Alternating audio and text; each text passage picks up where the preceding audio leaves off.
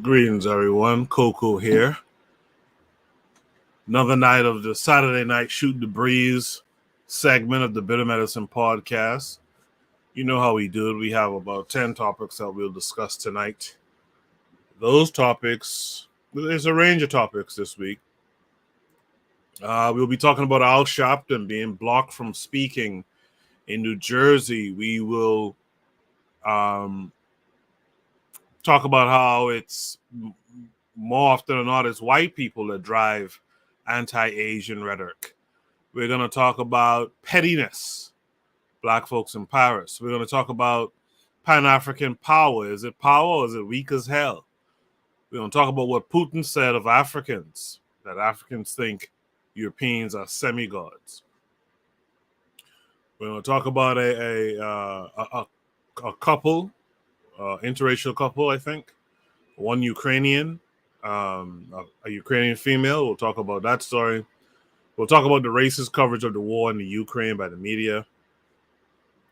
We're going to talk about how the West gets voodoo wrong. We're going to talk about how black folks are leaving the church.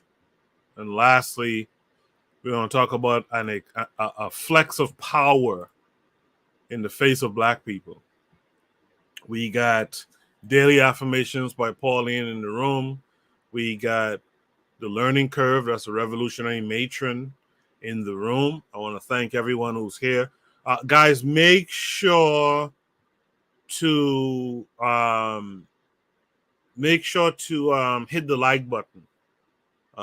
We had way less likes last week versus the number of people that was actually in the room viewing the live stream. Pro-Black Perspective is here saying peace, and someone named Gas Them Up says, brother, post the link. Okay, the link is coming. We're about to start the show.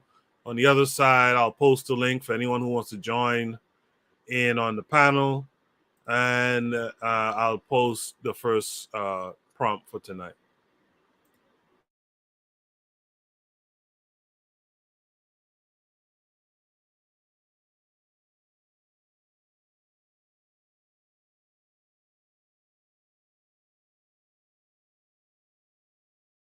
You are listening to the Bitter Medicine Podcast on KWAZ Radio.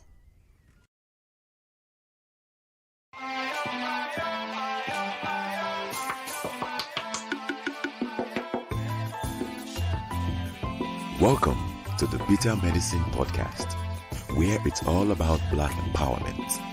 Our show focuses on black news and entertainment, arts, science, economics, history, people, and strategies that uplift, empower, and motivate Africans within the diaspora. And now your host, whose favorite color is black, Goku.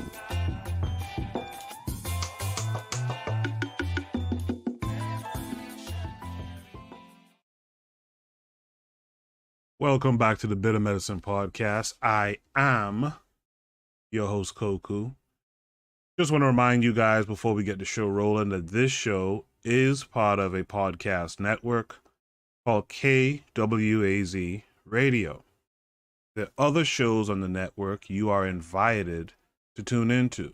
This is D Webb with the Harsh Reality Podcast, asking you to tune in where we tackle the news of the day that affects our community, only on KWAZ Radio.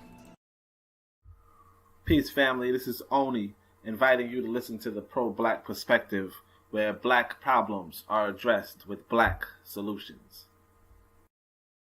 Greetings, fam. Tune in to The Learning Curve with me, the revolutionary matron on KWAZ Radio. You are listening to the Bitter Medicine Podcast on KWAZ Radio. Yes, indeed. Welcome back to the Bitter Medicine Podcast. I am your host, Koku. I've posted the link for anyone who wants to join the panel discussion tonight. I see we have Mr. Untouchable is here. I'll get Mr. Untouchable to say what's up in a second. Let's get some of that noise out the background. I'm going to copy and paste in the first prompt for tonight. I'm going to copy and paste in the first prompt for tonight. If you want to join the panel and be a part of the actual discussion, then click the link I posted earlier. It's the StreamYard link. Click that and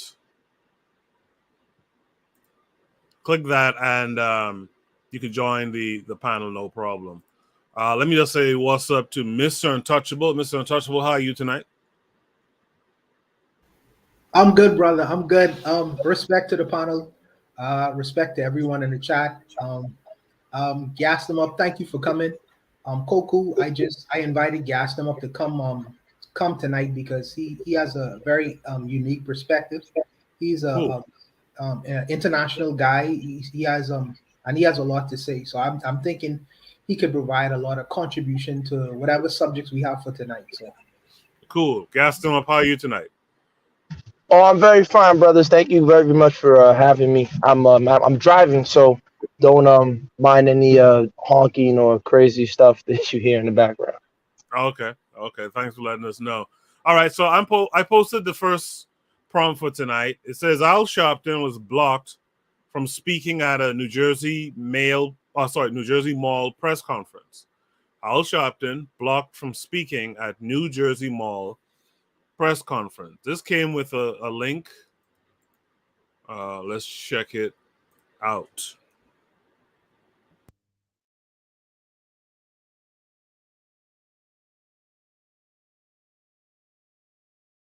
I guess I should share the screen, right? Hold on a second. Okay, let's do this. Ladies and gentlemen, you know, I'm going to tell y'all something that we did not get to see when we saw the last press conference in New Jersey.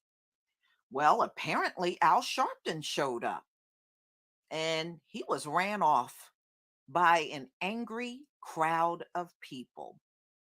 They didn't want to see him. So activists block Al Sharpton from speaking at Bridgewater, New Jersey Mall conference. It's always those things you don't see. Okay.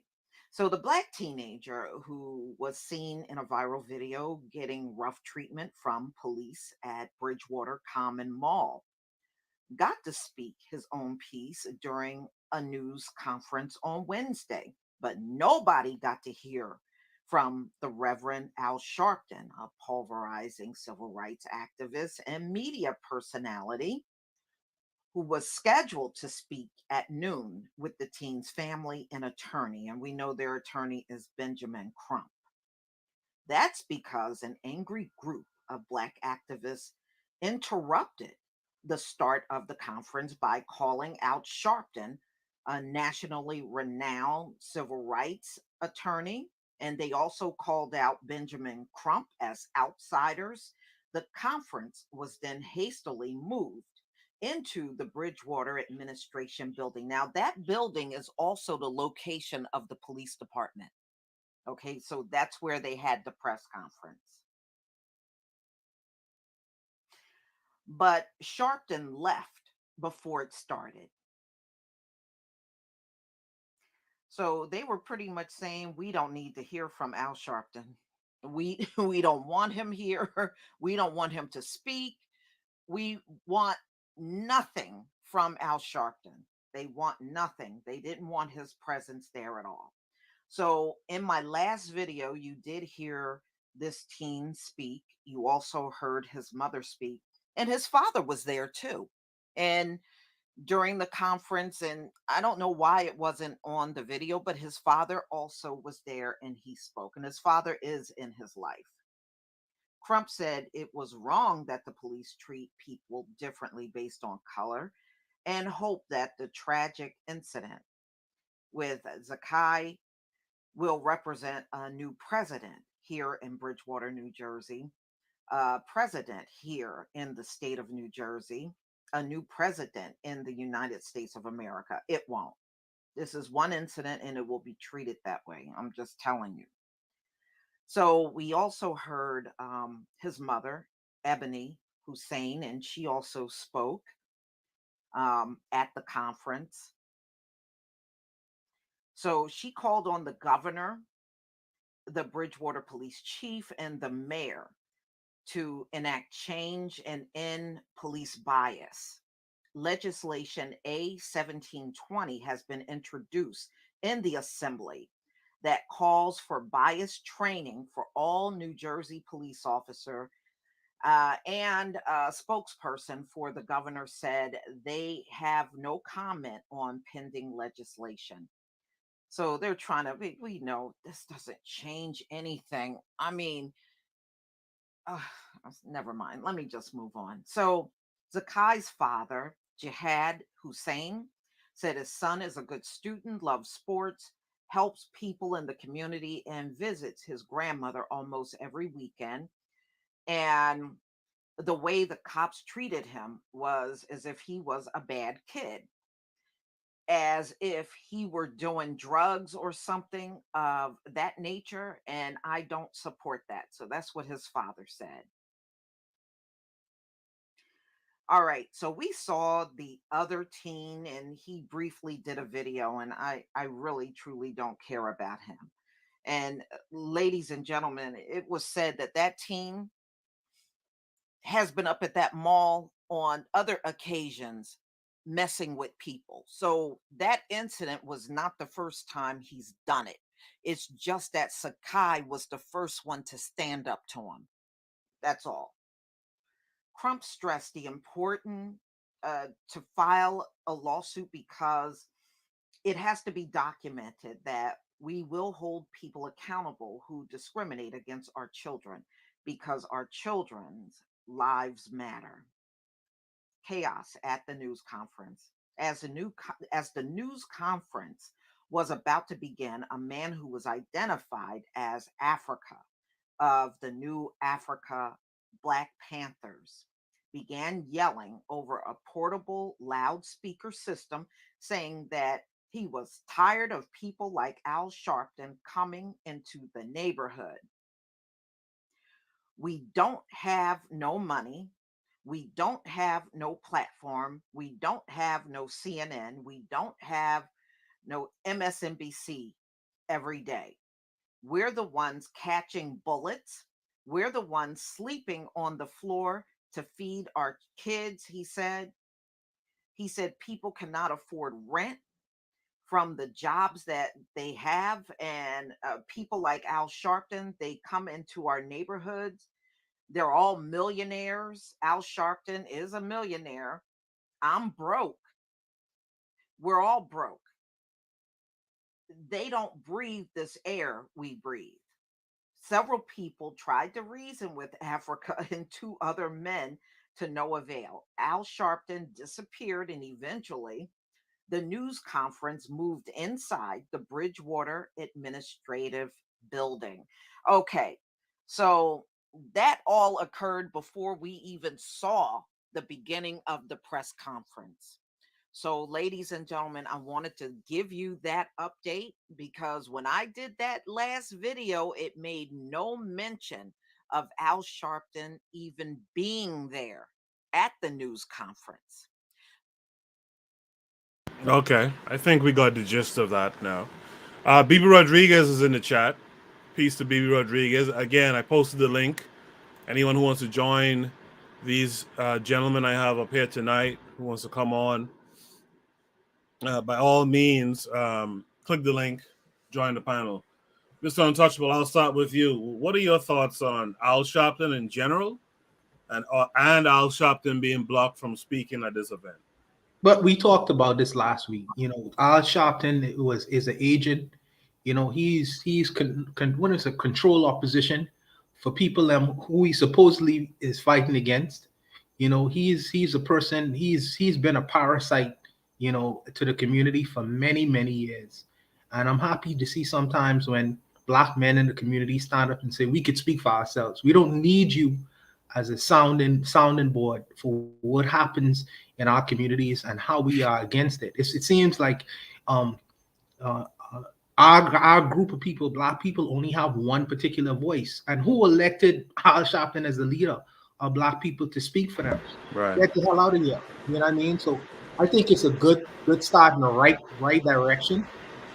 But I think more could be done because we need to get these brothers out of the block because Al Sharpton has kids. Crump is his kid, and the lady who is I forget I forget the young girl.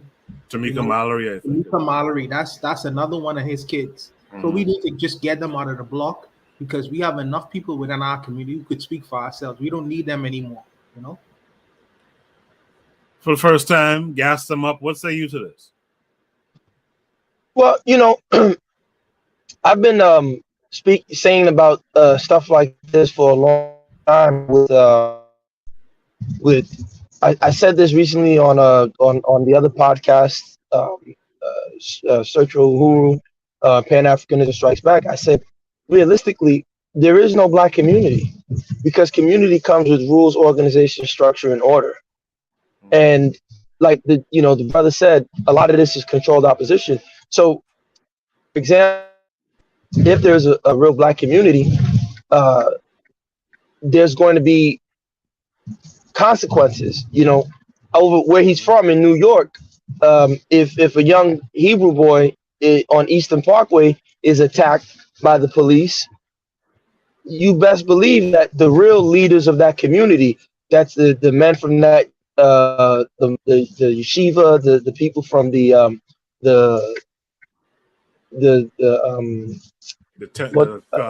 temples and all that stuff, yeah, like the higher yes, ups. their temples, right?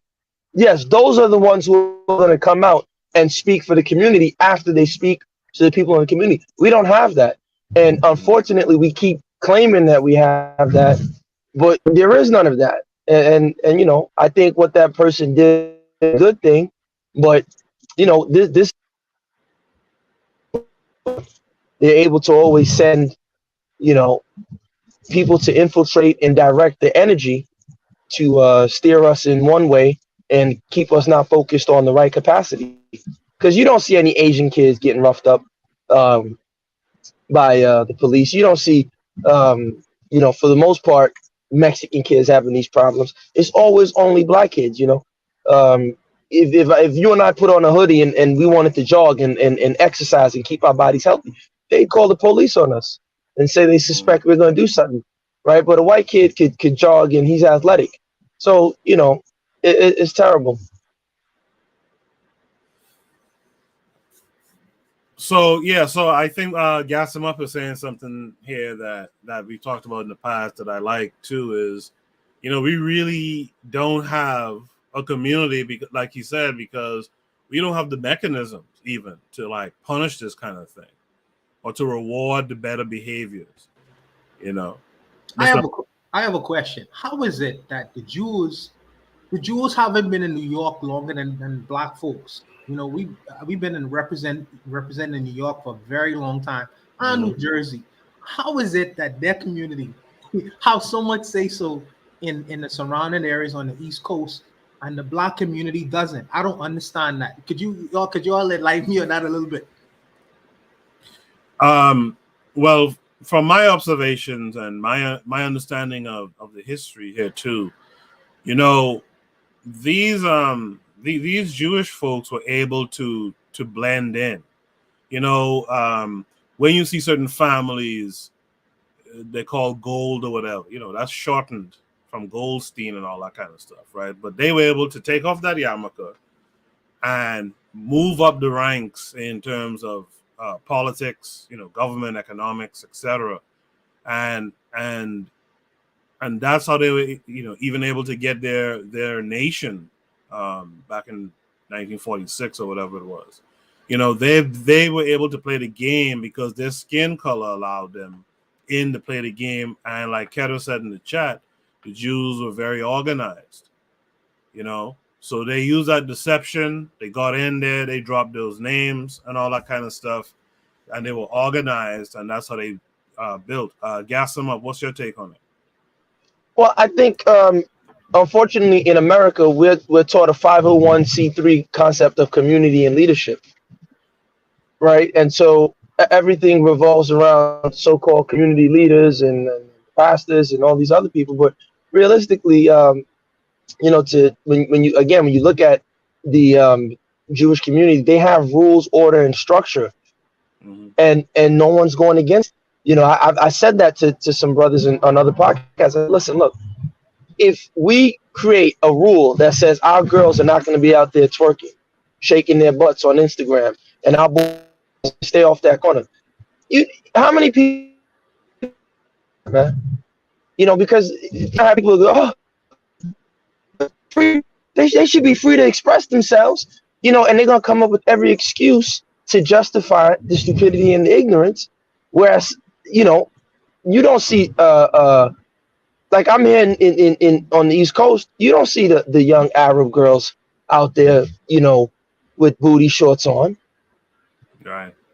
You don't see the Spanish girls. I mean, some of the Spanish, but you don't generally the Mexican girls or other, you know, that. But you've seen it in our girls because if a man says, "Hey, listen, this is the order and the rules," what's the first thing we're taught to say in this country? I ain't got to listen to you. I just gotta stay black and die. Well, how do you build a community with somebody who thinks like that? You can't, in my opinion. I don't know what you guys think. Mr. Untouchable, what say you? No, I agree. But see, the problem is that we don't have any consequences. Yeah, I think that with the Jews, if they have a program like that and say, well, listen, we have certain rules within our community, and if you transgress these rules, you're an outcast. You have no in anymore in our community, and they have the power to do it. They have the power to do it. I think that our community, we may have consequences, but really on a guttural level. You have the hood dudes, you know, who don't transgress certain things, but that's really out of the window. That's old school, you know. But right now, you know, it's like the brother was saying, there's no organization or no consequences for transgressing. If someone comes along, a black leader, they say, well, listen, you don't do this, and if you do this, here's what's gonna happen. I don't think we had that since like the NOI. You know, the NOI tried to do it, you know, back in the day, but we don't have that anymore. So I mean, I don't know, man. I don't know. I'll give you gentlemen an example. I don't mean to cut you off, brother, right? So for example, let's say you had this guy from Def Jam, Russell, what's his name? Russell Simmons. He did years ago. He went out there and did the whole the Harriet Tubman sex tape.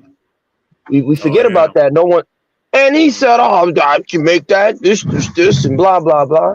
But I said to myself, "Dude, you would never make an Anne Frank sex tape because all your Jewish friends would tell you right away, oh, we like you, Russell, but we can't mess with you no more."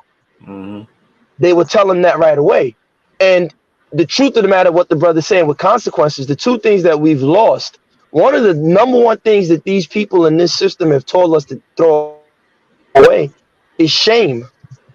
We don't have the concept of shame anymore. There's no community shame, right? And so we're told to accept any riffraff or nonsense, because that would mean realistically, most of these so-called black celebrities, most of these so-called black elite would be kicked out.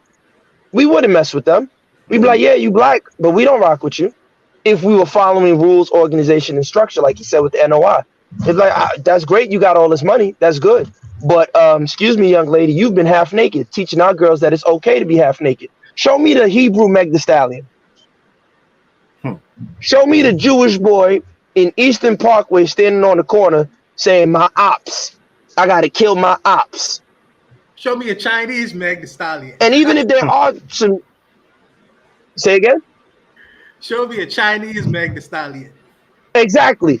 Show me the Chinese boy in Astoria Parkway that's standing on the corner saying he got beef with his ops. And even if there is a Chinese boy, because I'm sure they had gangs, they talk about the Chinese gangs in Chinatown, you would never see the Chinese community support them to have a record label that promotes the Chinese gang lifestyle. They wouldn't go for that.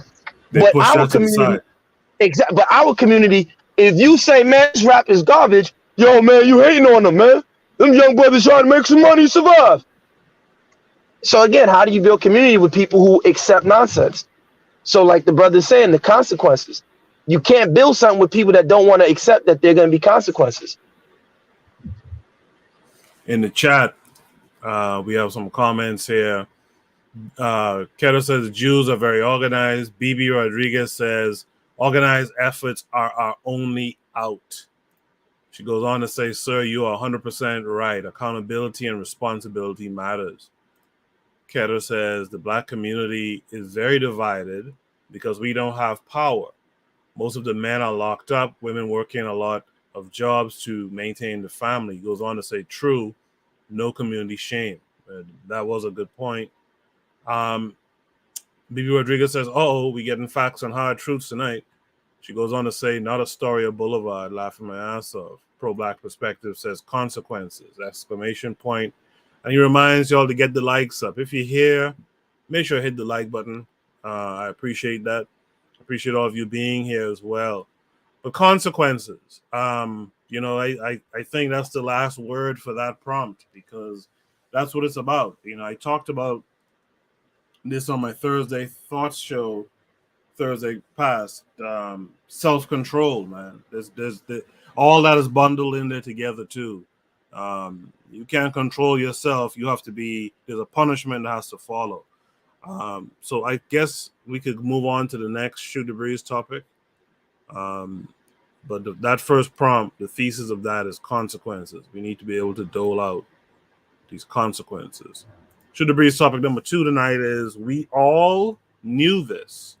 It was a matter of time till this narrative gets debunked. Let's see what this one is about. Is this a video?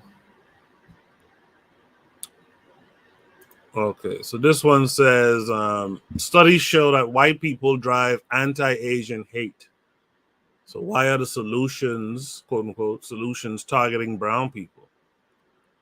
Last week, I spent an hour talking to Janelle Wong about the misconceptions around who is perpetrating anti-Asian violence.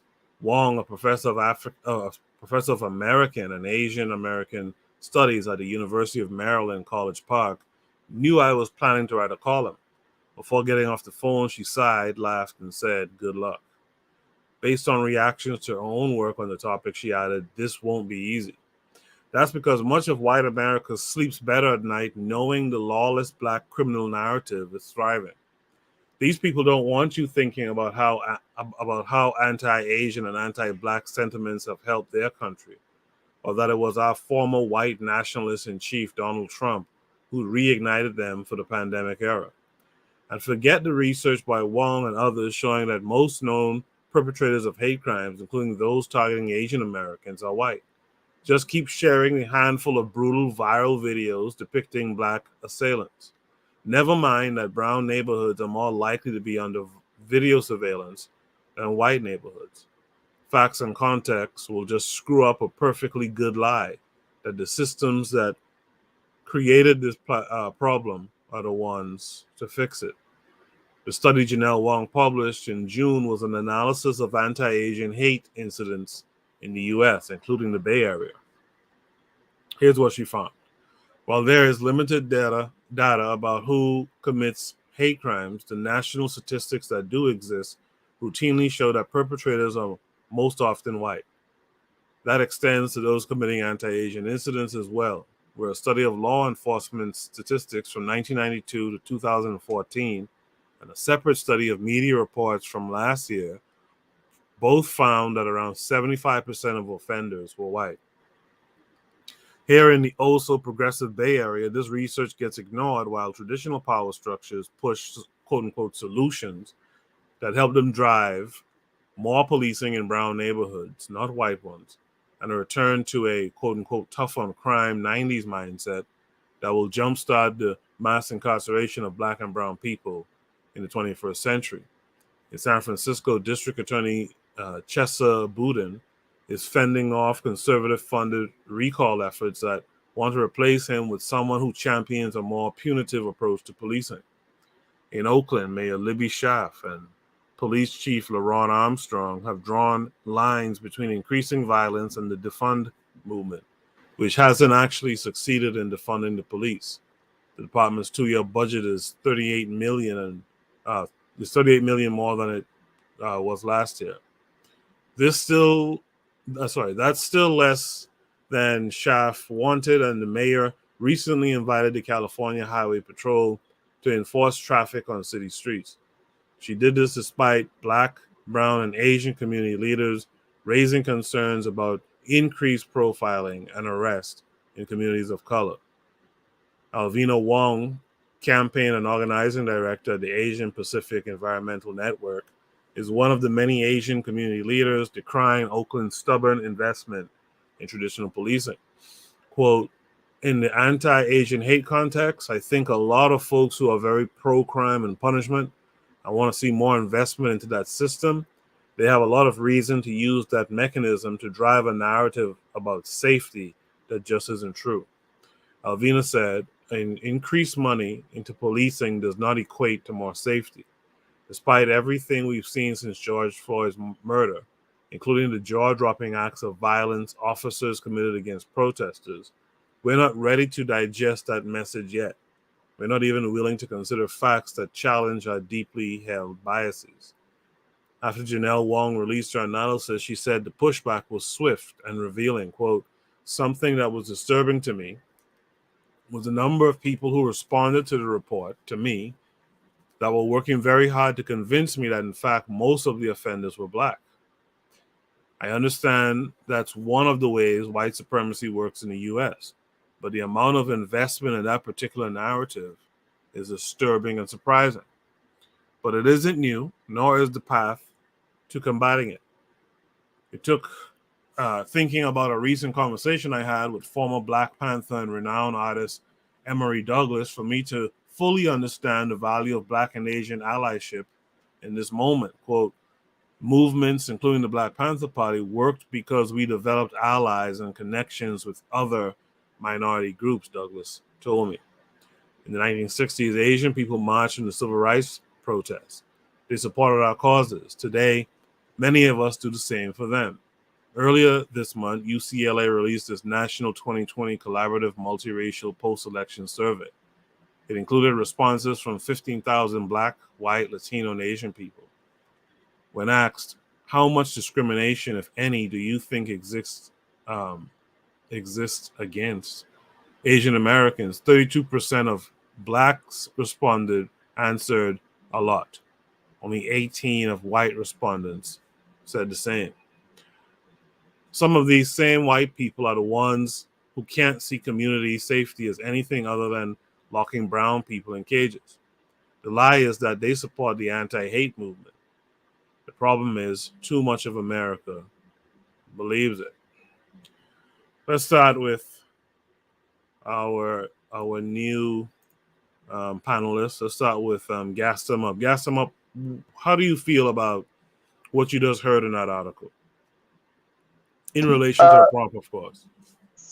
What I would say is I feel that no person should be attacked unjustly for any reason. We should try our best to protect and be pacifist, but I don't feel that we have a dog in that fight. So I really don't have any commentary towards that matter. What I do have a comment on is more in terms of policing and what that entails. But I'll let other people speak, and then if there's opportunity, I'll talk about the policing aspect that kind of caught my attention. All right, Mr. Untouchable, what say you? And then we'll go back to Gas Them Up. No worries. When I look at this, I see, well, indulge me with my conspiratorial mindset right now, because I see this as a California, San Francisco Chronicle. I know that in California, there's a big homeless crisis going on down there, okay? So when the government talks about crime and punishment, I feel that really they want to house a lot of Black folks. So you must have to create a narrative for the American public to swallow. So when we create this narrative of this Black herd of people beating up on Asian people, it justifies housing a whole lot of Black folks, because I believe that they have an interest in doing that. So I feel like it's a created narrative. Also, let me say this too. and this might be far left, but I feel like the government is trying to create wedges between the Asian community and the Black community, specifically because their enemies are witness to what's going on in America. And there's a saying, whereas my enemy's enemies is my friend. What would it take for the Chinese government to try to step to the Black people in the United States of America?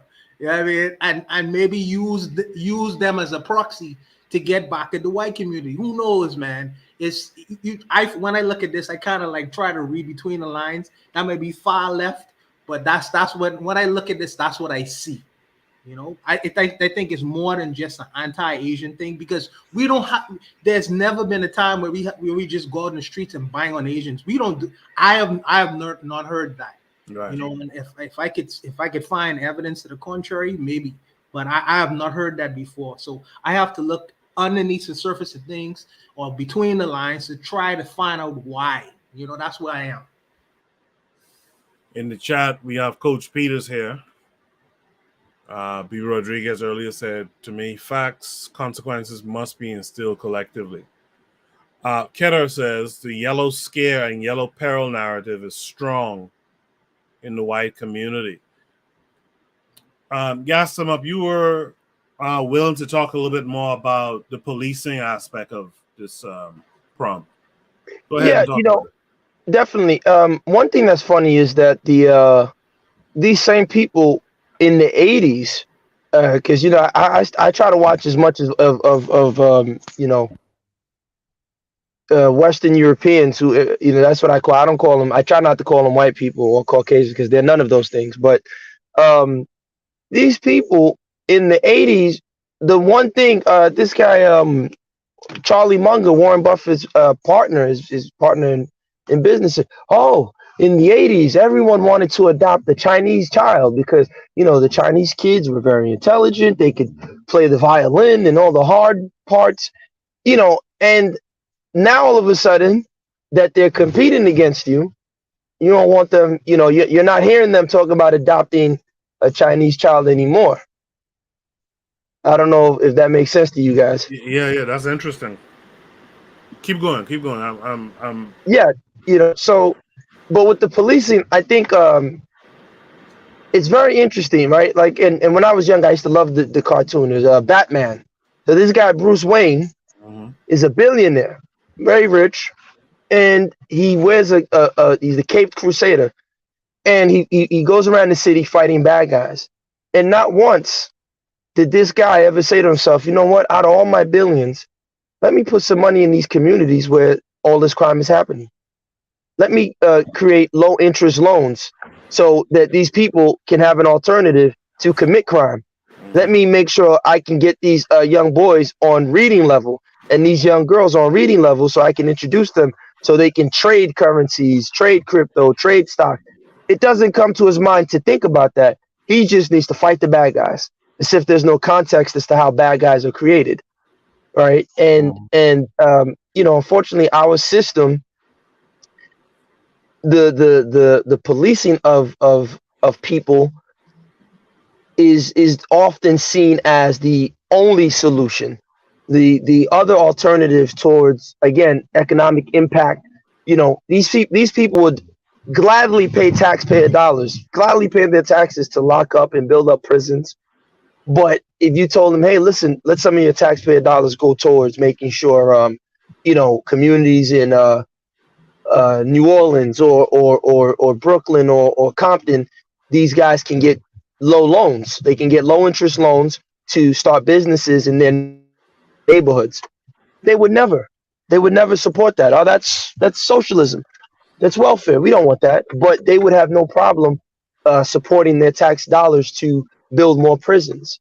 And it just shows us living in Babylon and the conditions of the society that we live in. Gas them up. There's more money in private prisons. Why not? Why would I invest in low interest loans when I can invest in a private prison and I know that the government is going to filter millions and millions of dollars into that private prison to maintain it? I'm gonna invest into the private prison because I know niggas going there. No, of course, but this is where you get them. On the surface, you preach like the conservatives, right? You know, and I'm not the conservative nor liberal. I'm none of those things. But the conservatives will say we're American. They love to say that we're American, and I hit them. I say, okay, you're American. Start making sure some of these these other Americans get access to these loans. Can you fight for that? Can you push for that? And then they get quiet. You know, I said, because that's the reason why these communities are messed up. It's not because they're inherently trying to just stand on the corner.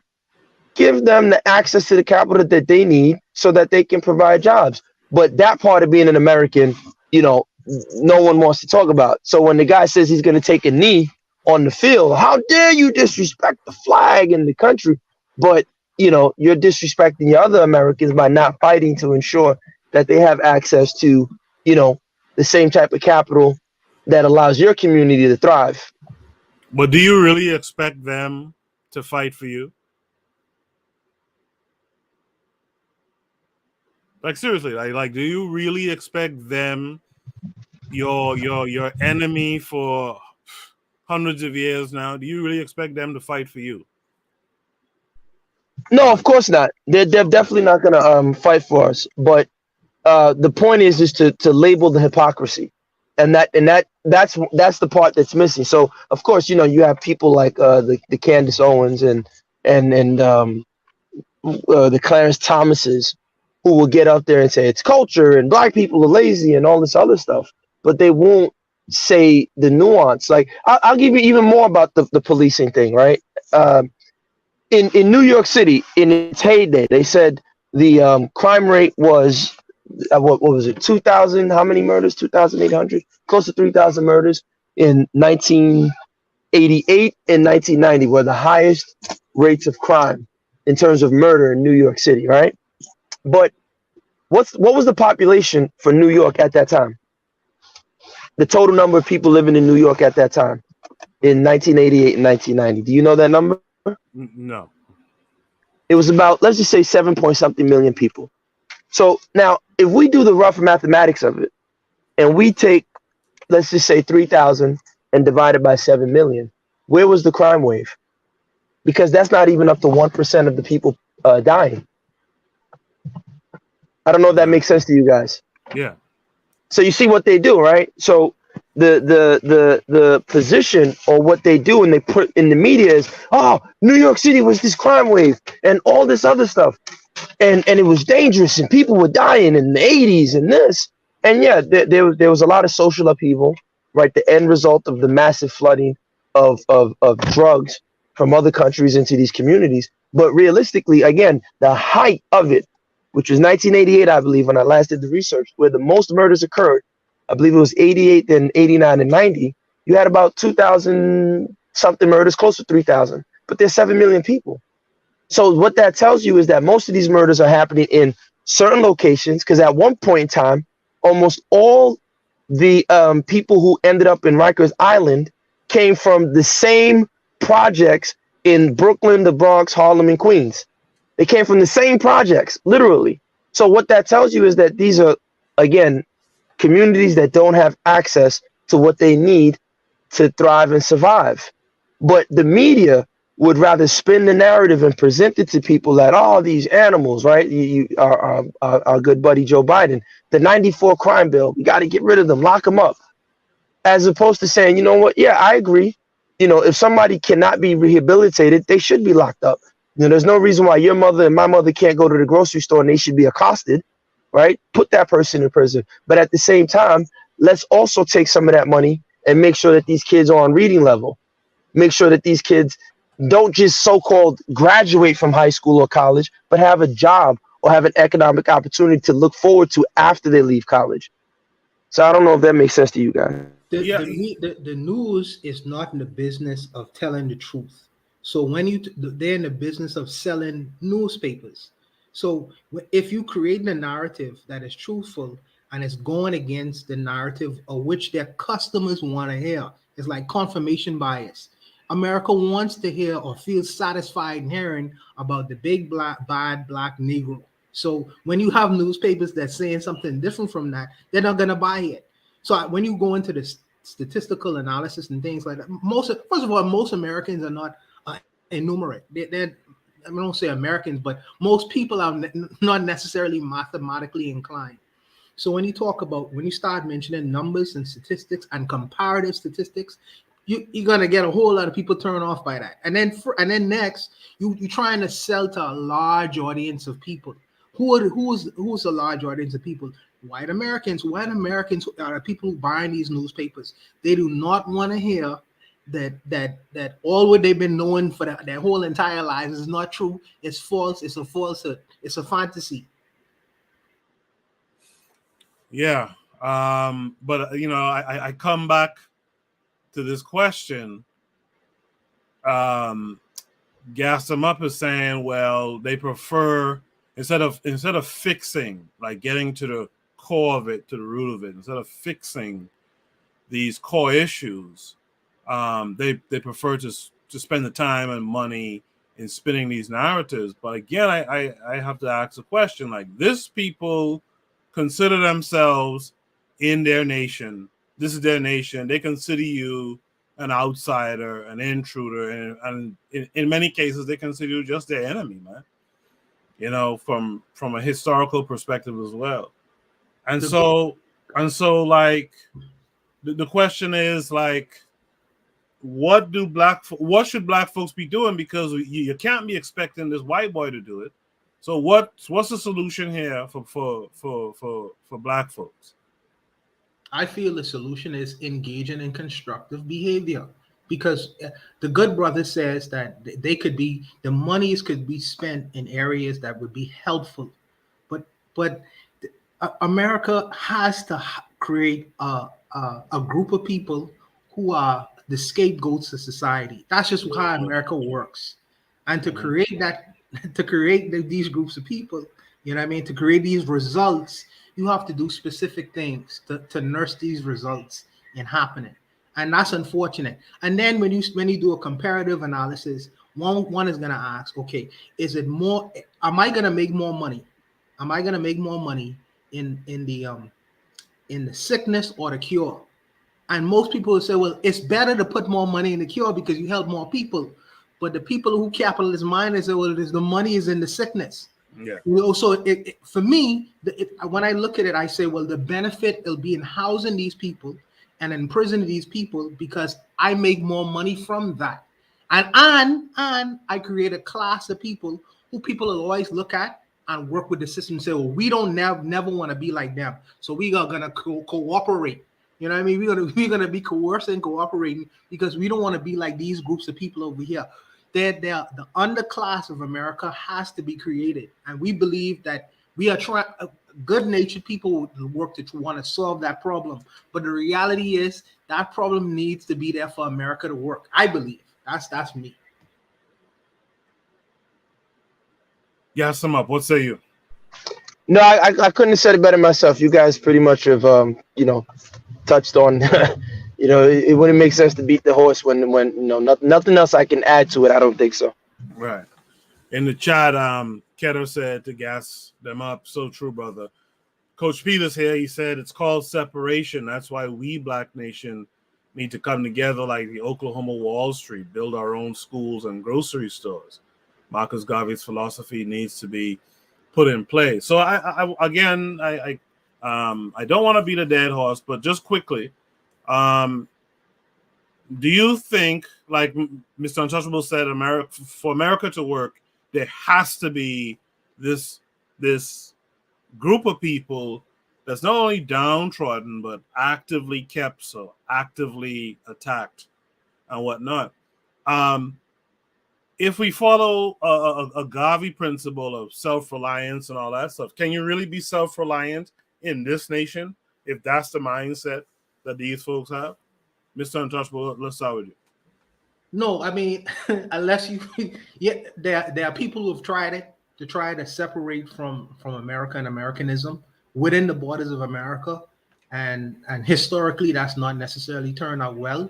Mm-hmm. I would suggest Black people in America becoming more international in their purview and start looking outside of the borders and developing relationships outside of the borders of the United States, because they're not going to get the justice and all the things they seek within the borders of the United States. That's not going to happen.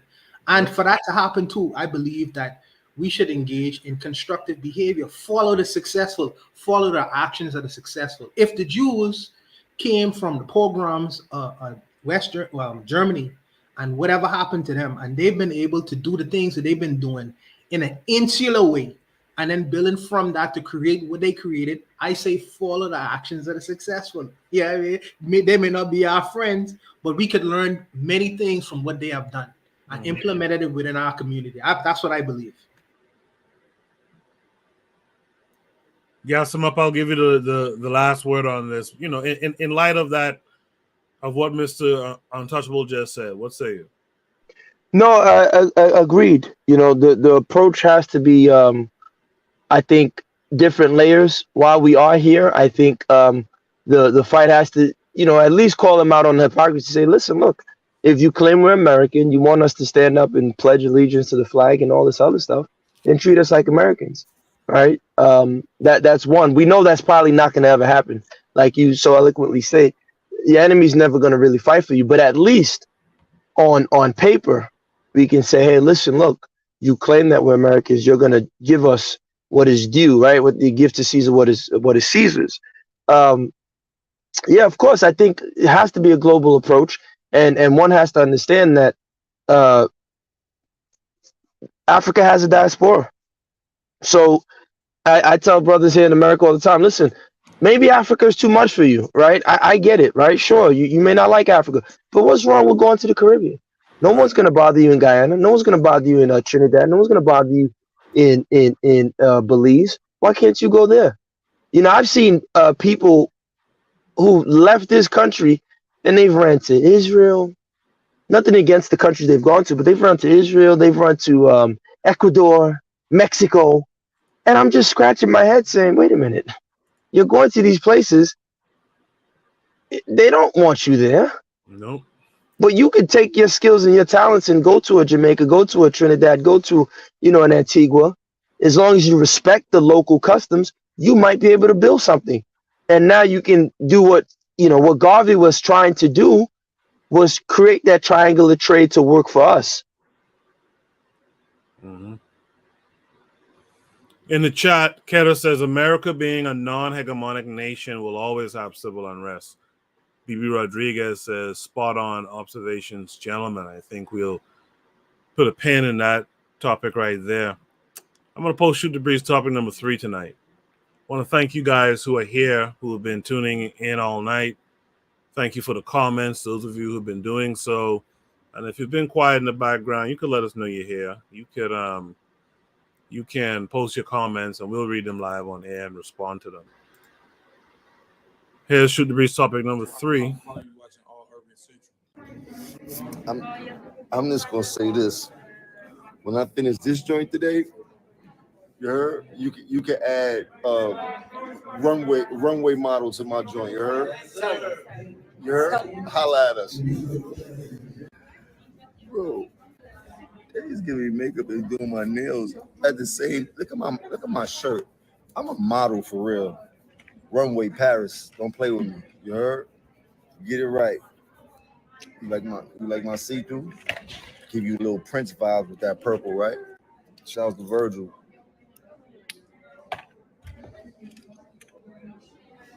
Cuticle action. Yeah.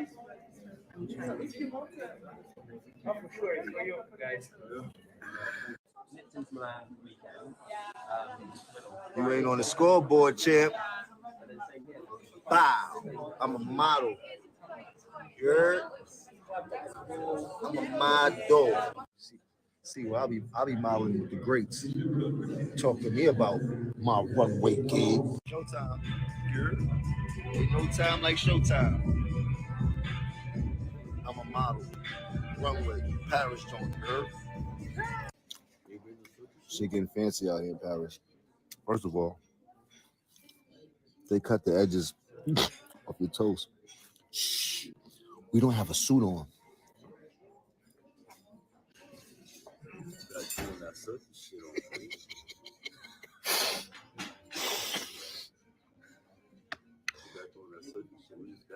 They had in Paris. Now they got the gang in Paris. You heard Can me? you please?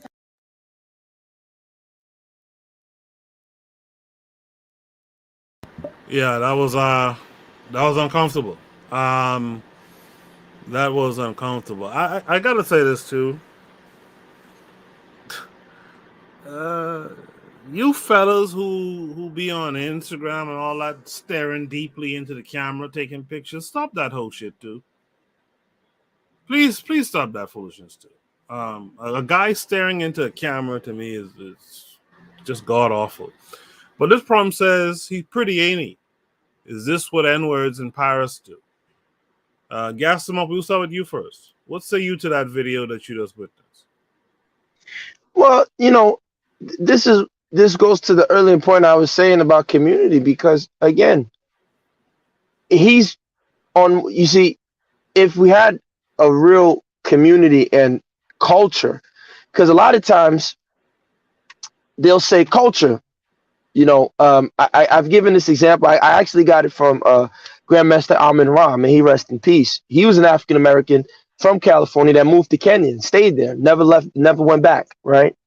And he said something which was profound. He said, if we keep referring to sports activities or music as culture, let's look at Japan. When we think of Japan, right, if you're into martial arts, you think of judo, karate. Mm-hmm. But realistically, the most popular sport in Japan is actually American baseball. Not sumo wrestling, not karate, not judo, right? It's American baseball. But American baseball is not a reflection of Japanese culture. They're not the same thing. And almost all of these guys who claim to be the culture in this entertainment industry, whether it's sports or music or whatever nonsense they're doing, all of them are paid by white people. The music is created in white studios. It's marketed. So how much of the culture is it if it's produced, if it's manufactured by someone who's probably under the influence of some sort of drugs or all this other stuff, or they're being given directives to steer the mentality a certain way. So now if we had a proper black community with leaders on the ground that said, listen, look, that's great, Mr. Jones. You're in Paris. You have every right of freedom, but you are not representative of us as the black community in America. That would create total upheaval, because people would say, oh, man, you just hating on the brother getting some money, man. Why are you hating on him, man? Young brother. And what we've been told is that it's okay to get money by any means. LeBron James is part of our culture, but all these people are compromised. So they're not going to take a decision that doesn't involve them thinking about money first. Whereas other people, real culture, you will make a decision with or without the money in mind. I just saw a clip, Birdman, the guy from Cash Money, and I have nothing against him, but he said, I only care about the bag. I only care about the money. And this is what we keep repeating consistently, but then we turn around and say, culture. There is no culture. I hate to say it, right? Because you won't see a young Hebrew boy wearing that. You won't see a Hebrew man wearing that. And I've said this to a lot of African Americans.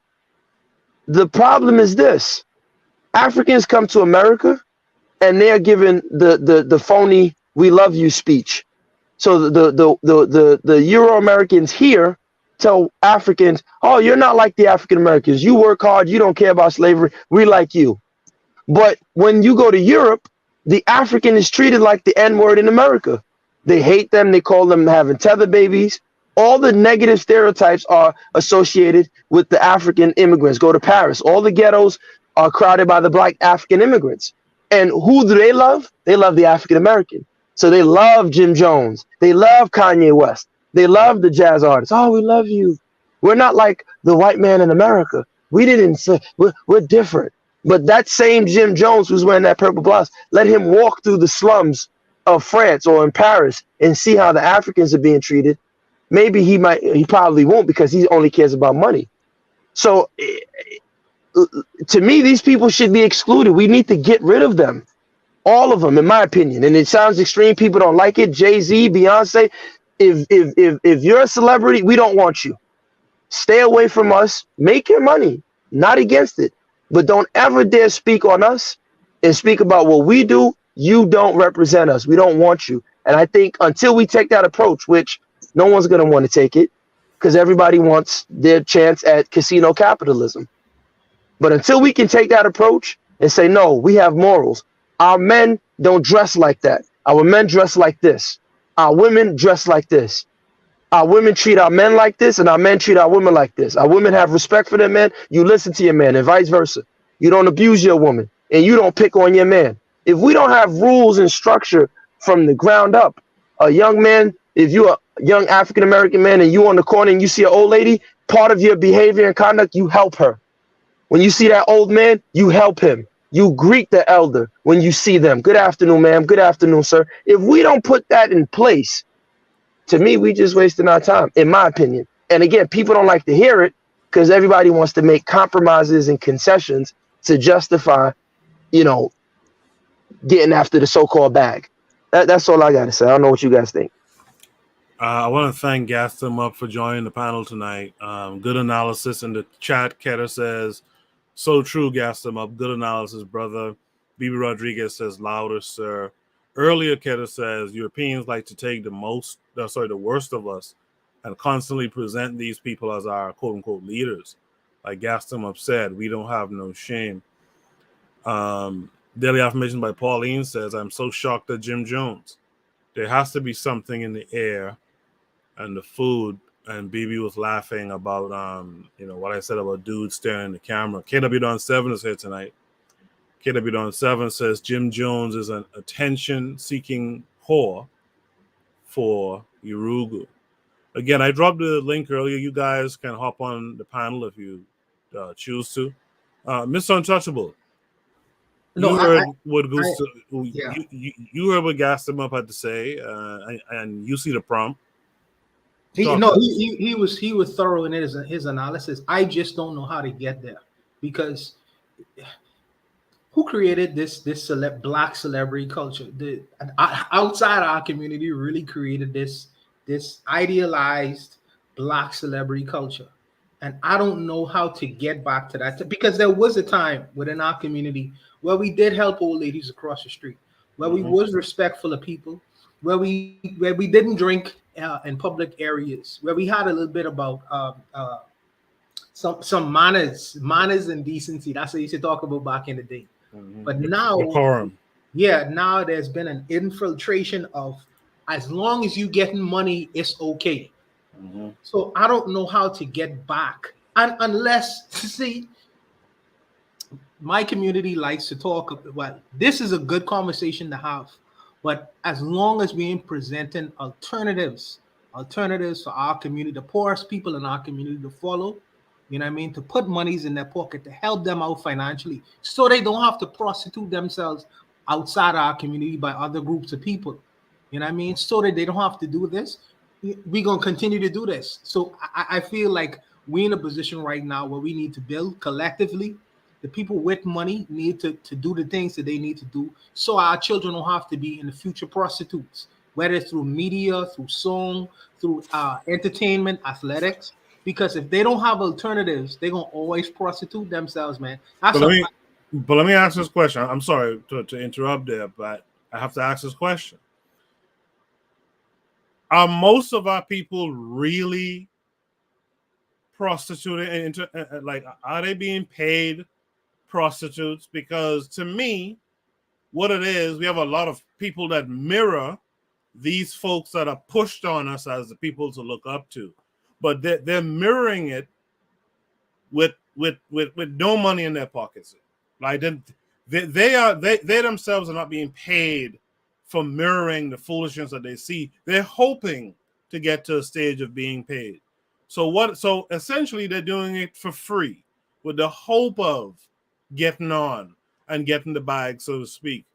So again, if you could do it for free, then what is it that we're supposed to do to move them away from it? Is it about being paid, or is it just about mirroring what you see.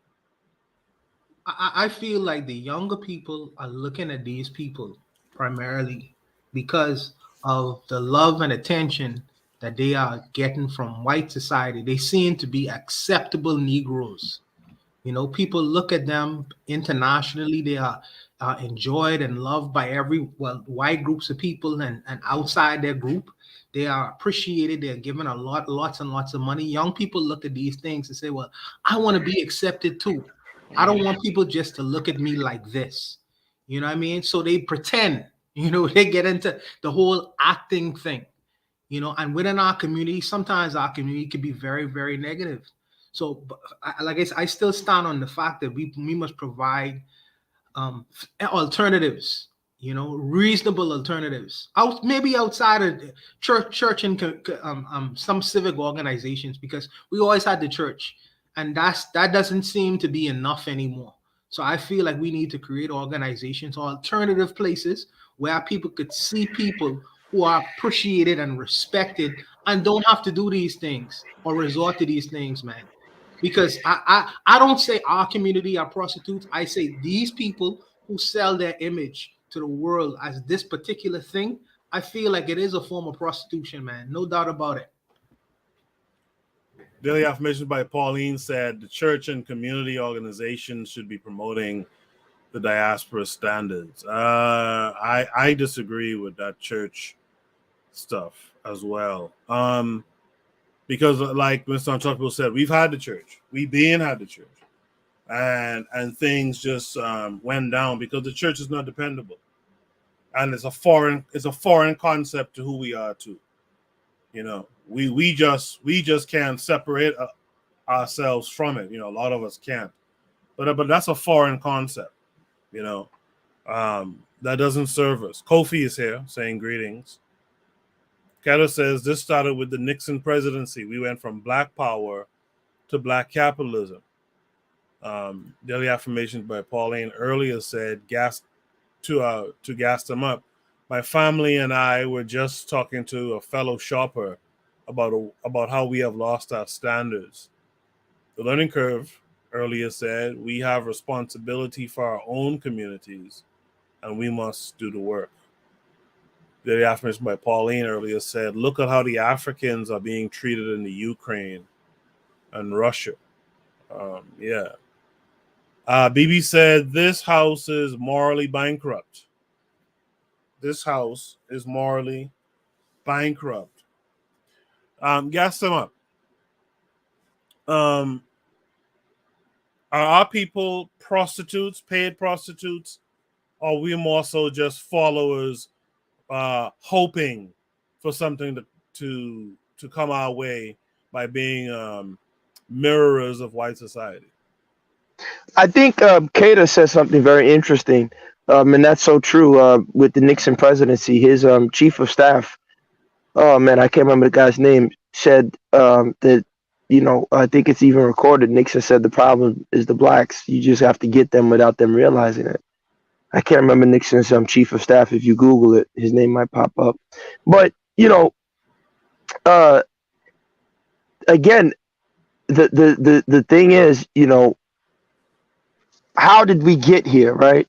I think the solutions are still there.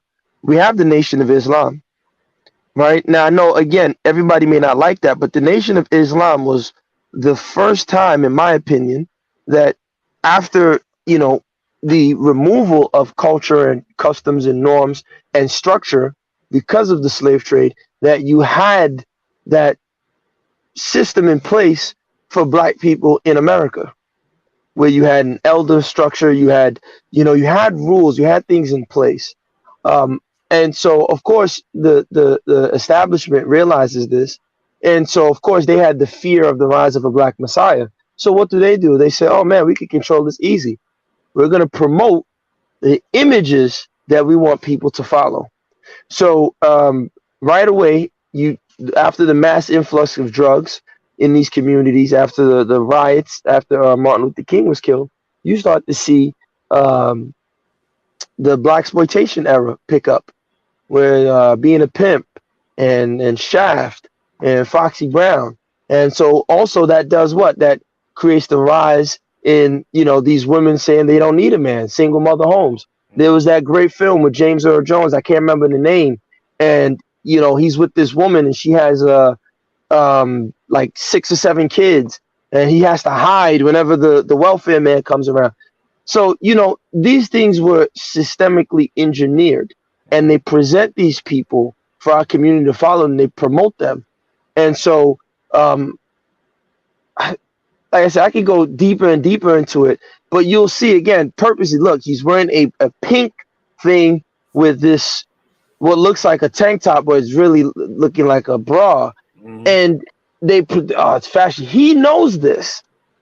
He's seen enough of it to know that they've put black. He knows this, but again, for him, he's compromised, and so the money is there, and that's why I say we, in my opinion, have to get past this concept of get the bag, get the bag. Now, I'm not telling anybody don't make money, don't work to pay your rent, and you know, enjoy your life. I'm not saying that, because that's the first thing that runs. So you saying people should be poor? You know, you know, that's what they'll jump to. They love to run to that extreme. No, but I'm saying that what we don't realize is that if we keep jumping to this idea that we need money, we need money, we need money, that's why we're going to be continuously messed up. I remember years ago when I used to drive a yellow cab in New York City, I picked up this young girl, and she was over by Wall Street, all the way down by Broadway where the Bull is at. So she was at a building. I said, oh, wow, you know, your family must be successful. They own this building. She said, no, actually, my father and his friends, they all chipped in, and then they bought the building. I said, oh, wow. And it hit me. I said, wow, okay, so that's what they do. They work as a collective. And so when we have a family structure, mother, father, brother, sister, uncle, everybody buys a house, and they live together, and people are doing it. You look at the Mexicans in New York City, you look at, you know, other Spanish communities, they're doing it. They all live together. Grandma's there, grandpa's there. So even though they may play negative images, because everything you see of Spanish people on TV is that they're all Pablo Escobar or they're all El Chapo, and that's BS, right? You know, so even though they have negative images in their that they're shown in the media, half the time they don't even watch that. They're watching Telemundo or they're watching football, right? So they're able to bypass that. But in America, the black community doesn't have, you know, the opportunity to control their media, so they have no choice but to watch MTV. And again, there is no black community because there's no organization, there's no leadership, there's no structure. You know, so yeah, to answer your question, it is prostitution, and it is also them following. It's a combination of both. Yeah, and to change it is going to take strong action that's going to be unpopular. You're going to have a lot of men and women who have been used to making excuses for the lack of shame and the lack of accountability. They're going to be the ones to fight you the hardest. Yes, indeed. Y'all share this live stream on your social media. Let's get more folks in here listening to this conversation. Earlier, let me just correct myself. BB said the church is morally bankrupt, not the house. The church. She said church and us together is what needs to do it. She said that James Earl Jones movie with Claudine. Ketter says the black man in a dress, white America likes doing this. Kofi is here, y'all. Kofi says, remember that some of the writers and directors were white for some of the blaxploitation films. Yeah, a lot of those guys were white and made their careers. B. Rodriguez says, we do need money, though. I'll give you an example. I don't mean to cut you up, brother, right? Because it just came to me. Look at, and this is the dangerous game. That's why I agree. Yes, sister, we need money, but we got to be careful. And if we don't work collectively, we're going to end up always screwed, right? But look at the game. When hip-hop first started in the Bronx, it was a way to keep the gangs, because there was a lot of gang violence. New York could have probably been worse than LA had it not been for hip hop. And there was, I don't mean to digress to go too long, but there was a lot of gang violence. There was a black kid, Black Benji, The gang, I believe, was the Ghetto Brothers, if I'm not mistaken, and he got murdered, and they wanted to take retaliation, and the leaders of the gang met Black Benji's mom, and she said, "No, my son died for peace. I want peace." And they had a gang meeting. The infamous Africa Mbata was young at the time. He was in that meeting. It's on YouTube. And New York had it continued. Had we not had the birth of hip hop, right? New York would have been more dangerous than LA, because in LA it's more spaced out. We don't have nowhere to go in New York. We're right on top of each other, and you had a lot of gangs, and it would have taken hold. But so when hip hop starts, you see this idea that instead of fighting each other, we're gonna dance. Now there was still violence, but they would try to dance. So you see guys like Rakim, you see guys like KRS-One, Melly Mel, which I argue is probably the greatest rapper of all time. They never talk about him. They talk about this guy, Jay-Z. He had the best lyrics I've ever heard. Some of the best. He said in that song, The Message, right? A child is born blind with no state of mind. The lyrics to that. Some of the deepest stuff. And he was talking about the cycle, right? Where he says, you say, I'm all cool. Now you drop out of school, walk around like you're pretty boy Floyd, all unemployed, non-void. And then you end up in jail, right? Washing drawers. And then you kill yourself because they're raping you in jail, the sexual assault. He was talking about that stuff in the early 80s, what was happening to these young Black men, right? And so you see that, and it's bringing awareness, and it's changing the mind. We're headed for self-destruction. And then all of a sudden, these guys on the West Coast, Hollywood, that devilish place, I'm sorry to say it, because they say, you hate, man, they're just getting their money. No, they're not. They're agents. They're evil people. They bring these 4 people, Ice Cube, Dr. Dre, who were never street guys. The actual street gangster rappers were guys from New York City, AZ. They were the ones who were actually selling drugs, mob style. They were really in the streets, and the industry never signed these guys, by the way. They never did business with them. But they chose Dr. Dre, Eazy-E. None of these guys were street dudes. And they start making this gangster rap. And Dr. Dre in the song said, ain't no black medallion with a fist. It's just that gangster S word. Ushering in this new idea. Nah, we don't want that black medallion in peace and X-Clan. No, it's gangster rap. And Easy, we just talking about the conditions of the ghetto and how we living. But Black people have always had ghettos. But we had jazz music. We had R&B. We made I Always Love My Mama, Treat Her Like a Lady, My Girl. And this was at the height of the 1960s where people were being lynched and all this stuff. But who signed NWA? A white guy. Signed this guy, usher him in. He comes in. Look at Ice-T too. Mind you, he was in the U.S. Army. Probably an agent. Makes Cop Killer. And so they bring in these people and they flood them on the media. Uncle Luke. All these guys, they flood them on the media to drown out that consciousness, which was what hip-hop was supposed to be. With the graffiti looking like the hieroglyphics, with the dancing, right? That's what it was supposed to be, and they drown that out. But they get rid of it. Gas them up. They supposed to do that. That's ideological warfare. Like I say, you have to maintain a subculture of people who are always going to be on the periphery. So if that becomes threatened with people like KRS-One changing the mentality of large groups of people, you're going to expect a counter reaction from that, man. It is what it is. We are not politically savvy enough to understand that that's exactly what was happening. And out of our desperation, we continue that narrative because, whether we like it or not, these kinds of things were paying very ignorant people a lot of money to take care of their families.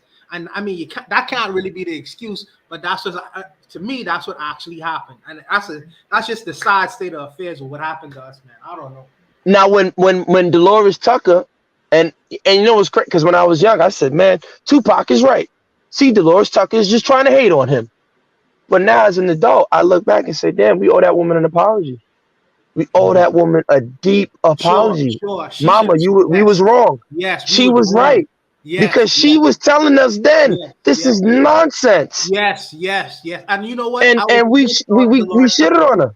Yes, yes, yes, yes, yes. As a young person, and you know what's funny about that? The same Snoop Dogg, when he was talking his shit in his 20s, at 50, he's saying, you know what? Maybe she was right about what she was saying. You know what I Yep. mean? He having Well, he some says mental that now challenges because he has a daughter after. and he doesn't want anybody to do his daughter doggy style. Yeah, He says yeah, that now. yeah, The yeah, same thing with Nas. yeah. Nas told us with that song with Genuine, but then years later he makes the song and says, "Oh, father's daughter." He doesn't want anybody touching his daughter. Yeah, but he Jay-Z let told many us people he daughter. left condoms in a woman's baby seat. But you say anything about Beyonce, he'll send them boys after you. Sure, sure. But You know, so it's silliness with these people, and that's why I said we got to kick them out. I saw you in the chat, BB. I get it. I know we like them. I like the music too. Eazy wasn't a gang member. He was gang affiliated. None of these dudes were factors or shot callers in their gangs. When you research who was really who and who on the West Coast for the gang stuff, and I'm not from there, I'm not an expert, but from what I've researched, none of those dudes were shot callers or top level dudes. These were people paid to promote a lifestyle, to present to the larger black community that this is how black men should conduct themselves. Remember in the 90s, it was a roughneck. yes, Mm-hmm. The girls wanted roughnecks. yes. And so this is what and again, if we have our community, yeah, you can make the song. But we would have a say to say no, we're not promoting that. But again, you just said it. People with no so-called money. So the fact that they're getting money, we make excuses. And we say, well, you know, he's making money, he's feeding the family, but he's destroying the community. He's destroying everyone else. I think the old timers used to say, would you save yourself and destroy the world?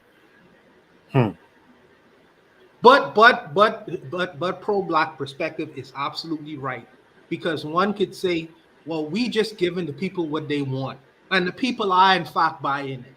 So what's their excuse? Because we buy it, we entertain it.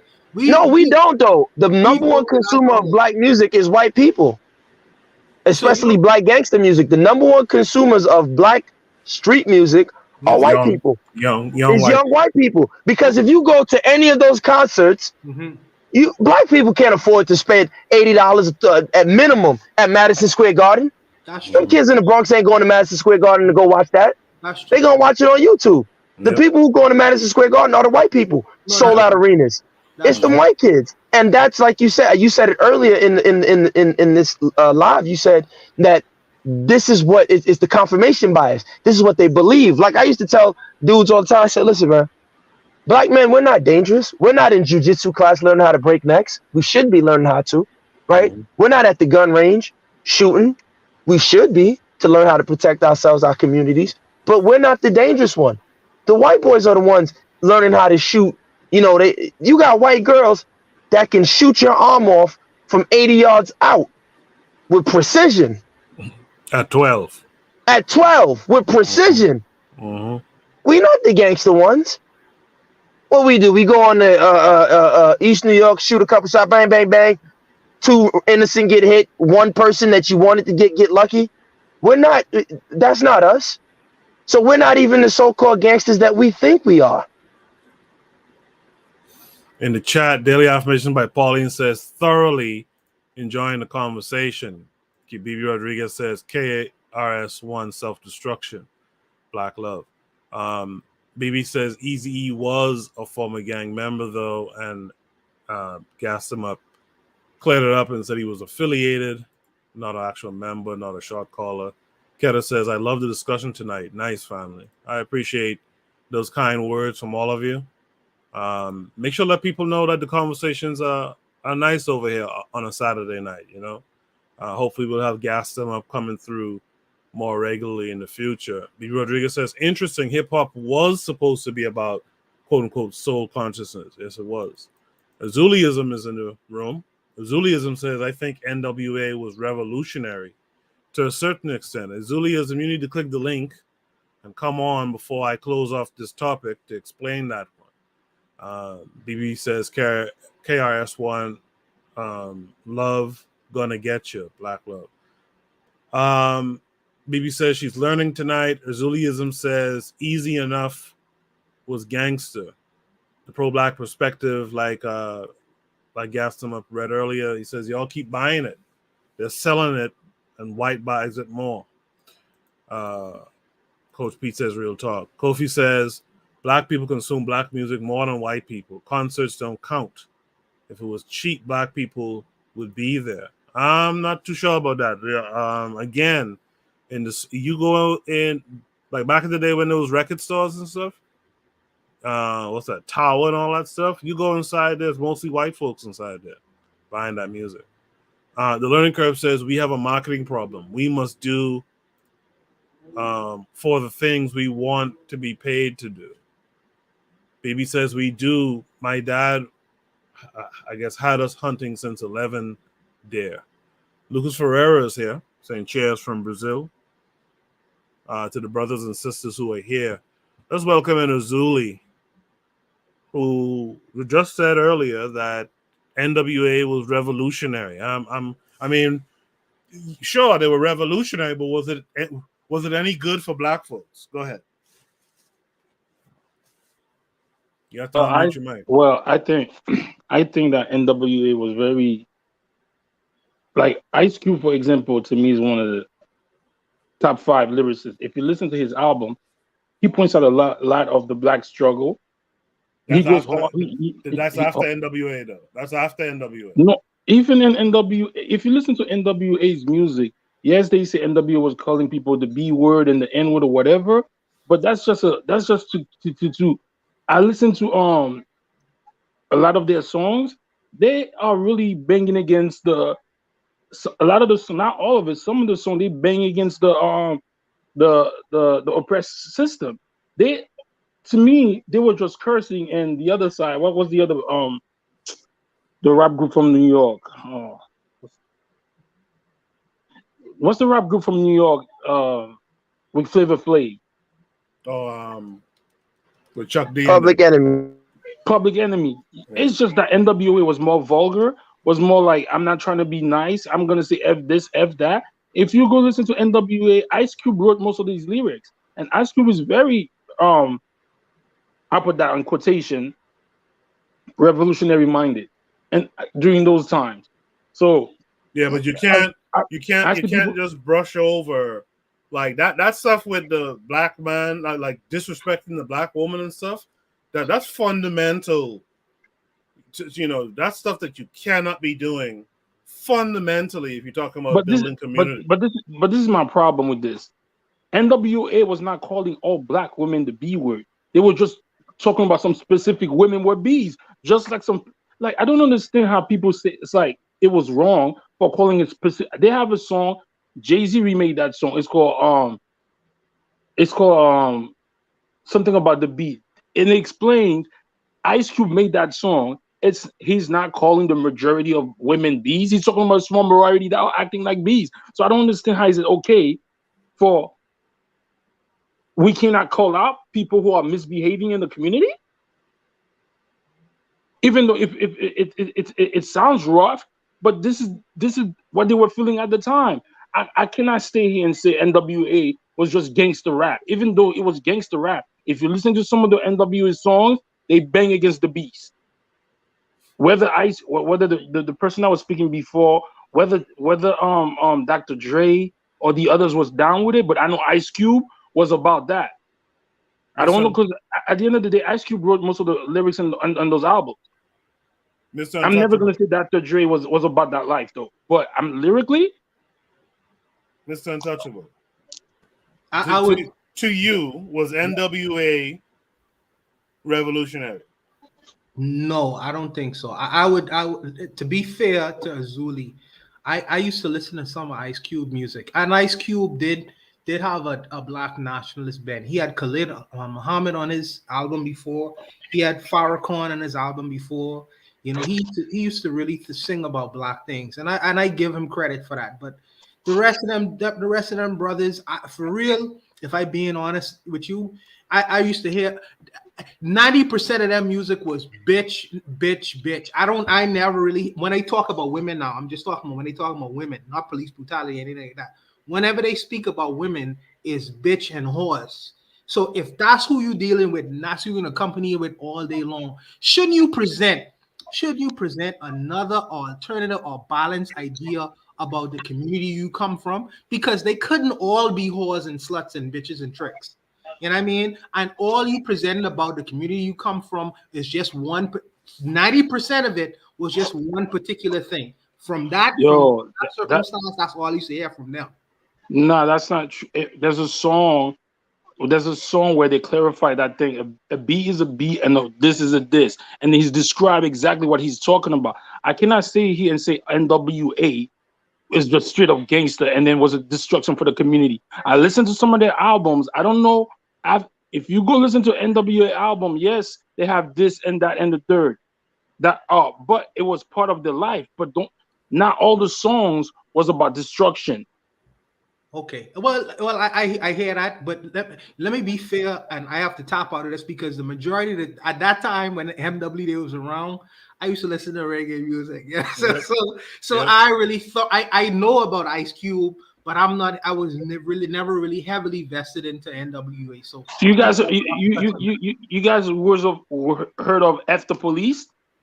Yeah, I heard that before. 100 Miles Running. That's Ice Come Cube. on, let's not say that. I really, when people say during them times I was listening to Buju Banton, so I mean I understand what you're saying. But I'm telling you, bro, I didn't listen to NWA during those times. I got onto NWA as an adult in my late 20s, and I listened to the lyrics, and it's like, okay, yes, they were calling women bees, but they were not brushing the whole spectrum of women bees. And there's a song I forgot. I don't know. There's a song in there where he's specifically talking about who. Zuli, what's going on? We can't hear you. While we wait for Zuli to come back. Yes. I was saying that there's a specific song where he's talking about. There's a song about where he calls this woman the B and this woman the B. I think that whole thing against NWA was to destroy that gangster rebel music that was coming from that side. So whether we want to label it gangster, I'm not saying the whole NWA music was. All right, we get that. Gas them up. What say you? Was NWA revolutionary? And then after that, we got to go on to the next prompt. Well, look, listen. I listen to all of it, right? We all grew up on. I listen to every kind of music. The brothers, I listen to all of that. You're breaking up. The contact. Can you hear me now? Go ahead. Hello? Yes. Yeah, can you hear me? Yes, so, I listen to all of it, all of the music. The thing I'm saying is this. You can't be revolutionary and quote unquote bang against the beast, but you have a barcode on that CD at that time, because the way the system works is you can be revolutionary all you want. You're still subject to the same system of capitalism, white supremacy, and within that system, image is very powerful. Image is key.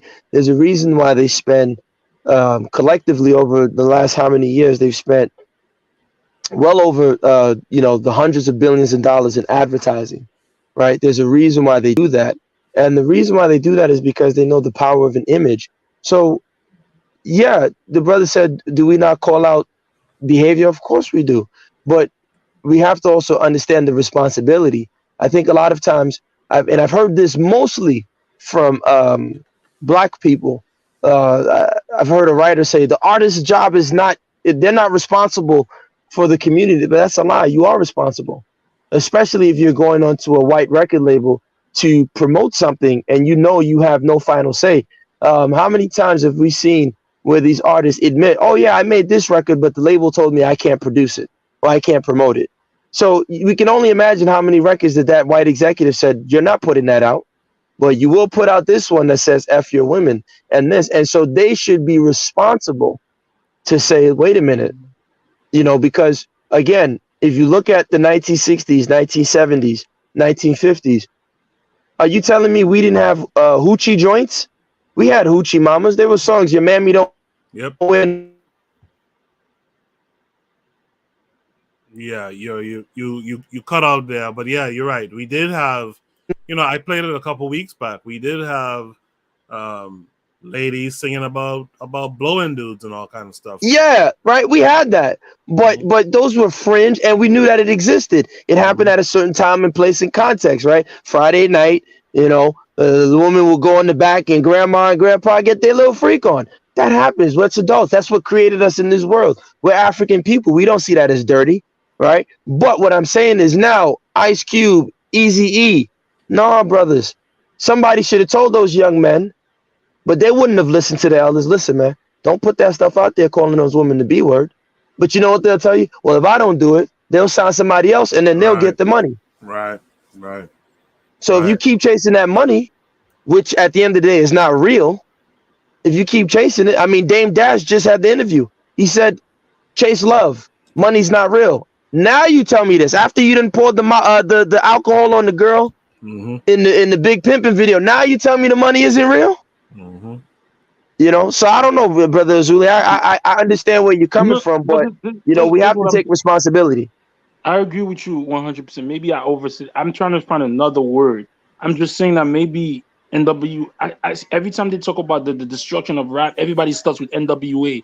Well, they took it gangster. I'm just saying some of NWA's songs, yes, they were raunchy and stuff, but a lot of their songs went at the system.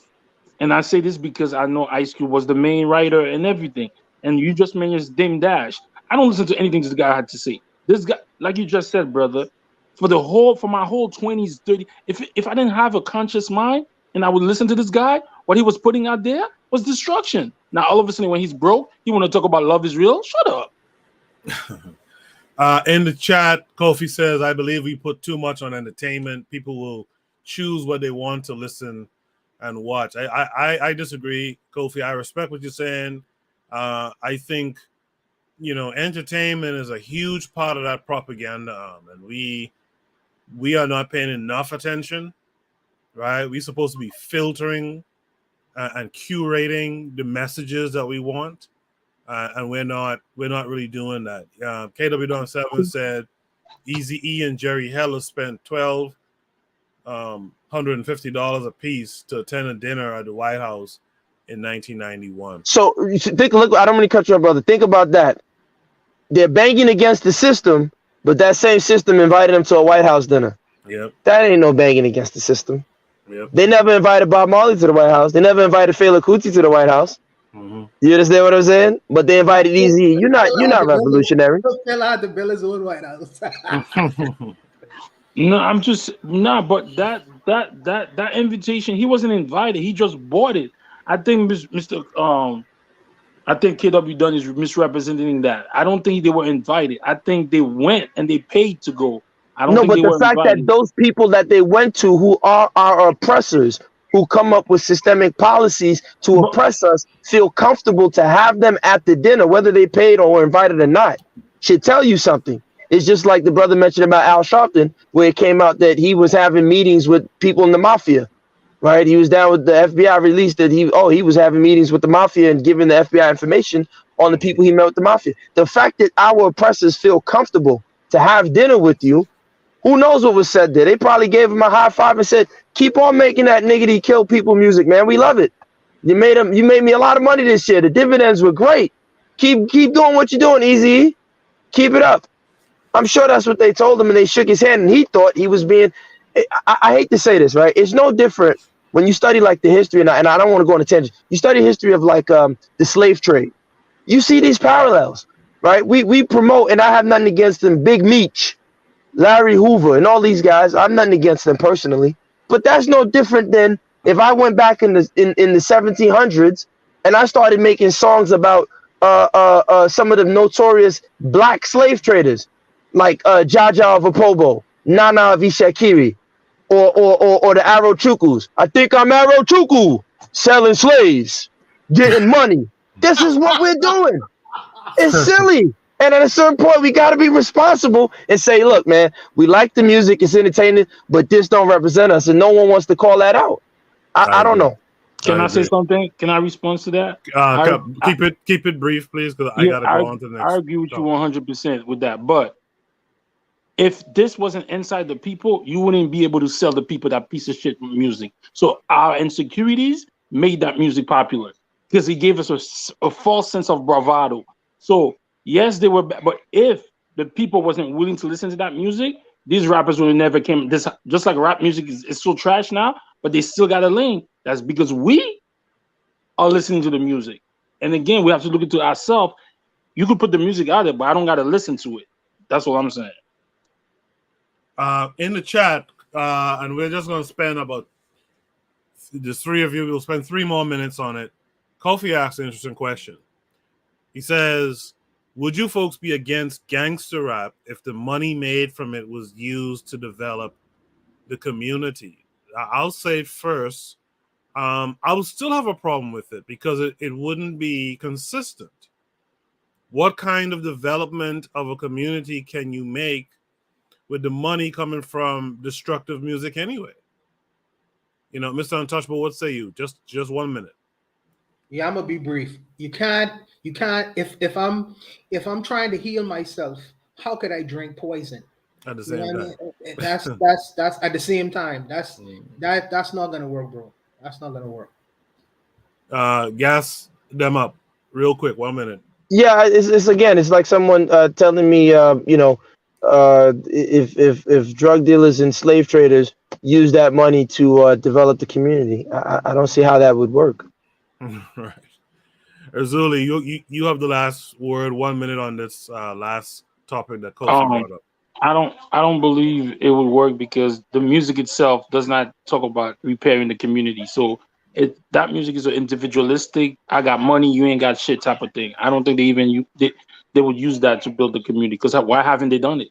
So all right, I want to thank you guys for that discussion on that topic was real dope. Let's go to Shoot the Breeze topic number 4 tonight. Shoot the Breeze topic number 4 is these are the Pan-African power, weak as hell. And this came with a link. Let's check it out.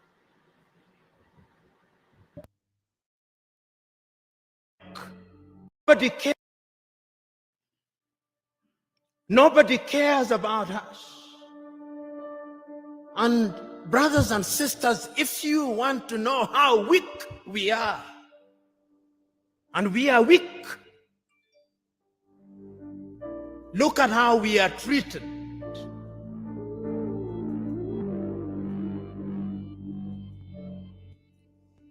Last month,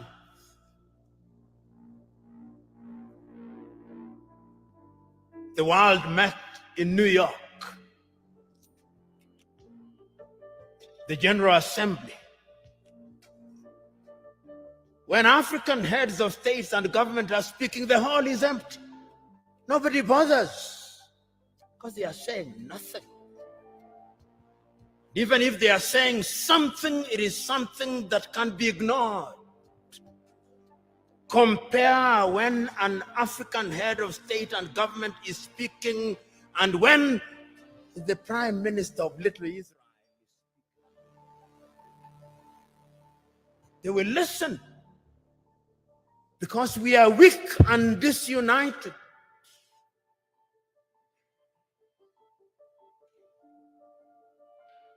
So we have a weak continent because the spirit of Pan-Africanism disappeared.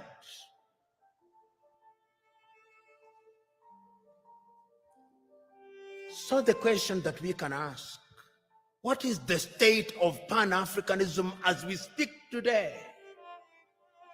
The African Union, which is weak, says the right things and does the wrong things 9 out of 10 times.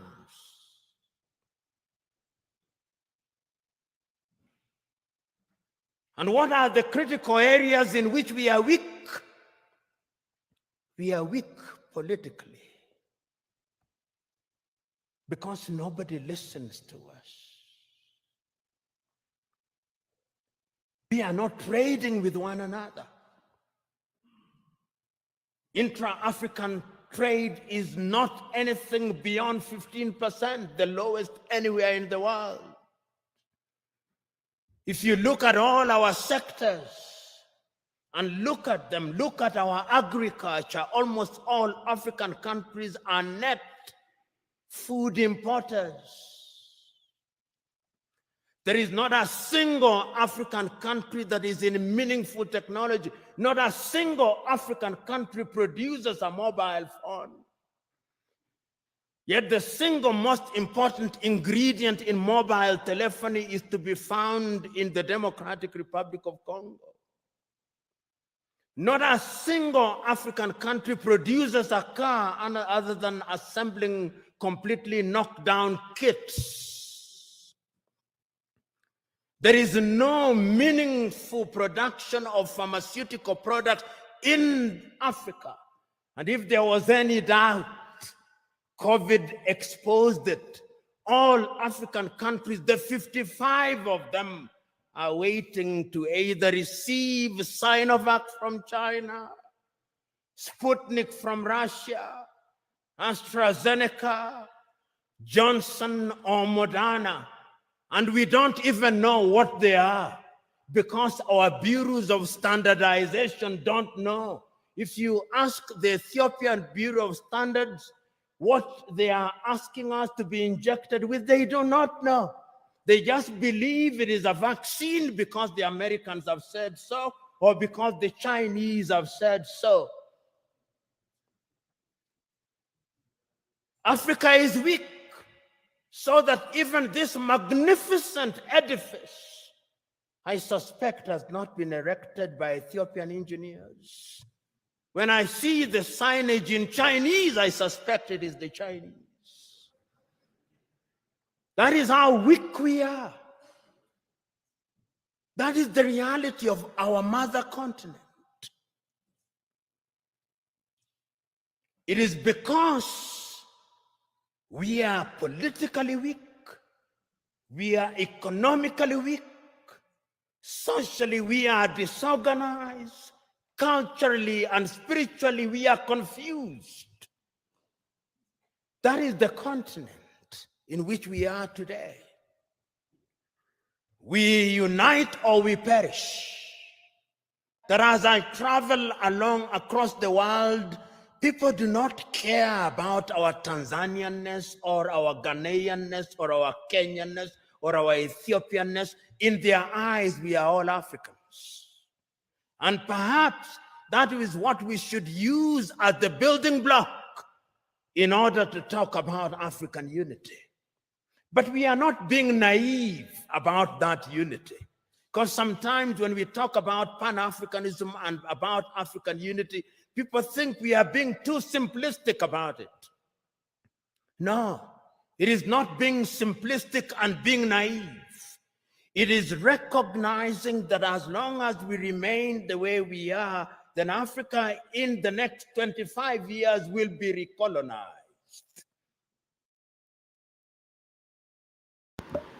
I thought what he said was kind of heavy, kind of deep. It's something to really consider. And I actually appreciate PLO a lot anyway. So this poem says, these are the Pan-African power. Weak as hell.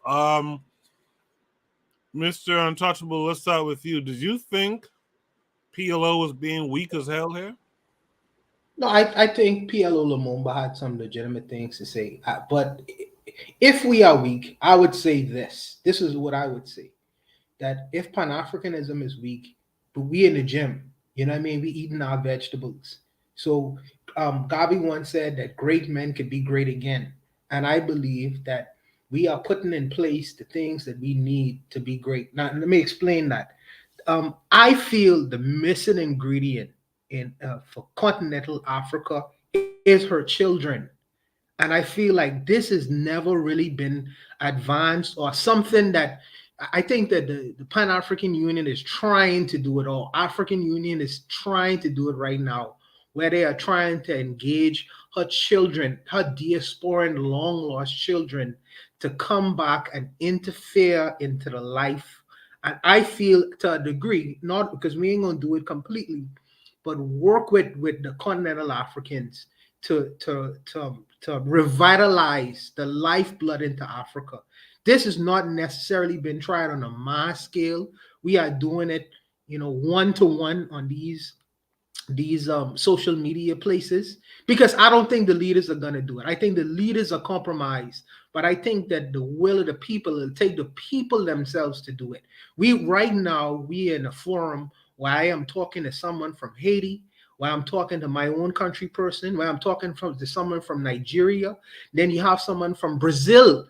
80 million people is in this chat room tonight. So we are in the gym. We are doing some fundamental things that eventually I believe that will lead to something that could be long term. And not only us are doing it. We tend to point out the weaknesses and the things that we have not gotten right. But there are some things Pan-Africanism has gotten right. We can continue to do it. We may not see it in our lifetime. And I think that the interest is in seeing Pan-Africanism come to true fruition right now. But Pan-Europeanism didn't take a decade to formulate and to see its strength as it is right now. The Pan-Asians didn't do it even within a century. They take centuries to get to where they get to. So Pan-Africanism, it's been around for a very long time. When we was at our zenith in places in Africa, yes, we have faltered from that, but I think that our greatness, we'll reestablish it. Reestablish it. It'll take some time. We putting in fundamental things, doing it little by little, but I think that it'll come to an accumulation point at a certain point. You know what I mean? But I don't boohoo Pan-Africanism. I think that the Pan-Europeanisms, they're bragging because they feel like the black Pan-Europeanisms, they like to brag and show the diamonds and jewelry and how much money they have or whatever. But we'll be back. Like I say, we in the gym, we eating our vegetables and we drinking our water, and we gonna get back to where we need to be eventually. I like what Kofi said just now. He said, I think the problem is Africans are copying foreign-born Africans too much. Africans need to lead the way for us now, to show us how to be Africans. Foreign-born Africans can't do that. Earlier, Coach Pete said, come, my people, wake up no more, wasting time. Let us unite and become a mighty fist. Keter agreed with that. Bobby Wright is here, so he just got off work. And the learning curve said she's behind a little bit. Well, catch up with us so you can be a part of the current conversation as we go to gas them up. Gas them up. Is this an example of Pan-Africanism being weak? Well, I think first we have to define, what do you guys say is Pan-Africanism? And after you define it, what's the vision? What's the Pan-African vision? Hold on. Let's welcome Kevin Carey. Mr. Untouchable, answer that question for me while I bring in Kevin Carey. Greetings. Hey, Kevin, what's up? Mr. Untouchable, what will you say is the definition of Pan-Africanism? Oh, I'm sorry. I was just having to smoke this now. No, Pan-Africanism to me, ideally, is about Garveyism. It's about the development and the growth, collectively of Black people universally. I think that we need to not there, because there's many different forms of Pan-Africanism. There, people have a Western hemispheric idea of Pan-Africanism. The continentalists have their own particular version of what Pan-Africanism, but just for continentalists themselves. But I take the Garvey kind of view of Pan-Africanism, and I see collectively us as a people being developed and competing with the rest of the other groups in the world to be, great people, whatever that means, whatever greatness means. But that's what I consider what Pan-Africanism to be. All right. So, gas some up. That's an example of a definition for Pan-Africanism. Now, what do you say? Well, I want to hear from other people on the panel, if you don't mind. All right, Kevin Carey, what say you? What is Pan-Africanism to you? black people dealing with other black people of like-mindedness, you know, building our nation and not letting any outsiders or their influence. Erzuli, what about you? Pan-Africans to me is black people owning their own economic, social, political, educational, creativity, power in their own hand, self-determination. Yeah. That's what it is to me. Yeah, I think it's I think it's a group think, group outlook, group destiny. In terms of continental Africans and those of us outside of continental Africa who have African ancestry, who we want to see power, we want to see nation, black power, black nation, etc. Mr. Gas them up now. What say you? Yeah, I think that's the thing, because we have to clearly define what it is that we're looking for. I'll ask a different provocative question. Could it be that perhaps the reason why we haven't been successful in many of these dreams outside of external people, interfering, could it be that maybe that those dreams aren't our own dreams, that much of what we want comes from what we've seen our oppressors do? So part of our failures come from us trying to mimic, or as I always say, we're trying to get our turn at casino capitalism. And I'm not a Marxist or anything like that, but it seems to me that a lot of times, I had this conversation with a gentleman on an earlier podcast, and I said, look, what's wrong with me sitting out in my village, growing my yams and eating my fish? I don't want to have to work in a factory. I may not want that. And you're coming from this Pan-African external concept, which says, oh, we're lazy. The Africans are lazy. You're lazy. You don't want to work hard for nation building. And I'm like, okay, but what if they don't want that? What if they don't want what you're saying? Could there be another alternative? So I don't know. What do you guys think? A lot of times people don't know what they need, though.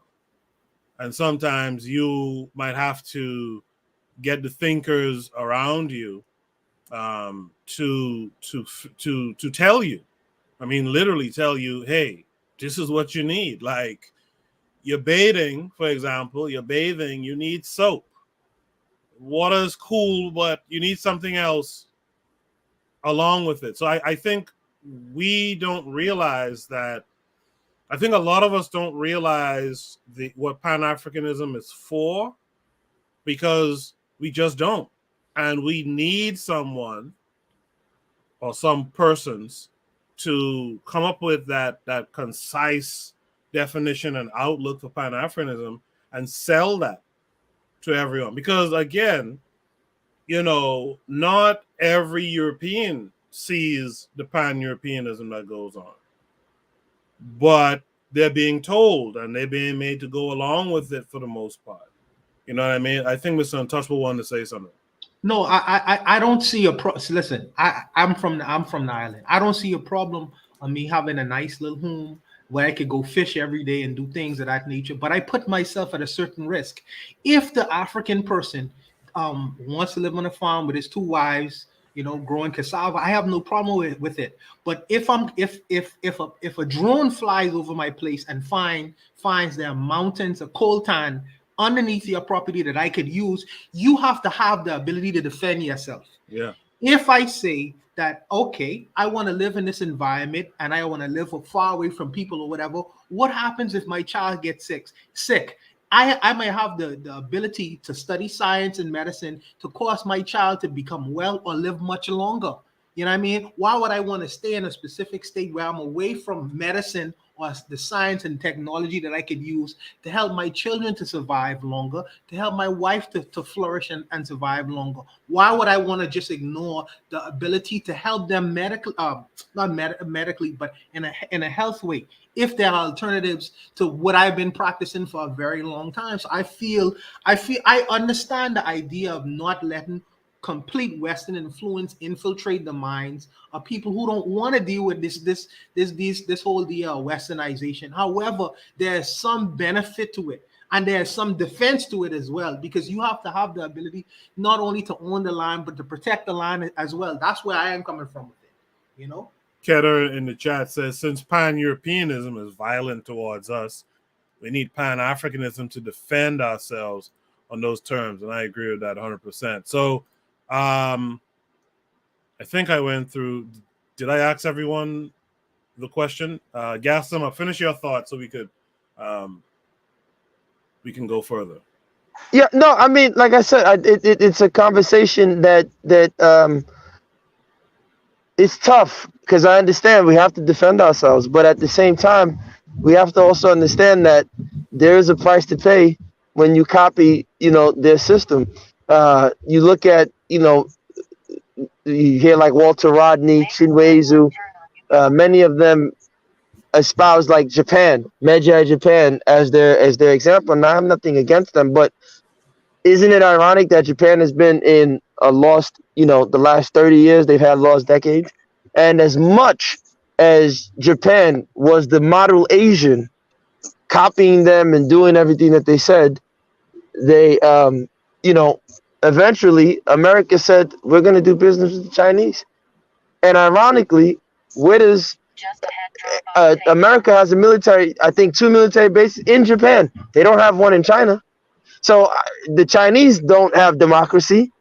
They're not doing it the way that the Americans suggested. They're doing it their own way with whatever problems they have and things of that nature. So I'm just saying that, as we go forward with our decision making as to how we want Africa to look, I think, we have to be very careful, because we can end up losing ourselves in the process. I would hate to wake up one day and, there's a car called the Honda Zulu, all-purpose sedan, with 4-wheel drive.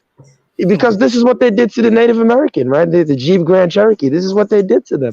So I don't know. Eat the meat and spit out the bones. Eat the meat and spit out the bones. There are some things that we could take, not only from the West, because we have this idea only the West are innovators, and that's not necessarily true. There are other communities that we could look at and take away the good things, and then just leave alone the things that we don't feel like will be beneficial for our communities. I don't know. That's where I am with that.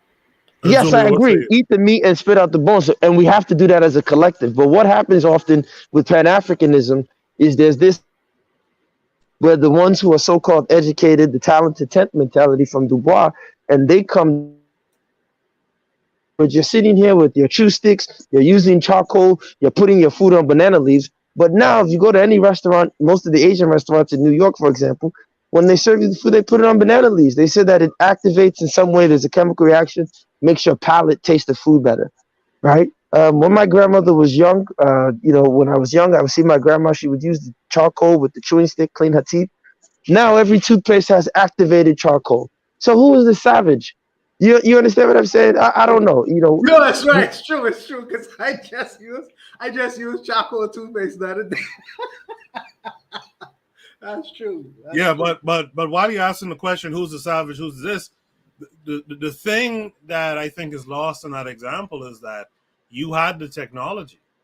You put in the work and you created this thing and you took it for granted, whereas these other folks took it and made something of it, monetized it, et cetera, et cetera. I think that's what we got to do. But is monetizing a part of our culture? And I'm sorry to cut you off, Brother Azuli, but monetize is not part of our culture. And what do I mean by that, right? So when they say, for example, like Brother PLO, and I'm not against them, because again, I'm not a Marxist or anything, because people accuse me of that, but they'll say, oh, well, Africa has natural resources. Who says that? They say that. We never looked at our land and said we had natural resources. But mind you, even though we didn't extract resources from the land, the richest man in the history of Africa was Mansa Musa in the history of the world. He wasn't pulling oil from the ground. He was using intra-local commerce to generate wealth. We didn't have slums when these foreigners came to our land. We only had slums after they forced people out of the villages and created the hut tax. There's that popular song by Flavor, Sawale, right? Baby Sawale, Sawa. That song, he took it from Rex Lawson. Rex Lawson was making that song about the African women who were leaving their villages because of the hut tax, who had to do prostitution. Because the white man, of course, is patriarchal and says, I can't hire a woman. So when they say we have resources, no, they have a system that looks at their land as resources. So I'm not saying we shouldn't monetize, but we have to be careful in our bid to develop. Again, who tells us that we need development? I always give this example. I was walking down the streets of Nigeria one day. I went to the market, and I literally spent about $20 for groceries that would last me for 2 weeks. And I said, wait a minute. These people tell me that if I live on less than $5 a day, I'm in poverty. But realistically, I don't need more than $5 to eat a good meal in this place. Somebody's lying to me here. We're always using their definitions, their standards. I think we need to come up with our own definitions, our own standards, and then compare them to what's being done outside. And if our own is not up to par, then we can start making concessions and utilizing what they have. Yeah, But, I agree with that. I agree with that. And I like the last part you put. After we look at it for ourselves, then we could see if it's up to par. And I think that's really what most people here is probably talking about. Like folks in the chat, like Keter and stuff like that. We, as Africans, we need to be up to par, whatever that means. Razuli, I think you were about to say something earlier. Razuli, go ahead. I argue with what the brother just said 100%. Who told you that medicine was better? We've been living in this place for hundreds of years. We never needed to go to them for our medicine. Who says Western medicine is the best? Western medicine just keeps you coming back to make money on you. I saw a research where they said that in America, the African American diabetes is an inherit. Is that the word? Yes, inherent. Yes, inherit. But when they did the research, African blacks don't have diabetes in them. So I agree with. I agree with that. If I just want to lay down and chill and just want to grow my yams, who are you to tell me that's lazy? And another thing, my brother just said, the charcoal business in Haiti.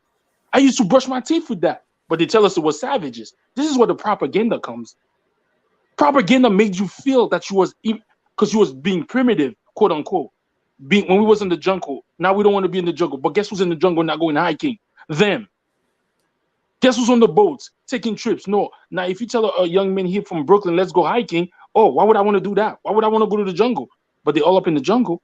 So I agree with what the brother said. Is that what if I don't want to mine? Who says we have to mine? So we're talking about technology. Technology. I remember this guy said something. I was reading this book. He said that he came to America. When he went back, he went with the VCR of the Star Trek, right? He showed it to the elders. You know what the elders told him? Those people could do that too? So that means that we had technology without the makeshift technology they're doing right now. So back to what this guy said, PLO. I agree with him 100%. We are weak as hell. I don't care what people say. Weak as hell. Nobody's protecting us. There's nothing wrong with what this guy said. I understand. The coal, all these natural resources.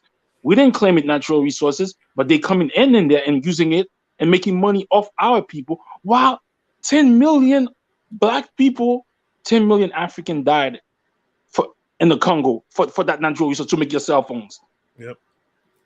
So we are weak. Not only in Africa, we are weak in the Caribbean. One thing that he said that's crazy to me. How do you let another man come give you medicine? Yep. Did your people check it? Yep. All the Caribbean people weak.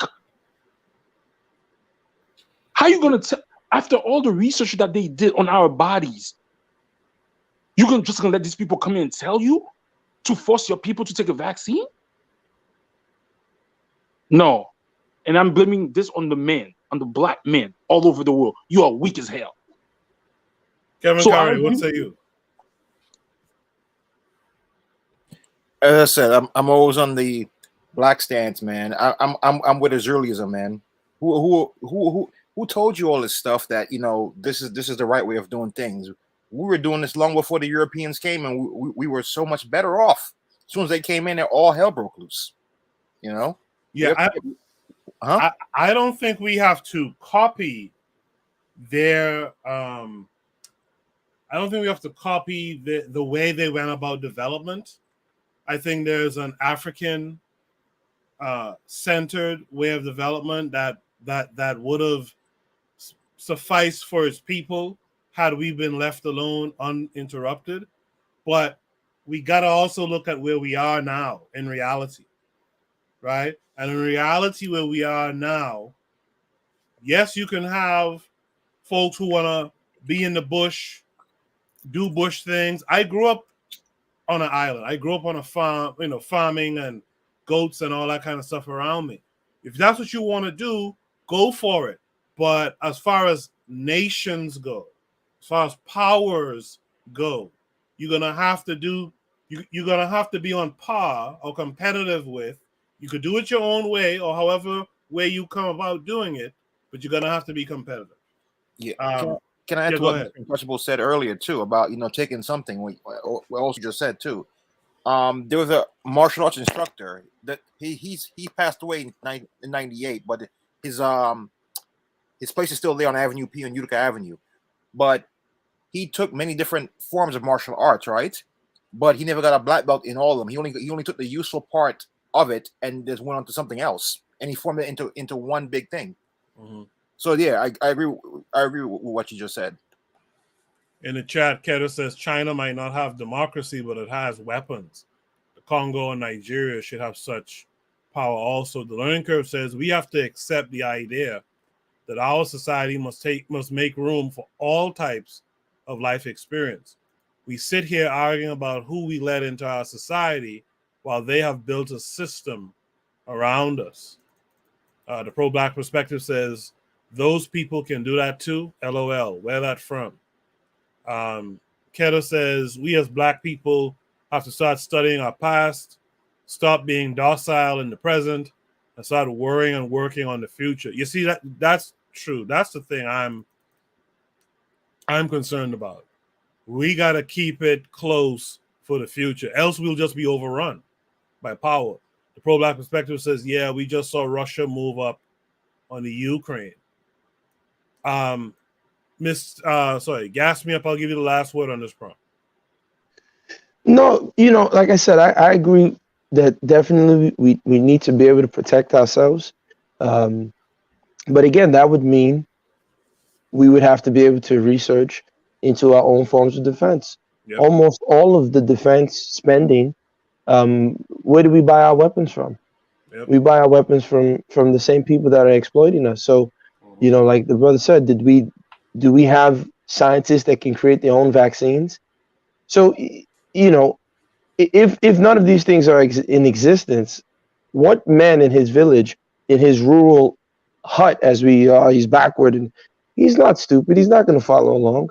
He'll do everything in his power to undermine that process because there's no real benefit there. So I think we have to really take an approach that looks into how are we going to develop, what are we calling development, how are we going to protect what we're developing, and until those questions are answered, we might just really be weak. Yeah, that's the harsh reality. Shout out to D-Web but that is the harsh reality of the situation. I mean, we aren't, I call it competitive. And again, competitive doesn't mean you have to do something one-to-one, but you should be in that race, however you can be. And we're not keeping up. And I think this PLO said it, this pandemic showed something too. You have to sit down on your hands waiting for the US or for France or someone to bring you vaccines. I saw that with my own country. I'm reading the Guardian online, and I see the little pallet full of vaccine and all that on there, and I'm like, damn, that looks bad. That looks real bad. I saw it again with Jamaica. I saw it again with Trinidad. That looks bad. Yeah, Cuba has actually made 7 vaccines. They've made 7 of their own vaccines. They don't even talk about it in the media. That tiny island there made 7 vaccines. None of them mRNA. Mm-hmm. Half of the vaccines they sent over to Africa, a good 60% of them were about to expire. Yep. within months of it landing in those African countries. Yep. But Cuba was able to make 7 vaccines on their own. Yeah, and so that's what's important, and that's what's weak. If we can't even make medicine to like Uzuli said, to heal our own folks, so that we know what's inside of it. Like, we have to beg people to tell us, man. That's the worst position I think you could be in, man. But weak is not a permanent position. I think Right. that's where we get sometimes confused, because just because we weak today, that don't necessarily mean tomorrow we have to be. Yeah. You know what I mean? So I feel like we could be a transitory word for us. You know, just like I said, that's why I use the gym analysis. It's untouchable. We've been weak for 2,000 years, bro. Let's be honest. But you, like the brother was saying, statistically, we've been on the planet for 100,000 years. You know what I mean? So if you weigh 100,000 years of us being in this planet doing what we was doing versus 2,000 years, that's nothing. That's a drop in the bucket, brother. You know what I mean? And I feel like sometimes, well, that's where I am, and I feel like weak is not a permanent position, and it could be a transitory one. Can I say this, if you guys don't mind? I know we want to move on, but this is what I'll say, my suggestion. To me, if we're serious about developing Africa, we have to move away from the cities. Like I always tell people, we didn't get slums in Africa until they created the hut tax. The person Lugard, I don't want to call him Lord Lugard, but Lugard, the guy who was in charge of Nigeria, the governor general, he said, for too long, the native man has exploited his woman, so he must be made to work. He must be made to work to be productive, right? That white man's burden mentality. And before that, these villages were the sites of development. When you read the Portuguese accounts of Benin, not Benin Republic but Benin in Nigeria, he said it looked like Harlem, because Harlem is a town in not in New York, but it actually is in Portugal. So it looked like Harlem, and the roads were nice and neat and paved. That was when the Africans had an investment in their own community. Now these British came and gave us this, real estate called Nigeria that we don't have a say in, right? Because anytime an African leader tries to take control and do the right thing, he's assassinated, poisoned, or something goes wrong. So even then, these so-called nations, if we really want to develop Africa, for those who are serious, let's go back to these villages. Let's make sure these villages have Wi-Fi. Let's make sure these villages have permaculture, sustainable agriculture. Doesn't have to be this large machine-based agriculture crap. Sustainable agriculture.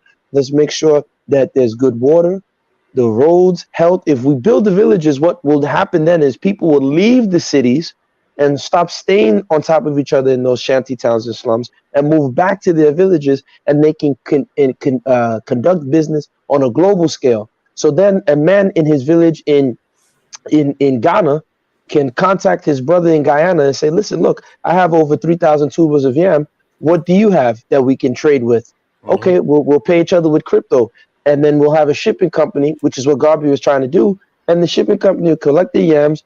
We'll sign the manifest and all the paperwork to make sure that the products are there.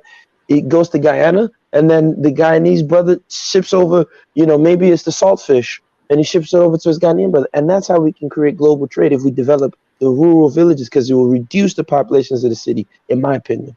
Amen. I like it. Wait a minute, let's slow our roll, brothers. Let's slow our roll, because I'm listening to this and I'm reminded, isn't that what Pol Pot did? He told the people, he forced the people to leave out of the cities to go back to the villages, and started the whole community from year one. A lot of people died, as a matter of fact, in that experiment. I don't know if you're familiar with who Pol Pot is. Yeah, no, I didn't say force the people out. No, I'm not forcing. I'm not saying kick people out. I'm saying you develop the villages. So, for example, if every village, for the most part in Africa, most of these villages had Wi-Fi, had solar, electricity, and you had those towns around those villages. Because remember, Lagos in Nigeria, which is the hub, was not the capital of Nigeria. But what has happened is everyone has crowded in Lagos. You have over 20 million people there on top of each other. There's no accommodation. It's just bad. There's no way on earth that the infrastructure that Lagos was probably built to only accommodate at most 4 million people. Now you Wow. have 20 million people on Lagos alone. There's no way that that place is going to be sustainable. But the governments will not take the time to say, you know what, let's develop Ibadan. Let's develop Ogun State. Let's develop these other states. Let's open up the ports. Right now in Nigeria, one of the biggest problems is that there's only 2 ports that are allowed to work. Anytime there's another port that wants to open up, somehow there's sabotage. But if they open up all the ports in Nigeria, that means I can stay in, for example, Port Harcourt. I can stay there and order my goods. I don't have Yes. to run to Yes. Lagos because Right. now when I go to Lagos to get my goods, I got to now transport it back to my place in the east or in Aba, which is another cost. But they know that. The governments of Nigeria know that that's what they're supposed to do, but they're all agents and puppets of those people in the West. So if brothers like you and myself went to Nigeria and tried to fix it, you know what will happen? Next 3 weeks, CNN would say that America has to invade because we're raping women. That's what they'll do. Yeah. If you guys are here listening, make sure you hit the like button. Make sure share this live stream. I think it'll benefit a lot of people to hear what we're discussing tonight. The learning curve says the creation of middlemen. The creation of middlemen. So yeah, make sure that you guys are sharing the content. And make sure to give it a thumbs up as well. I want to thank the panelists for being here tonight and having this real nice discussion on these topics. Let's go to Shoot the Breeze topic number 5. Shoot the Breeze topic number 5 is Putin said Africans think Europeans are semi-gods, facts, or fiction. This came, actually, I think I found this. This came with a embed. Let's check out this video here. And make sure I'm sharing the screen. Yeah, let's check out this video here, and then we'll talk about it. Yes, Russian President Putin says Africa is a cemetery for Africans. Before you form an opinion, first let me read you the whole quote of what he said. Putin says, quote, Africa will never be independent. Africans believe in Europeans, Americans, Chinese more than themselves. They don't trust themselves at all. A white man will commit crime in Africa, but no action will be taken because Africa authorities view us as semi-gods. Far from the truth, a black man can be abducted in Europe, get harassed, or even killed, but no African authority will question. Africans present themselves as weak people with no hope, especially when dealing with Europeans and Americans. They are their own enemies. They hate each other, and that gives their colonial masters power to continue exploiting African resources. When an African becomes rich, his bank accounts are in Switzerland. He travels to France for medical treatment. He invests in Germany. He buys from Dubai. He consumes Chinese. He prays in Rome and Mecca. His children stay in Europe. He travels to Canada, USA, Europe for tourism. If he dies, he will be buried in his native country of Africa. Africa is just a cemetery for Africans. How could a cemetery be developed? Putin asks. That's how it felt, really, hearing this from him. But let's be honest. Let's have a real conversation. Is he really wrong? Is he telling the truth or is he lying? Let's be honest with ourselves, Africans. It's time to really reflect. Let's see. Which statement he made is wrong. It sucks hearing this from another person. It sucks that somebody had a view about how we act, how we move, and said that about us publicly, and that's a leader of a nation, Russia. It's not really nice to hear that from another person. That's definitely his observation. He's entitled to his opinion, but let's talk about his opinion. Is it really wrong? His opinion is formed from what he saw. Let's be true to ourselves. Let's be honest with each other. It's sad. It's really sad. But this is what's happening right now. If we want to see the change that we want, we need to be honest with ourselves. We need to see the truth. We need to reflect, and we need to change what needs to be changed. From what Putin said, most of it is right. Let's be clear. Our leaders see the white man as semi-gods. He said it. He even said, it's not true, but you guys think we're gods. How awful is that to hear? They know their power. Get that. We believe that they are semi-gods. Don't get me wrong. Part of it is psychological. Part of it is because of colonialism. At the end of the day, it had an impact on the minds of the people, our ancestors. It left something, some scar. So without knowing it, psychologically, we're kind of colonized as well. We need to now break that chain and come out of it. That's the main thing now. We're discussing this because I think it's important, because I believe it's important. If we really look at ourselves and see where we're going wrong, we can fix it. I believe our politicians, our leaders believe that these guys are semi-gods. All right. Let's start with Gas Them Up this time. Gas Them Up, you just heard that video. Putin said Africans think Europeans are semi-gods. Fact or fiction? 100% true. That's that's the African does it. The African American does it. They always vote Democrat, right? And even the African American conservatives, when they go on the conservative side, they're so silly in how they conduct and espouse themselves and the things they say. So that's across the board, of course. You know, I used to see it all the time. It's so bad. I would see like Lebanese coming to Nigeria when I was a kid, and you know, it's not like it used to be, but you know, these Lebanese would come, they would skip the line, they say, "Oh, they're Oyibo," they would let them do whatever, you know. Excuse me, they'll see Indians.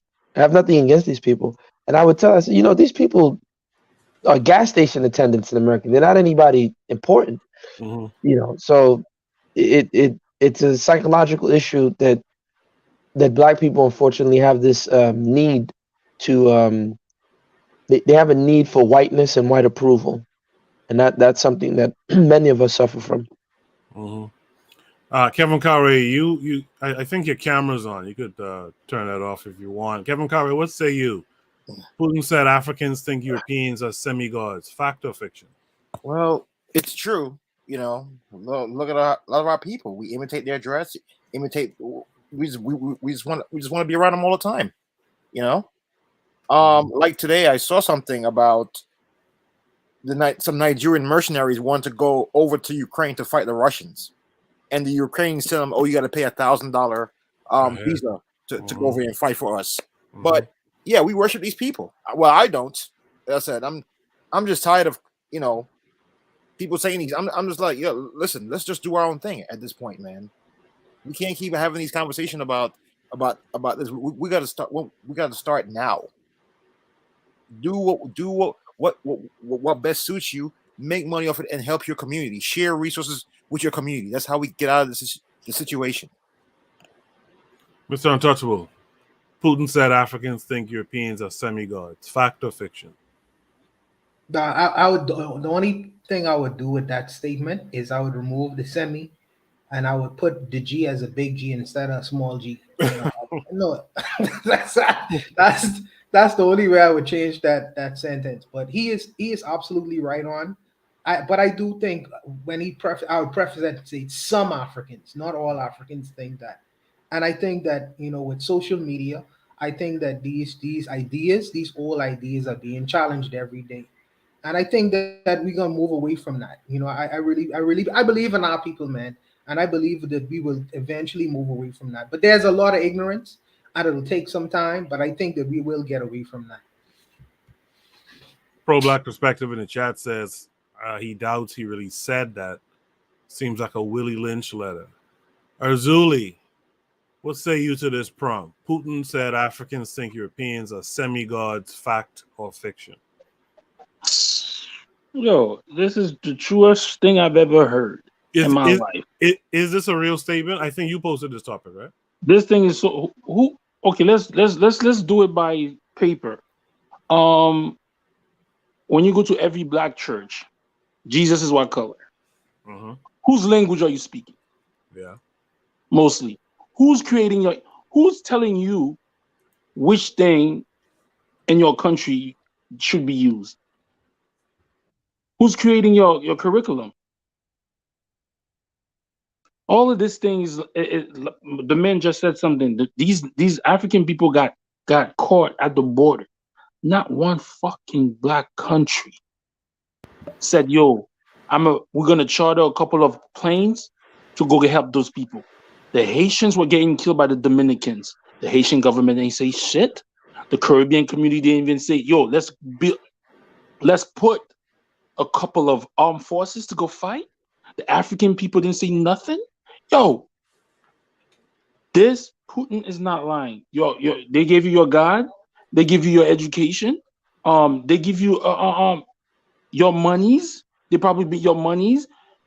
They built your bridges. They built your infrastructure, bro. There's no lie in this. We just got to be honest with the situation, bro. Most people, Mr. Untouchable said he don't believe it's all. My G, I think it's 95%, and I'm being generous, and I think another L. That's how I see it. In the chat, folks are saying that it's a fake quote. Kofi says it's fake. Keter says it's fake. I believe. Whether it's fake or not, they believe it. Whether it's fake or not, this just is the same thing as the Willie Lynch letter. The Willie Lynch letter has never been proven, but doesn't mean it's not true. Right. I don't think Dessalines believe in a white God. What? I don't think Dessalines believed that white people were semi-gods. Did he? Well, he might have believed it until Bookman told him put that shit aside. And then he started killing God. And then he started killing all his gods so he could see. Nah. I'm tired of people saying like it's like Bookman started the revolutionary. Bookman didn't start it. Let's not say this, but maybe he did. Because at the end of the day, he let the Polish chill. He let the Polish chill. But he actually made the Polish Haitians. But he couldn't believe that there was so much God because he started slaughtering the gods all over the place. Well, I mean, let's look at what happened to Haiti afterwards, though, right? So they got independence, and I think this is why we have to be careful, right? So there's a great book called Imagined Communities by Benedict Anderson, I believe. There's another good book, I can't remember the name, but talks about the idea of being French, right? People don't know that what we call Spanish is actually Castilian, right? Because Spain had different dialects, right? The Catalan region, they're still trying to get away. They hate, being a part of Spain. Even Italy, the so-called the man who united Italy, Garibaldi, they said at the time that he didn't unite Italy, he simply divided Africa, because they said the southern part of Italy were pretty much Africans. And so this idea of the modern day nation state, no one in the Oyo Empire or in Mansa Musa's Mali had passports.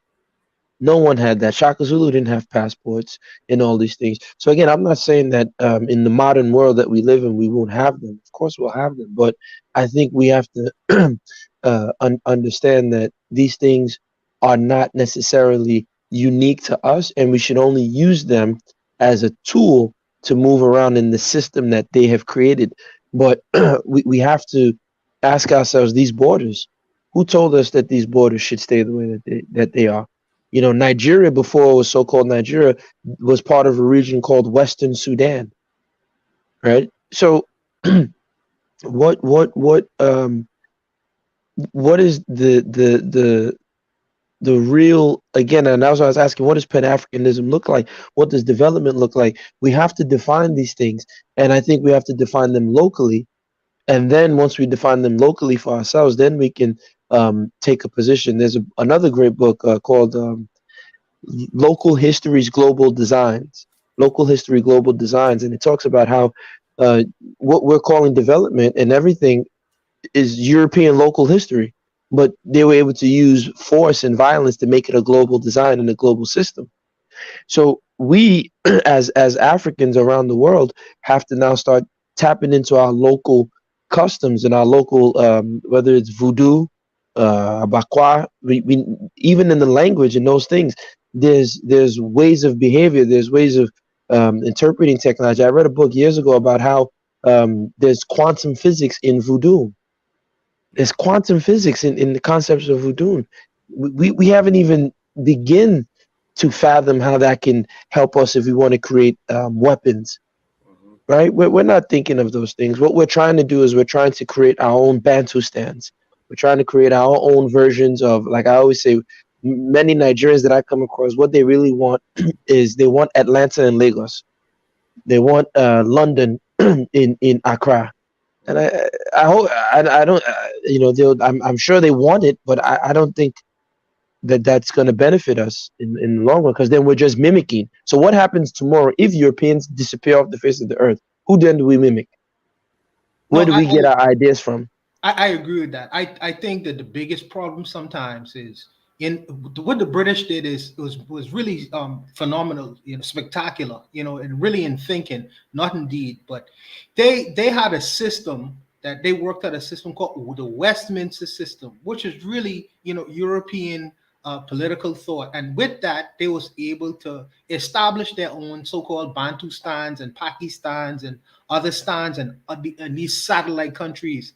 And I feel like that the Africans, though they have canonized different African thought, from a long, long time ago, I don't really see that. You know what I mean? Because I'm asking the same kinds of question. Why is the British use this old thing, in formulating their society is called a common law, which is just really European thought, and I'm trying to see if I could do something or find something where I could find original canonized African thought that could be used, maybe not universally, but in a mass way, with large numbers of people.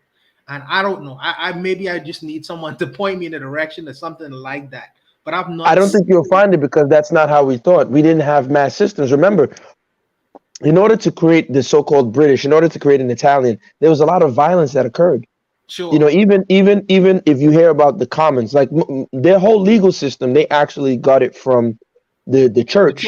Yeah, Rome. The church, the Harvard historian, Jesus, I'm forgetting his name. I was just reading the thing on him. I just sent it, but the Harvard historian, he was very, very instrumental in my understanding of their legal system. Everything from them came from the church. The church actually gave them their foundation. But Africans didn't have that. Remember, to create an Italian, you had to take people off the land. To create a German, the Prussian system, you had to force people off the land. The French system, to be a Frenchman, you had to force them off the land. These are ideas that came from the French Revolution.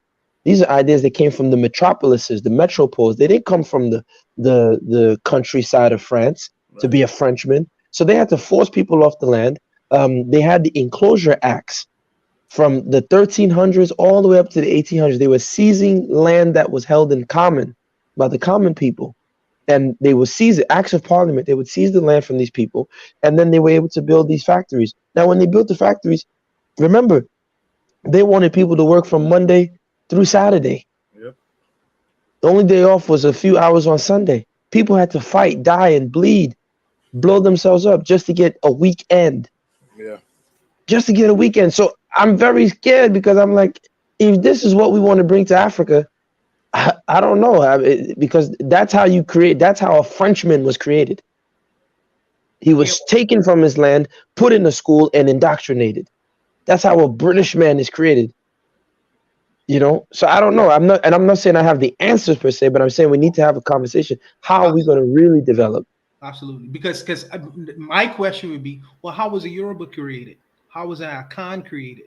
How was these kinds? Because these kinds of things come from a specific area of thought, whether it's spiritually or whatever. So I'm going to say something controversial. I don't mean to cut you off, brother, but even the ethnic groups, many of them are recent inventions. Yeah. Okay. So a Yoruba is coming from the Hausa word Yariba, which means pagan worshiper. There was no pan-Yoruba identity. Okay. Even the idea of being Igbo, there was no universe. There's no king of Igbo. There's no king of Yoruba. You had people in different culture complexes who spoke similar enough languages, because especially West Africa, you had what I would call a culture complex, and which meant that if, for example, you're in Ghana and I'm in what we call Nigeria today, I could move to Ghana. The culture was so similar enough that I could just have to learn the language. What do? We respect our elders. We don't beat our women. Our women take care of our men. They feed us. We go hunting. So you could move from place to place. Like I said, there were no passports. No one would say, "Oh, who are you? Show me your passport." We didn't have that. You would come in as long as you respected the new local customs and norms. You were accepted. So that's the African worldview, especially West Africa, where I do a lot of research. That's the West African perspective. Europeans didn't do that. They created, oh, I'm a Frenchman and I'm different from you because you're British and we'll go to war. 100 Years War. There was no 100 Years War in Africa before then. So they'll tell us, oh, we were selling slaves. We've always had slaves and all this stuff. Remember, excuse me, in order to have a slave, I now have to still feed this person. I have to have a system in place to house them. So when you look at the transatlantic slave trade, the demand for human labor didn't arise until they built the plantations, the economia, the system. And that's when they had the Salamanca debates. So the natives were dying off because they were exposed to European diseases, and they started dying off in mass numbers. So they said, we need labor. And the Pope blessed the Portuguese and all these other people, say, oh yeah, you can grab the Africans. But if they didn't have a system to house these people, if you didn't have plantations and all this stuff to house them, it wouldn't make sense to go and grab people off the coast of Africa and say, let me use them as cheap labor. Even down to the food. Many West Africans eat gari. In Jamaica, they eat bami, right? We eat that stuff. That stuff is not West African. Yeah. The Portuguese brought it. Mm-hmm. You understand? They brought a lot of this stuff to us. And one of the reasons why they brought it is they said that the African slave wasn't big enough. Because when they built the plantations, this is how ingenious these people are, devious. Wow. They calculated how many calories you must eat in order to work on a plantation. Yes. This is how devilish these people are.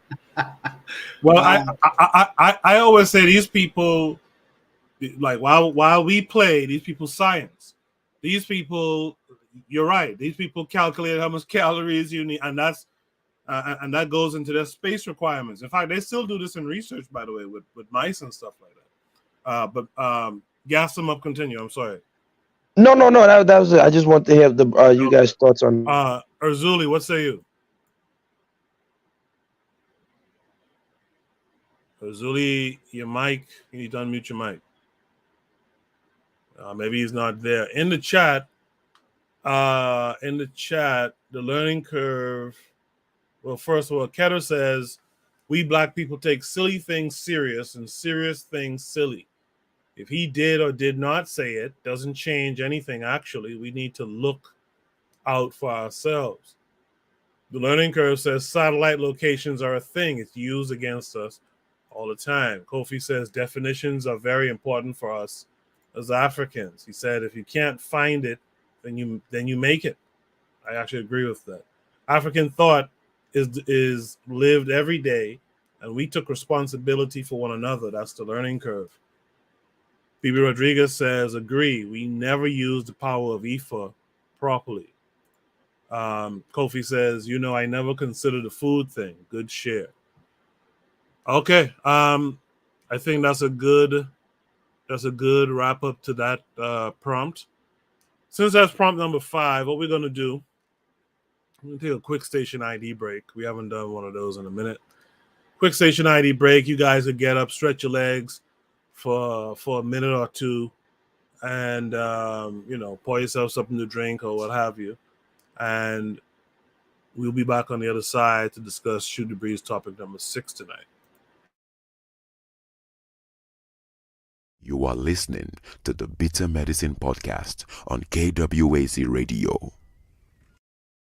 This is D Webb with the Harsh Reality Podcast, asking you to tune in where we tackle the news of the day that affects our community, only on KWAZ Radio. Peace, family. This is Oni, inviting you to listen to the pro-black perspective, where black problems are addressed with black solutions. Greetings, fam. Tune in to The Learning Curve with me, the revolutionary matron on KWAZ Radio. You are listening to the Bitter Medicine Podcast on KWAZ Radio. Yes, indeed. Thank you guys for tuning in to the Shoot the Breeze segment of the Bitter Medicine Podcast. I'm glad you guys are here. We're having a good little time. Make sure you guys hit the like button. to show that you were here. Shoot the Breeze topic number 6 is she's risking it all for the Ukraine, but he's risking it all for her. I just want to say, too, if you're here listening, you're enjoying the conversation, why not share it with others around you so that they can enjoy the conversation? All right? Let's check out this link that came with this determination to return home to Ukraine and become a freedom fighter. She's already bought a one-way ticket, and she's looking for legal military gear to take with her. NBC5's Regina Waldrop spoke with her tonight. It's a life-altering decision she didn't have to think about. It's harder for, when you're not there. All of my people are there. Watching the images, hearing the stories, it fueled Maria's desire to be back in Ukraine, helping defend her native homeland. I'd rather go there and do the stuff that needs to be done. A trained musician now living in the Chicago area, she'll soon be traveling to Poland and crossing into Ukraine with hopes of joining the fight against Russia. I'm strong, I'm stubborn. I also speak all the languages in the region. I speak Russian, Ukrainian, Polish, German, English, a little bit of Lithuanian, right? So I can be useful. Her soon-to-be husband traveling with her. The plan is to get married before they leave next Monday. He's a veteran. I really didn't want him to go, but he would not let me go by myself. Right now, night goggles are very needed. Maria's packing and getting prepared. The president of Ukraine has called on people to join the fight in his country. Here are a few things to consider if you're looking to join the resistance. First, contact the Ukrainian embassy and let them know your intentions. Gather important documents like your passport, write an application for enlistment, get instructions on how to get to Ukraine, and finally, be organized when you do get there. I hope, when I arrive there on Monday, all of this will be over. I hope so. So Maria's using her wedding registry to collect items for Ukrainian soldiers. We hope to keep in touch with her as she makes this journey. Regina Waldrop, NBC. Oh, boy. I had to talk a black person off the ledge today, actually, from wanting to go out to the Ukraine and help some folks. The prompt says she's risking it all for the Ukraine, but he's risking it all for her. Is Azuli back? I guess not. Kevin Carey, what say you to this prompt? Good for that. Good for him, man. Good for him. Let him go. Either way, Russia wins, Ukraine wins. They're gonna string his ass up. What can you do? Let him have his way. That's one less useless Negro amongst us. Pro-black perspective in the chat says, hoping it'll be over. Yeah, she ain't trying to really fight you now. This is a little bit of a grandstand. She's hoping that shit is done by Monday. But gas them up. What say you to this prompt? She's risking it all for her home country, the Ukraine, this white woman. But he's risking it all for her. What say you about this situation?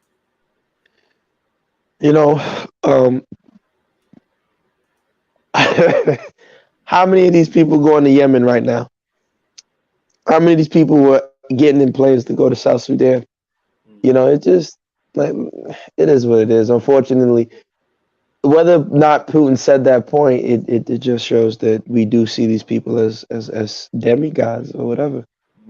Because I don't understand how. First off, I don't want to talk about his choices, right? You love who you love, allegedly, but I don't know. No, his as the man, his choices are shit. Okay. Go ahead. But as a man, again, and this is where culture comes in, right? And I'm assuming he's African American. I could be wrong, but this is where culture comes in. As a man, especially, I know a lot of Caribbean brothers. I know African brothers. Culturally speaking, you determine the direction of your house. And I know if I say this, people, women, maybe on the chat, oh, that's terrible. You kind of control women. No. But the man is the head of that house.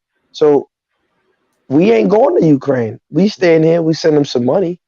You staying here and we're going to take care of what we got to take care of. We can help them from a distance. Who's the head of that household?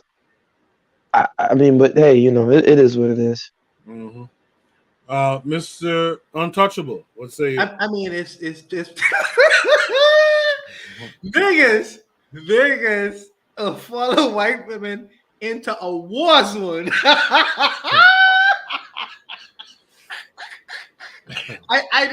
It's But they amazing. won't follow black women to the daycare. I mean, it's incredible. But hey, in all seriousness, though, what I saw from this film, though, besides that guy, is the fact that how Americans supporting her to go fight against their enemies.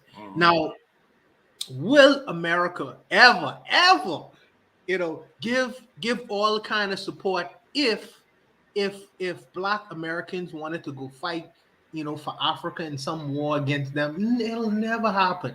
It'll never. Just listen to the reporting.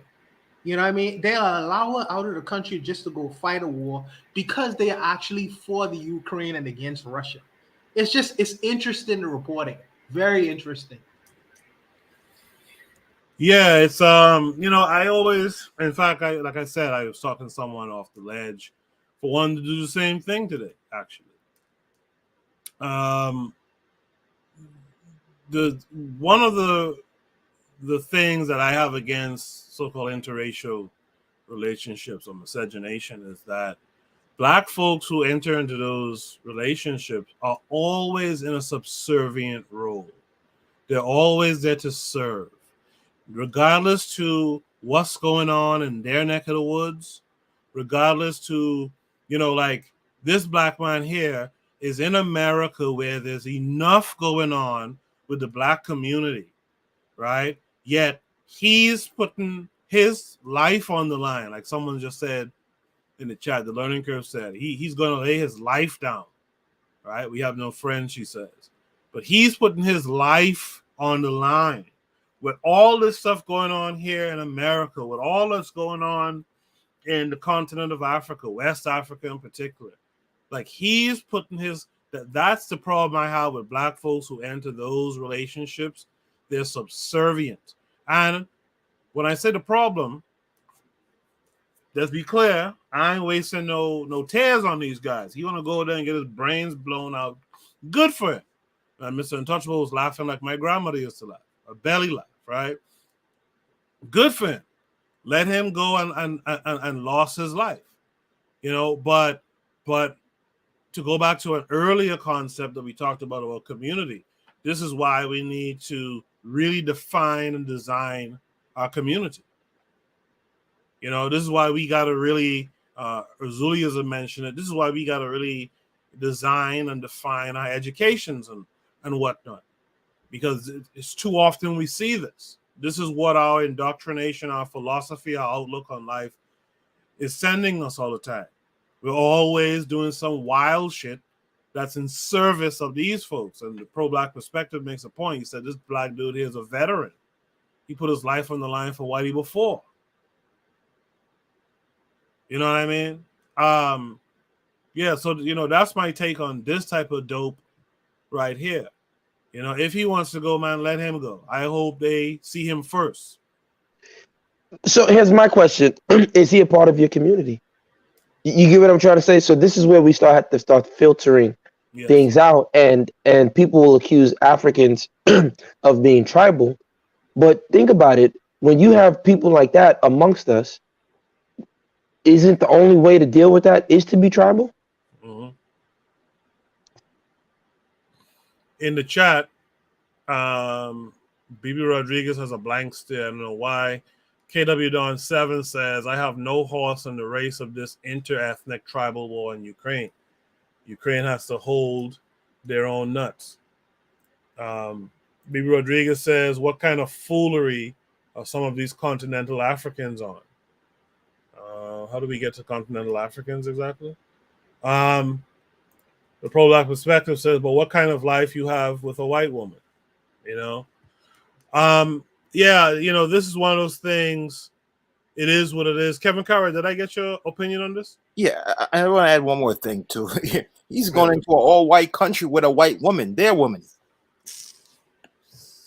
Silly Negro. Silly Negro. But yeah, to gas him up's point, he's not a part of my community. No, me and Urzuli argue about this the last week, because there is an idea out there that just because a person has skin comparative to mine, that we are brothers. You know what I mean? We have to be brothers in spirit and mindset as well. And that's where I draw the line, because you may have my complexion, but you might have nothing else in common with me. As a matter of fact, you may be my mortal enemy. Yeah. So I am very careful how I use where I throw this whole idea of brotherhood around. I'm very careful with that. The learning curve says she's going to get his seed and resources when he dies. I mean, yeah, he's just not one of our folks. Azulism, if you're out there, click the link and join the StreamYard panel again. In the meantime, let's move on to the next prompt. Let's move on to the next prompt for tonight. Prompt number 7, coming right up,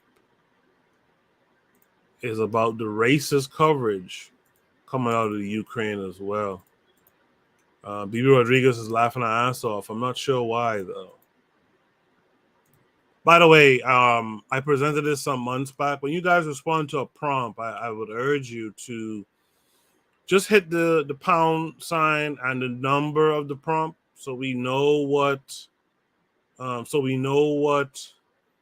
you're commenting to exactly. And you guys have the ability. You could type full sentences. Let's expand the conversation a little bit, right? Let's be clear as to what folks are talking about,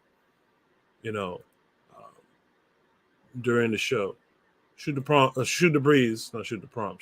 Topic number 7 is the racist coverage of the war in the Ukraine by the media. This came with a link as well. Let's check it out. There's racism in the Ukraine. There are racist Ukrainians. So let me do it this way, because I think people will blur the lines. I'm anti-war, but as my grandmother would say, I got plenty of walking around sense. What Putin is doing in Ukraine is wrong. It's morally wrong. What some Ukrainians are doing to black people inside of their country is wrong as well, and racist as hell. Now, reporters who are reporting on this are also showing their extreme racism in how they contextualize European countries. And I'm going to break all of this down in real time. Let me take you to the first video. Now with the Russians marching in, it's changed the calculus entirely. Tens of thousands of people have tried to flee the city. There will be many more. People are hiding out in bomb shelters. But this isn't a place, with all due respect, like Iraq or Afghanistan, that has seen conflict raging for decades. This is a relatively civilized, relatively European, I have to choose those words carefully too, city where you wouldn't expect that or hope that it's going to happen. So it's partly human nature, but they are not in denial. I'm sorry. It's very emotional for me, because I see European people with blue eyes and blonde hair being killed, children being killed every day with Putin's missiles and his helicopters and his rockets. And so, of course, I understand and respect the emotion. What you are outlining there is this tension between longer-term efforts to apply pressure to Vladimir Putin, such as financial sanctions, and the very immediate military threat which you're experiencing. Just to put it bluntly, these are not refugees from Syria. These are refugees from neighboring Ukraine. I mean, that, quite frankly, is part of it. These are Christians, they're white, they're very similar to people who live in culture. Now the unthinkable has happened to them. And this is not a developing third world nation. This is Europe. This is Europe. These are good Christian white people. I mean, they're civilized, as the first reporter said. It's not like Iraq. These aren't refugees from Syria. They should be ashamed of themselves. They are human beings. Bias, prejudice, systemic racism on display in international journalism, and you just saw it. Remember, one lady said, they're white Christians, as if somehow their lives, because they happen to be white or belong to a particular religious category, their lives are much more sophisticated and valuable than those who are not. Now, they may not see it that way because their bias could likely be implicit. I don't give a damn which one it is. The impact of it is the same. The impact of hyper-aggressive bias and implicit bias is the same for the person on the other side of the bias. Those were just a few clips. Let me give you some more background, all right? Cities under siege across the Ukraine are home to tens and thousands of African students studying medicine, engineering, and military affairs. Morocco, Nigeria, and Egypt are among the top 10 countries with foreign students in Ukraine, together supplying over 16,000 students, according to the education ministry. Thousands of Indian students are also trying to flee. What was meant to be a cheaper alternative to studying in Western Europe or the United States has turned overnight into a war zone as Russian tanks, planes, and ships launched the biggest European invasion of another nation since World War II. With flights grounded, African governments thousands of miles away are struggling to support their students. The students Reuters spoke to said they have had no help from home. I'm going to give you more to this. Now, we have video, we have seen images of Ukrainians stopping Black travelers from getting on trains, stopping their movement in favor of whites. We have seen this. We have also seen the Twitter feeds of individuals who are giving us updates as they come. This is racist. Now, here's what's going to happen.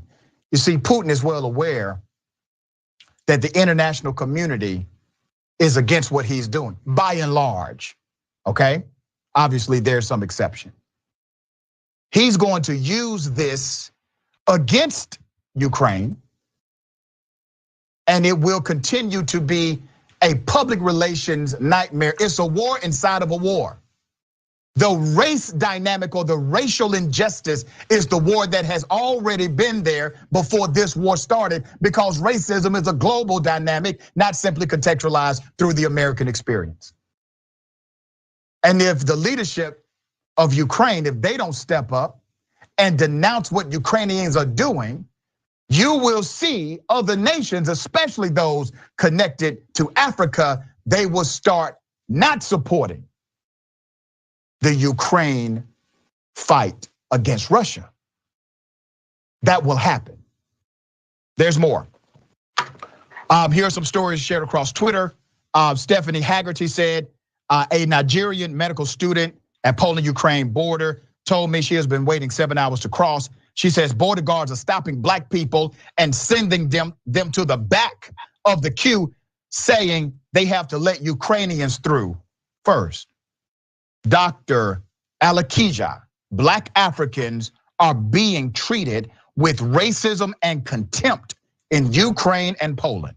We cannot ask African nations to stand in solidarity with them if they do not display basic respect for us, even in a time of war. Ignored in a pandemic and left to die in a war, unacceptable.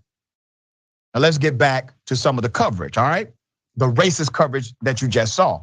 CBS News senior foreign correspondent Charlie D. Agata apologized Saturday, saying for suggesting the war in Ukraine is particularly shocking because the country is relatively civilized and European compared to Iraq and Afghanistan.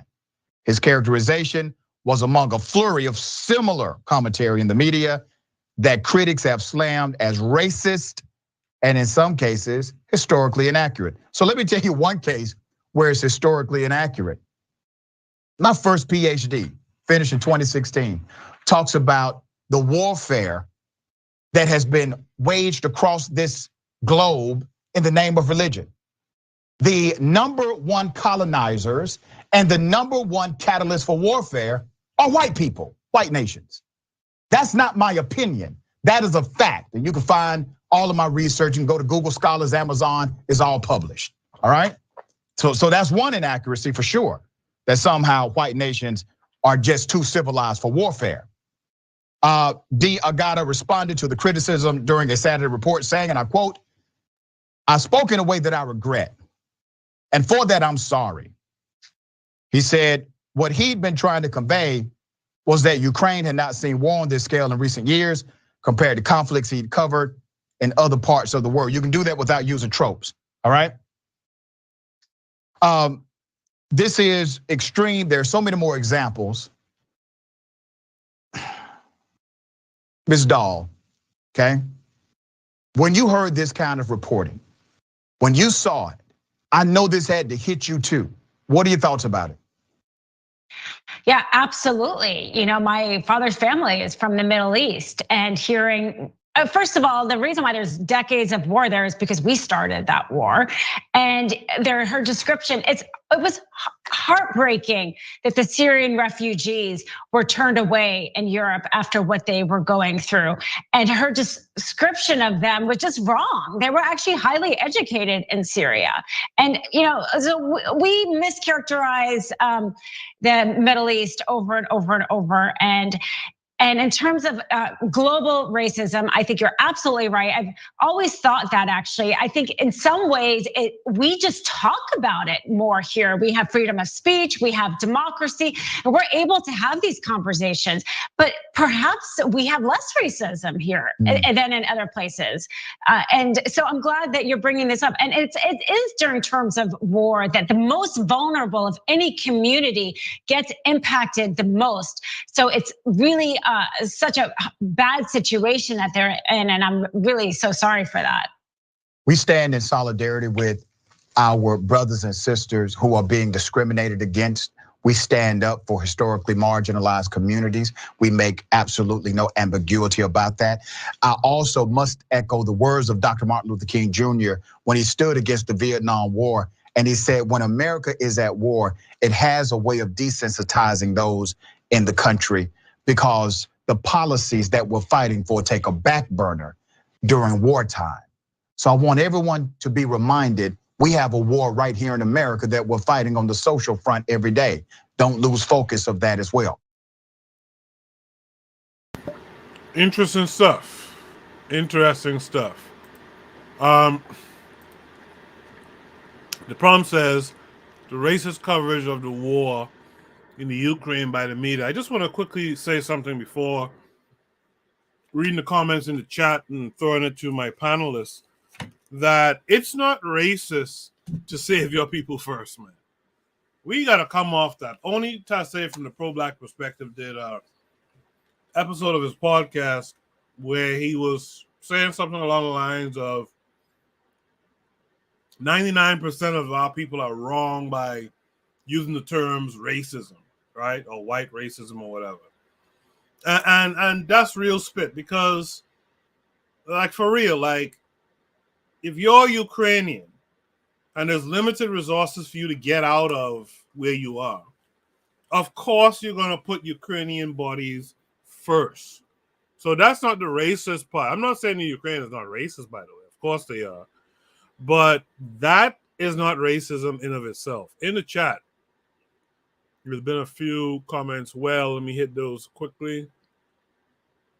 KW Don 7 says, I had a Negro on my LinkedIn timeline who said we must pray for Ukraine.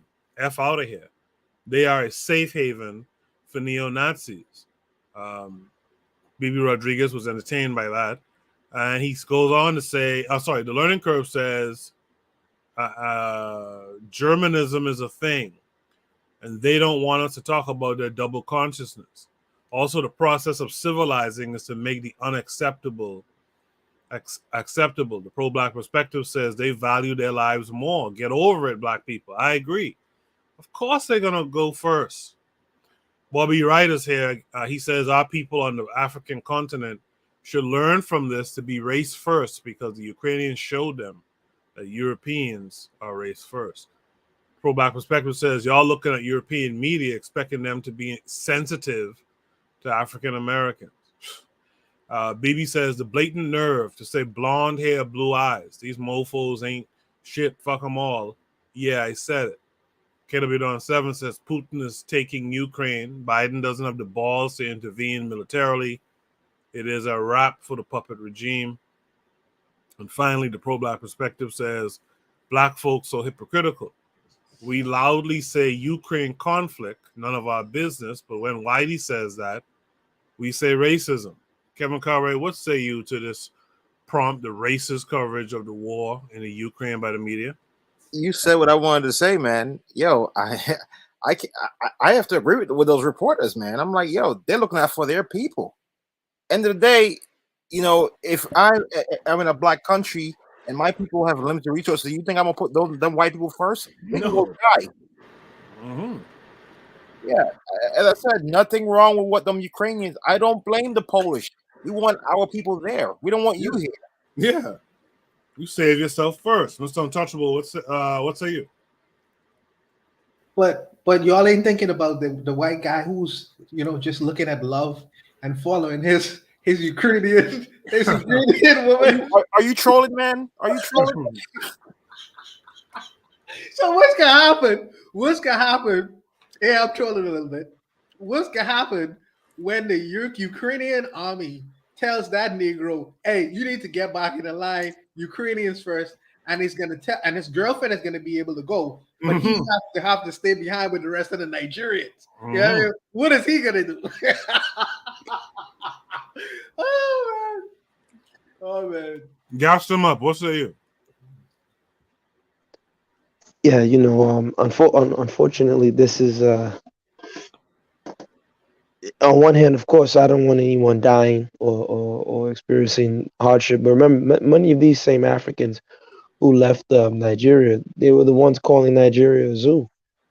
You know, and like I tell people all the time, I was on a podcast recently where you know, they were upset, and he's like, the gentleman said, because I was telling him there's nothing wrong with me sitting in my village, and he said, man, if this is what the Ukrainians in Nigeria, the Nigerians in Ukraine have to look forward to, they should stay in Ukraine. And it's true, they should have stayed in Nigeria. I didn't tell you to go there and be in that country, but when you have this dying need and urge to be around whiteness, you're going to get what you're looking for. And you know, they're getting it. There was a girl, a South African girl, I don't know, she went to one climate change summit, and they photoshopped her out of the picture.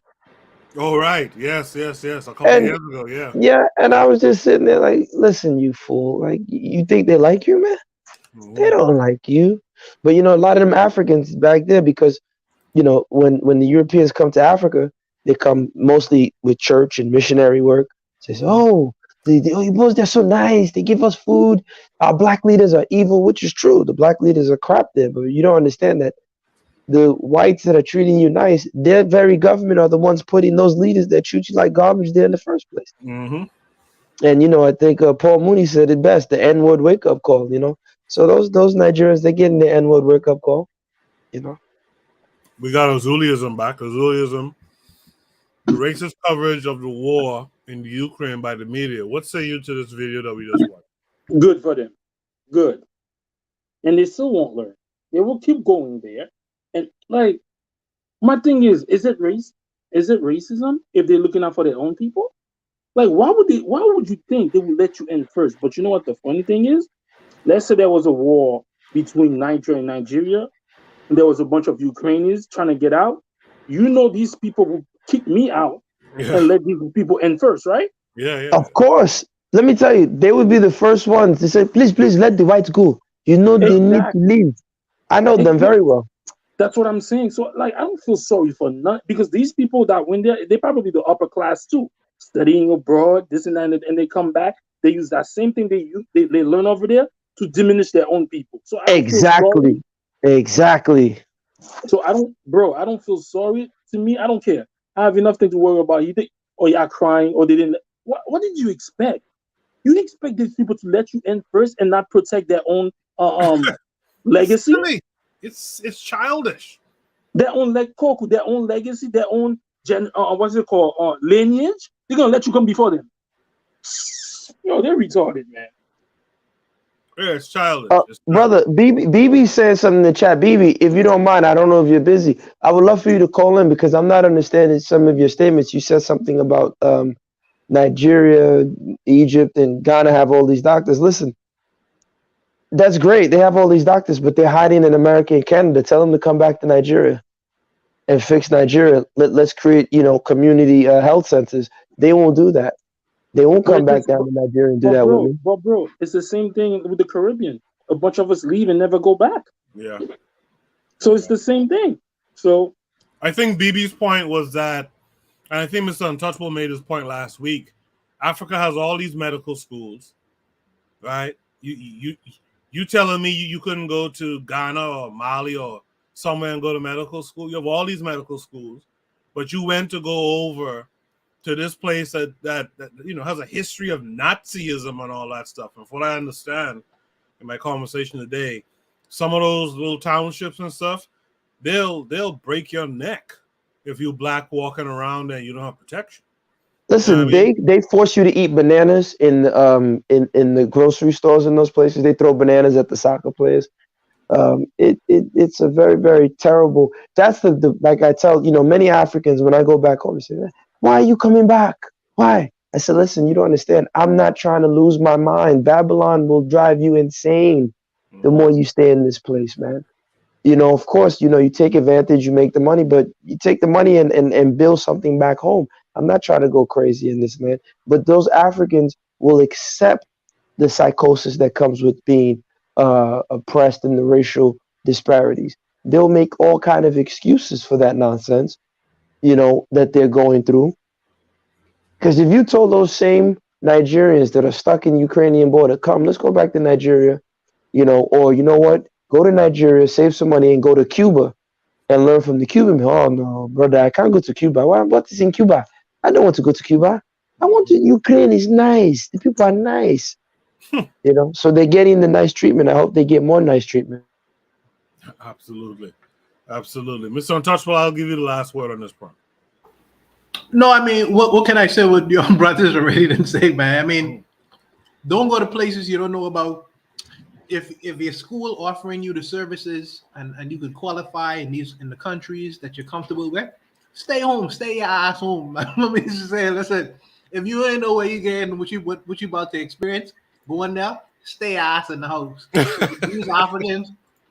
These Africans all over the world, globally, don't go to these countries expecting to be treated humanely.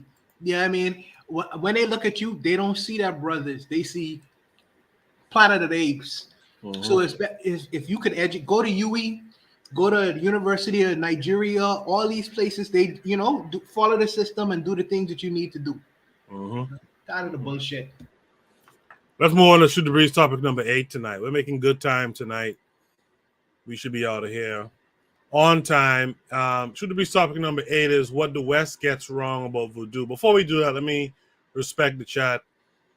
B. Rodriguez says, "That's my point, sir. I made that point. Brain drain. They have no business in Eastern Europe. Continental Africans need to all go back and rebuild government and infrastructure." So we're going on to Shoot the Breeze topic number 8 tonight, which is what the West gets wrong about voodoo. This came with a link as well. Let's check it out.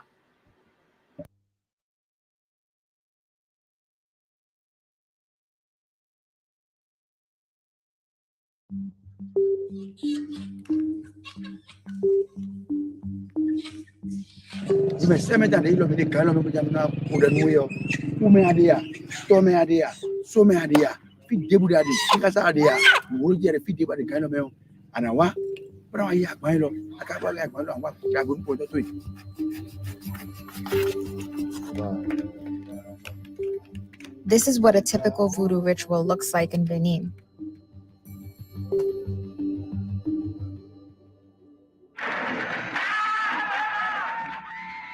But based on pop culture depictions, you might think voodoo is all about human sacrifice and putting curses on people.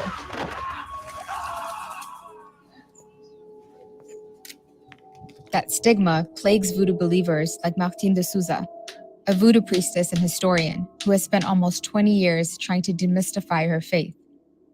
What's the actual source of all the stigma towards voodoo?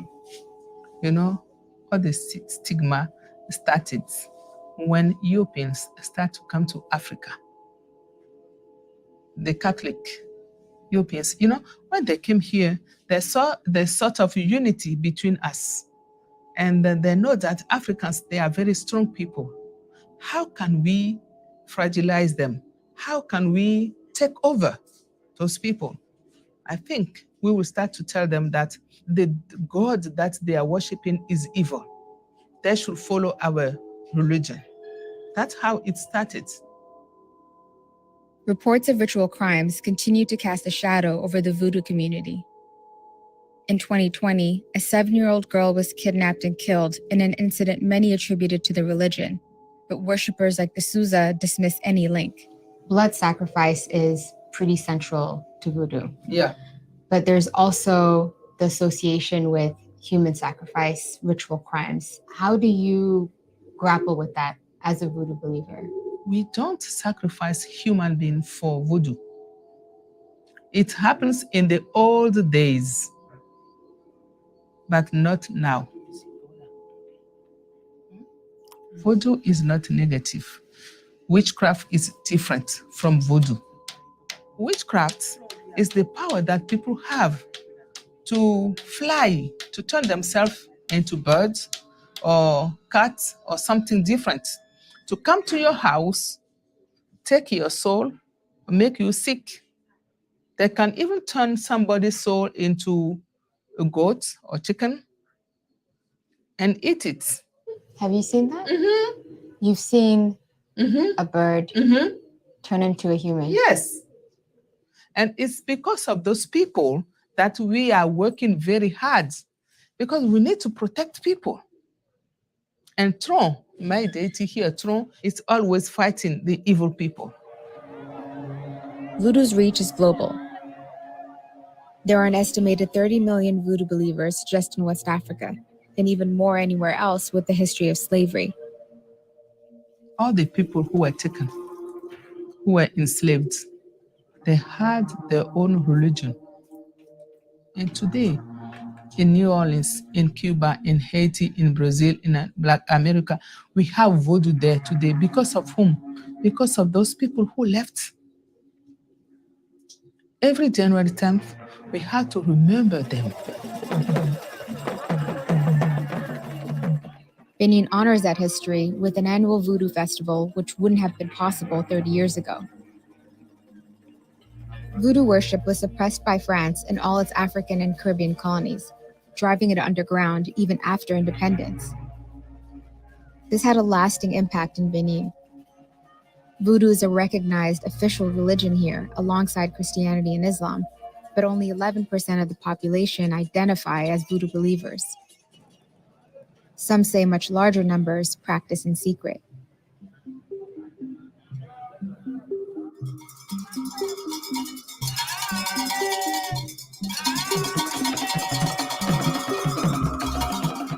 We're here at the palace of Benin's supreme voodoo leader, who's also referred to as a voodoo pope. He's about to induct voodoo priests and priestesses from around the world as his representatives in their respective countries.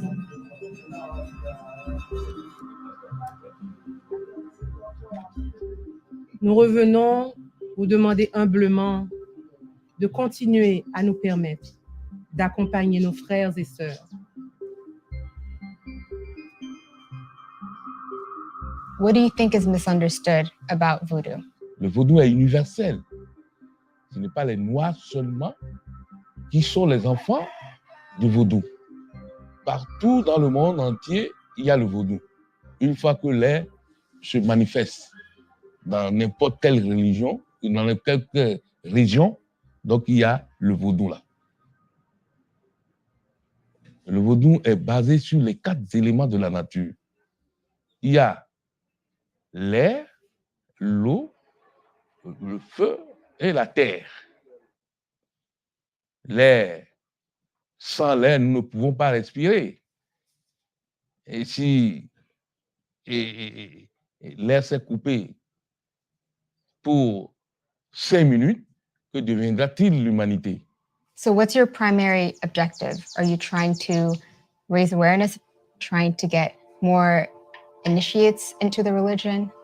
Mon objectif principal, c'est que nous, qui sommes les grands prêtres, nous conseillons ceux qui nous complexent de prier pour le monde entier, pour que la paix règne dans le monde entier. Et chez nous en Afrique, et surtout au Bénin aussi.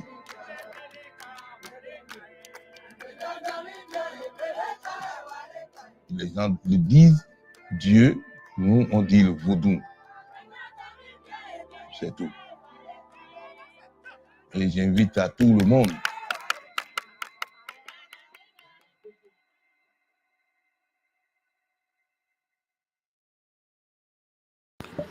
Interesting. I'll say this quickly. I think beyond European media, white media, and beyond the propaganda that they push about voodoo, I think as a person from the Caribbean that grew up around voodoo practices, adherents, etc., I think the thing that we really do see often is the negative usage of it. But I found it interesting early in the video that the practitioner said that there's voodoo and there's witchcraft. And so probably the things that I associate to be negative about voodoo is actually, in fact, witchcraft. Kevin Carre 42, you and I know this one particular sister. You, I, and Urzuli back in the day knew this one Haitian sister. I remember her saying this in front of a few of us, how, you know, someone brought up the negative or the negativity seen oftentimes with voodoo, and as a Haitian woman, she said, yeah, it's because if my neighbor has more than me, I'm gonna practice voodoo on them to lessen what they have, lessen their abundance, and get more for myself. And I remember a bunch of us just looking at each other, puzzled. But Kevin Carre, Wait. Does her name start with S? Yeah. Oh God, I could. Yeah, non-factor. Yeah. So after seeing this video, what do you take from it as far as what the West gets wrong about voodoo? Why are we listening to the West? That's the question we got to ask. Haven't we had enough experience with the West lying to us all the time through their media, through their books, through their pictures of Caesar Borgia walking through the deserts with blonde hair, blue? Why are we listening to the West? Why can't we start listening to ourselves again? That's the question we got to start asking ourselves. Gas them up. What say you to this? What the West gets wrong about voodoo? I have a couple of points. I'll try to be brief. The first point is, in my opinion, I'm glad she made that distinction between voodoo or and witchcraft. Mm-hmm. There's a book I just bought because there's a Cuban guy, Ivor Miller. It's a long story, but I won't even get into that. But Ivor Miller, I came across him, and I was exposed to Abakwa years ago. And I kind of said, oh, okay, heard about it. It was a Cuban guy who was talking to me. And so he wrote a book on Abakwa and how it comes from Calabar, an Akwa Ibom in Nigeria. And so I just got this new book about the Ekma, Efik, which is where the roots of Abakwa come from. And so, in my opinion, the whole witchcraft thing actually comes from the biggest witchcraft. Let me say this: the biggest form of witchcraft is actually happening in the West. The French philosopher Voltaire is quoted as saying that the biggest vampires he ever saw were in the upper class and within the elites. I'm not saying the quote exactly correctly.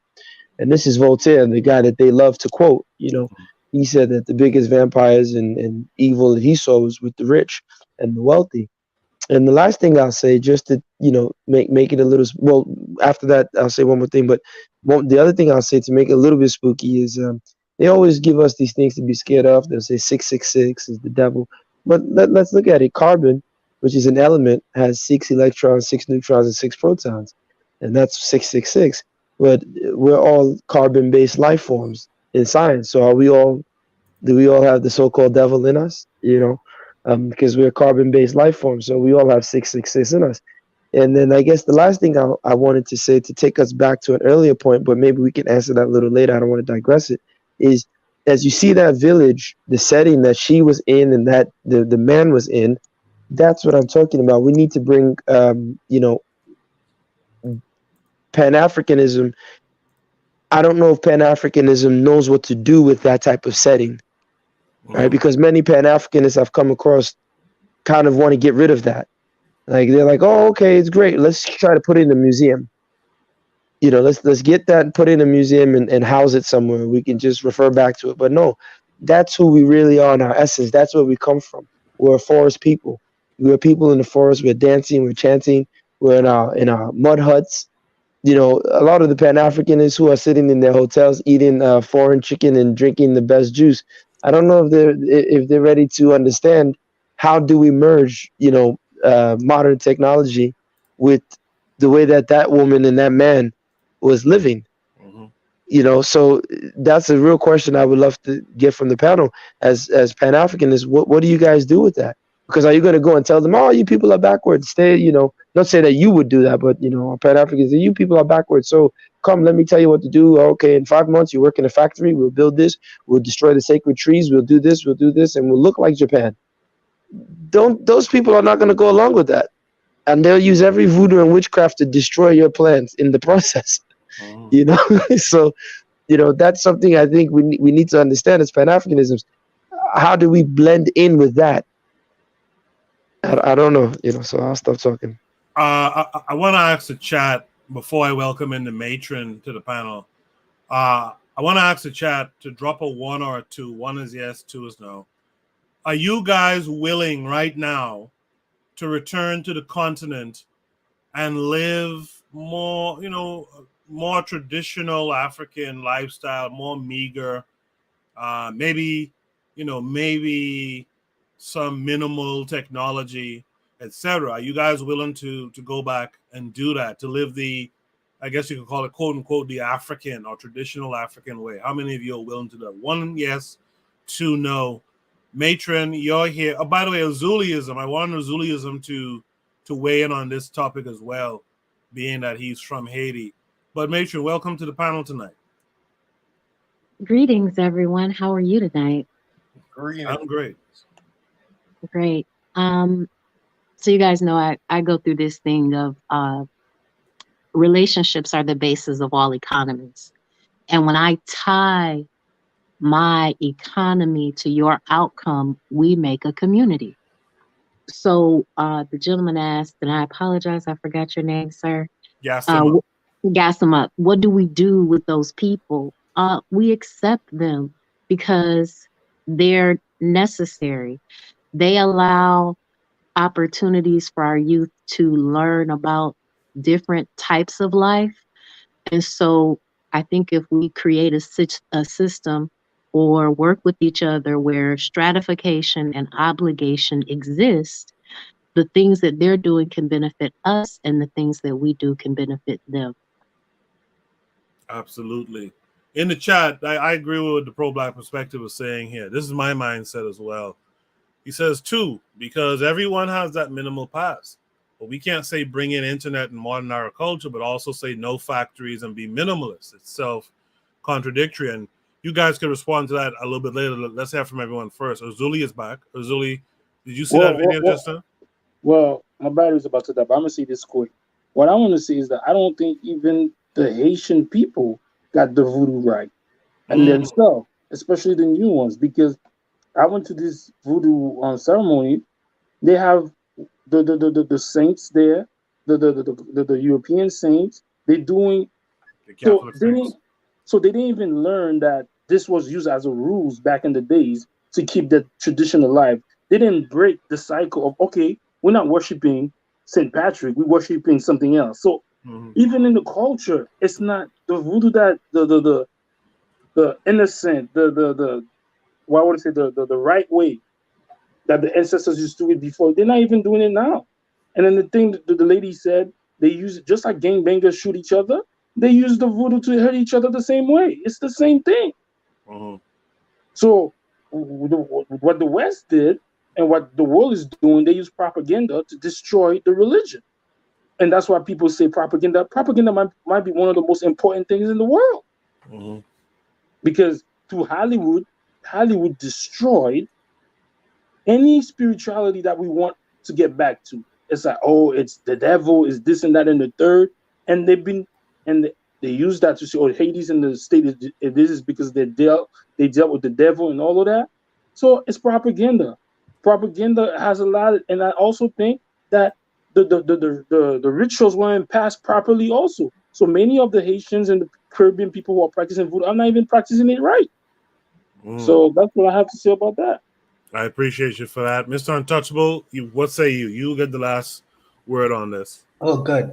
I think that we had a discussion. Well, we had a discussion earlier about how Africans see white people as semi-gods. But when I looked at that man's wall, all his images of God or the Godhead was images of black people. In fact, when you look at the pictures, they were really just black people up on his wall. Like that is a different scene from what I would expect an African or Caribbean, older African or Caribbean person, because historically they'll have that picture of white Jesus. I don't see that on his walls, and I think that the voodoo that they practice, whether it's in Benin or Haiti or wherever else, is a start.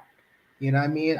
I think that's a form of Pan-Africanism through spirituality, because these things have transcended borders a long, long time ago. I think that that's not a bad thing. But what I would say too is Dr. Obadele Kabun says that when he don't understand why is it that when they doing their spiritual practices or different things, voodoo or whatever, Ifo, whatever else, they use things like European alcohol rather than using palm wine, and I feel like the brother said that,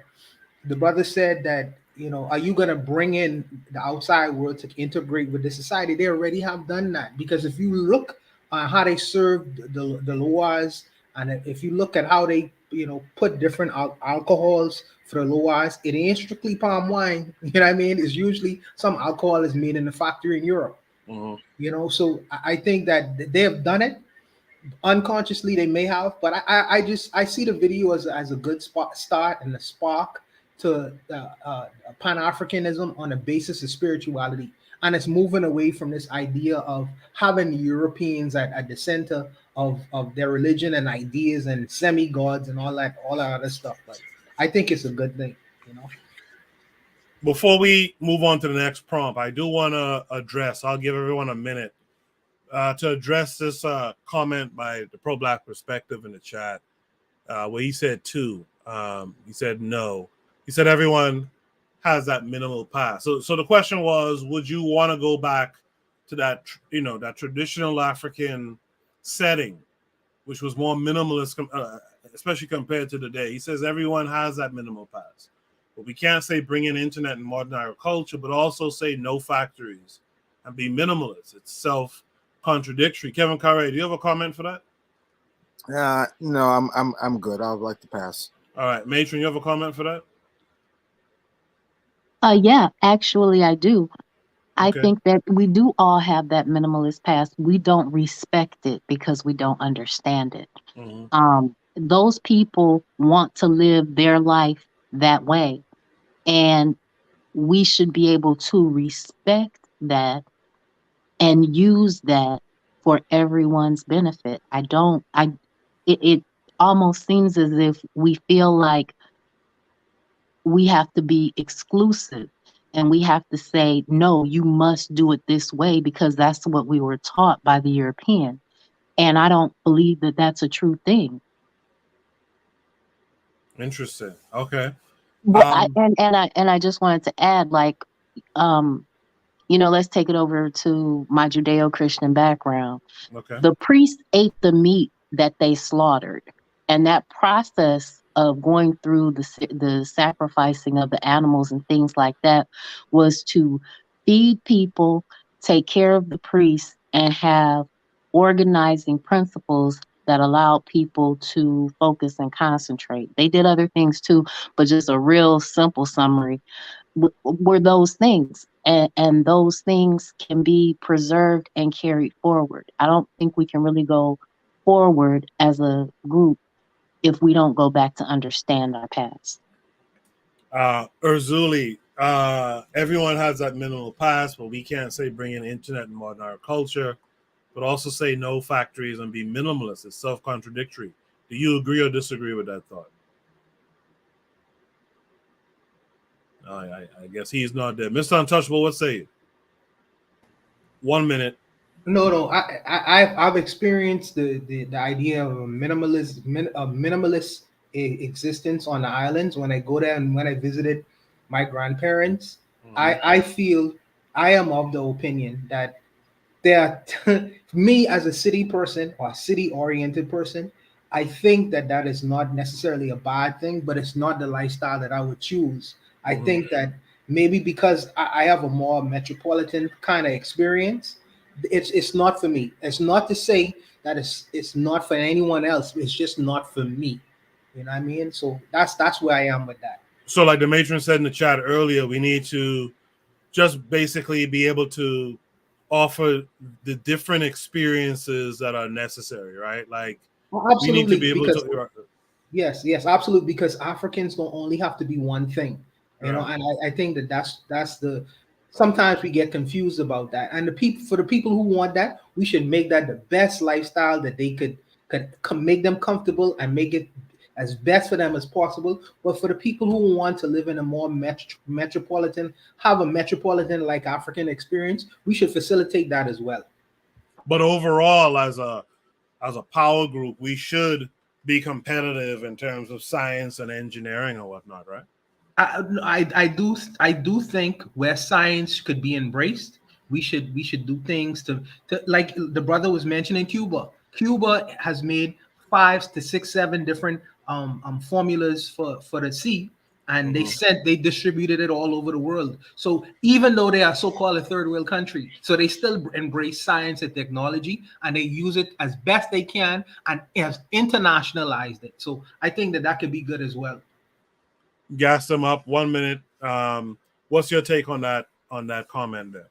Well, I mean, I get where the brothers come from, and it's a fine line. I'm not necessarily for it, and I'm not totally against it. We all live in we're in the modern system. But I will point out two quick things. When we look at, because a lot of the Pan-Africanists I come across love the Japan example, but we forget that Japan killed off their native indigenous population, the Innu. Right? If you Google them, Japan wiped them out.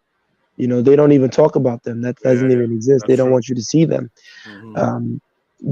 To develop modern Africa to look like a Europe, it would take a lot of resources and manpower and stress. The social price of that, I don't know. Like I say, you look at China, for example.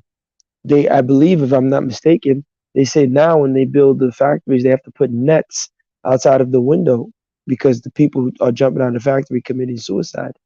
Right? There was almost nothing like diabetes and obesity 20, 40 years ago in China. But now obesity, diabetes, these metabolic diseases are exploding in China because of that change of lifestyle. So the question is, should they have developed their villages and then decided to expand out, or should they have taken the Chinese approach where we're seeing the ecological effects, right? Smog, they have to all wear masks, it's destroying the quality of air they breathe. I feel good that I can go to my African village and take a deep breath and not have to choke on the Cross Bronx expressways, smog and all that stuff. Also, even when Japan was developing itself, they don't talk about how they had to literally colonize a lot of parts of Asia to get their natural resources, because Japan doesn't have natural resources. They had to colonize a lot of Asian countries. Many Asian countries have a beef with Japan based on how Japan killed their native and indigenous people. And, so that's something we have to think about as we walk this fine line of modernity. And the last thing I'll say, and it's interesting that the woman mentioned that she said human sacrifice. Look, and I tell this to people. Jesus Christ, right? I'm not going to get into whether he was really existed, whether he was black or white, but in the Euro Christian system, which is also syncretism, but according to them, Jesus Christ was a human sacrifice. The way they function and structure it, he's a human sacrifice. They go into a building on Sunday. They play all these chords that affect your mood, right? They play all these chords that affect your chakras. They eat his body.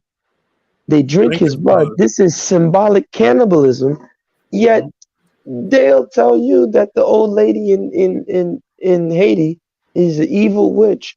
But every Sunday, some guy who's dressed in black that they call father, and he stands above them as it's just extreme brainwashing, and it has cannibalism.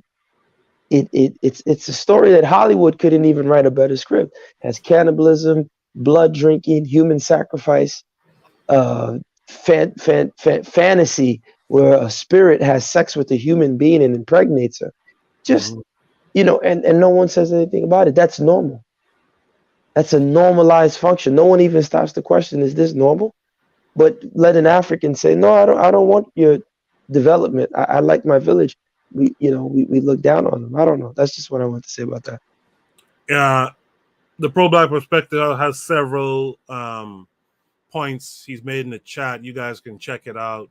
If you listen to the playback, just look at the chat replay, and you'll see the last thing he said, drums are nice, but light moves farther than sound. And just before he said, do we want to communicate with radio waves and electricity, or just by drums and voice? And I feel what he's saying, but we're going to move on to Shoot the Breeze topic number 9 for tonight.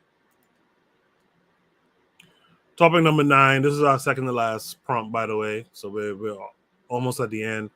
Shoot the Breeze topic number 9 says, even the old people are leaving churches, right? We just talked about voodoo. We talked about churches. This prompt says, even the old people are leaving churches and the attendance is plummeting. Is this the end of the church? This came with a link as well. Let's check it out.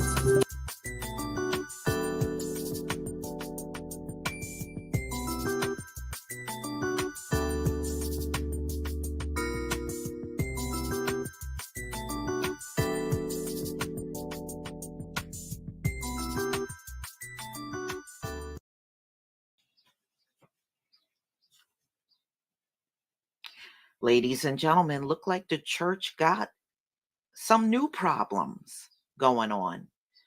The church is now losing the baby boomers. The older church members are leaving. As if that is shocking. Patterns in church attendance show that people over 40, that is Gen X and baby boomers, are at least as likely to stop attending church as millennials and Gen Z. There was a time when pastors would look down from the pulpit at the gray-haired congregation sitting in the pews and considered them safe bets. These were the people whose faithfulness they didn't have to worry about. People took it for granted. And they're leaving now. They are leaving. They're going to be there every Sunday, no matter what. That's what they really believe, that these older members were going to be there. They could count on them no matter what was going on out here. Well, that is not the case at all. But according to a recent survey, some of the biggest declines in church attendance over the past 3 decades have been among adults 55 and older. Wow. They're kind of right. You would think the people that have been going, because a lot of these older people, they've been in the church their whole life. And you would not think they would be the ones that would quit. You would think that would be their group they could highly depend on, but that's not happening at all. And it gets even worse. Virtual church, where people are attending church online every Sunday. I have family in Georgia, and that's what they do every Sunday. They log in and they watch their service from their house. And they've been doing this since the pandemic lockdown began in March. Their church has never opened back up, And of course, I had one cousin that was doing parking lot church. And I was like, man, when you get reduced down to a parking lot, you should know something is just not right. Well, online church is not working out as well as they once thought it would. They are noticing a steep drop in attendance. Less people are logging on and attending church every single Sunday, and these church buildings are now just sitting there. Now, I know that they are dropping a lot of the mandates now, and I'm sure they're going to be opening up the doors, trying to get people back in because, your pastor is trying to get paid. Okay. He wants to get paid. He could care less about anything else. So, this has been a big harm in a disproportionate way to U.S. churches around the country. And, how do you rebound from this? In many cases, especially since they're losing their older members, I don't know. I just think a lot of them won't rebound from this, but you certainly can tell me what you think about attendance dropping from online churches, and now the older members are walking away. And I did stories in the past about how the young have left the church, and many of them never had any intentions of going back. But y'all, please tell me what you think. I'm not surprised that this is. All right. So the boomers are leaving the church, right? Even the old people are leaving churches, and the attendance is plummeting. Is this the end of the church? Matron, with a background in the church, is this the end of the church? Now, the church is never going to go away. I agree. I mean, I have a lot more to say, but to answer that question, that's my answer. Right. But elaborate. What are your thoughts on the story? Okay, so you have to understand what has happened to the church in 2 generations. They made themselves kings living in mansions and owning private jets, and they forgot their responsibility to the community overall. And people are looking like, I invest in this place every week. They demand, they tell me that God himself says, I have to give him 10% of my income through you, and I can't feed my children, pay my bills, or nothing like that. When you talk to people, and this started in mass probably around the time the housing crisis happened, and they came up with a cultural product. That whole song, I kept on coming, I kept on praying, I kept on, didn't he work it out? God will work it out if you let him. Where people were losing their houses, and the answer that their pastors that they had given tens of thousands of dollars to gave them was, ask God about it, keep praying about it, something will happen, your breakthrough is on the way. And it's like, no, you have a responsibility to these people, and you forgot the assignment. So while the institution overall will not go away, the ones that are in power and that are in control now will definitely die out. Let's go to Mr. Untouchable. What say you to this? I agree with Matron. The church is not going anywhere. The church, the only thing is the prosperity gospel message is out the door, and it just changed form with the young people. They changed prosperity gospel into get rich or die trying.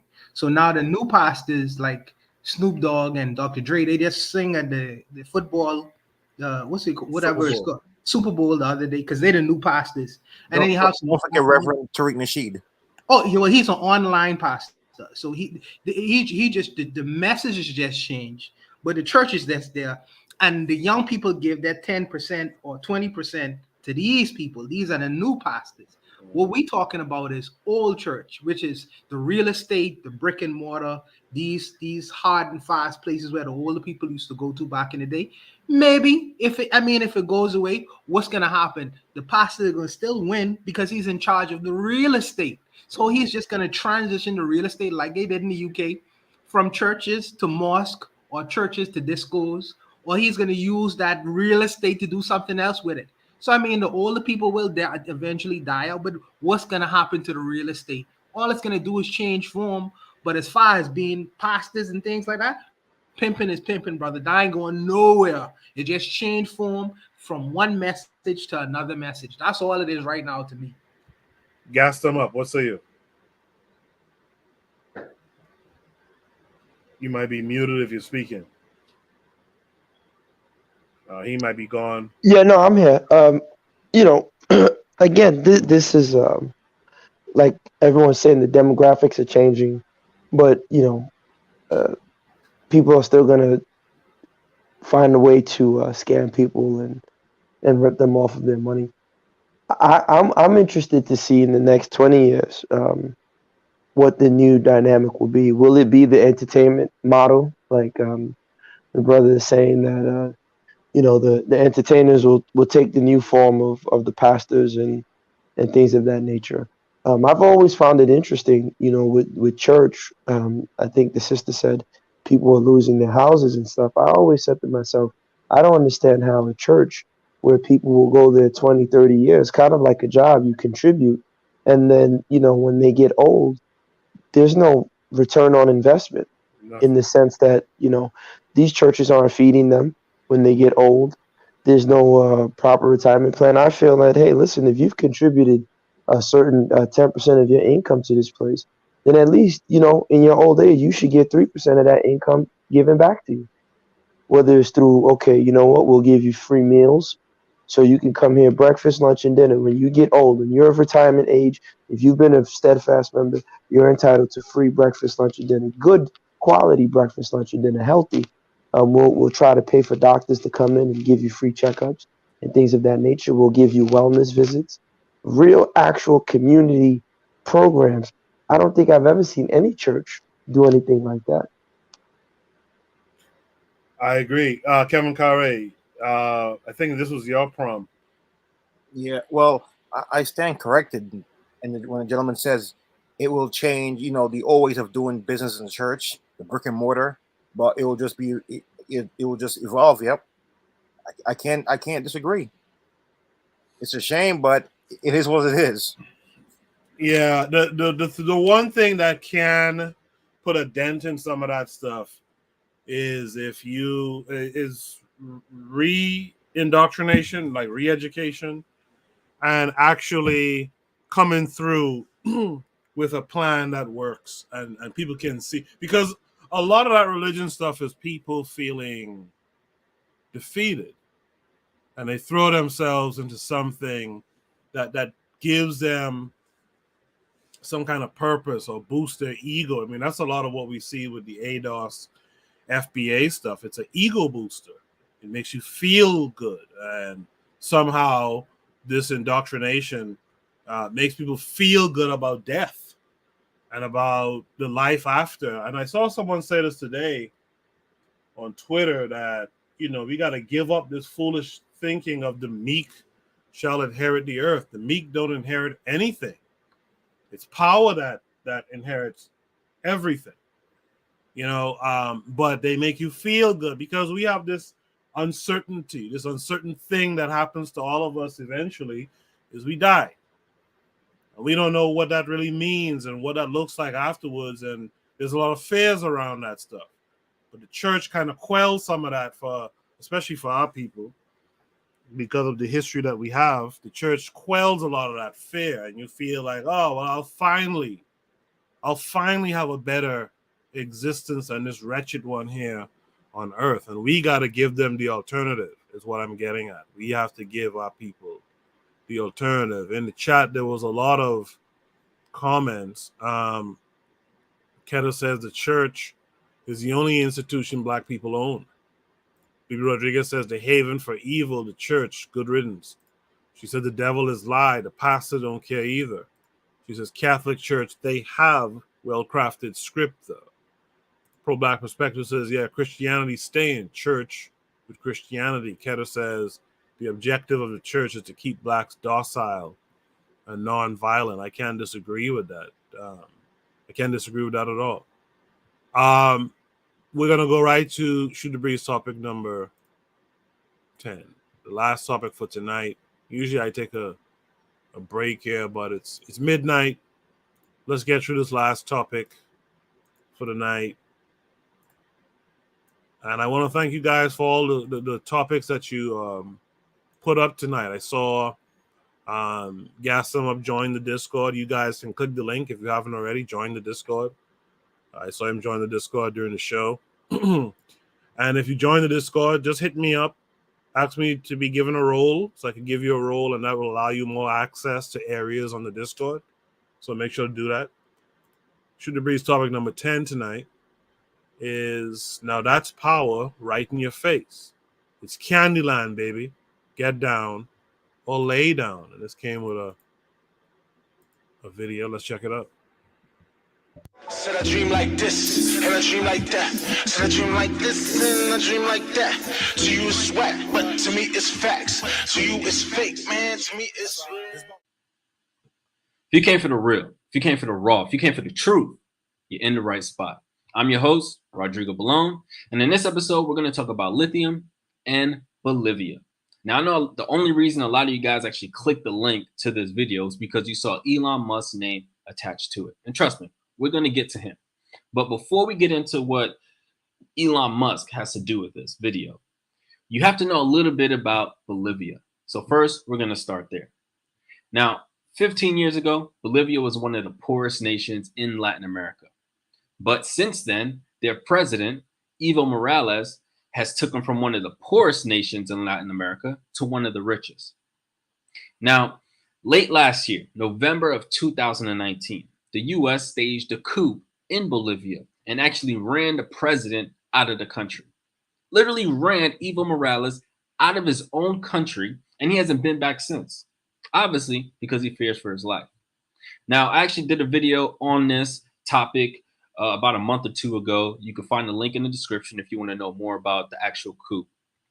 But at the time, I mentioned that the coup was about natural gas, right? Because Bolivia currently has the largest reserve of natural gas in the world, and we all know how much the U.S. loves oil and gas, right? So I thought that was the main reason why. But Elon Musk proved otherwise. He mentioned that it was for something else, right? And I still do think that natural gas was part of the reason why the U.S. went into the country to stage the coup.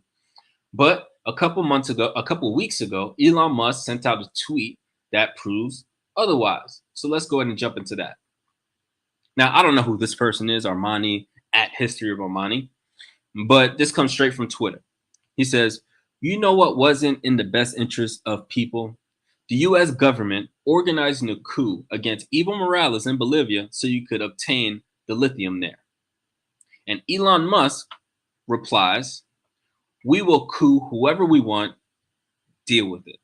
Now, the first thing I thought when I saw this was that Elon Musk ain't shit. He ain't shit. To say some shit like that, this is fucking crazy, right? We will coup whoever we want, deal with it. Now, I know some people may be thinking maybe it was a joke. Maybe he was, I don't know. I don't know what people were thinking. But to me, this is straight up disgusting, right? Because there's several, he could have worded this different ways, right? If he didn't put we here, if he would have just said, the U.S. government will coup whoever they want, deal with it. That's one thing, right? He's putting the blame on the government.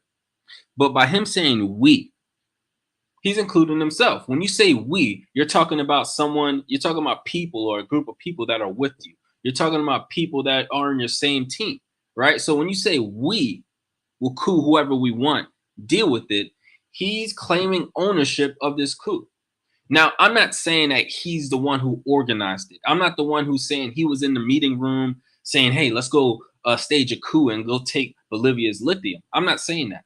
I think 99% of the blame goes on the government. I think that they organized it without Elon Musk. I think they're the ones who developed the plan for their own interests for the lithium. But I do think that Elon Musk takes that 1%. And the reason why I think he takes that 1% of the blame, and it's a big 1% of the blame, is one, he's the one who made this tweet public, right? He's the one who confirmed the US's interest in trying to obtain the lithium from Bolivia.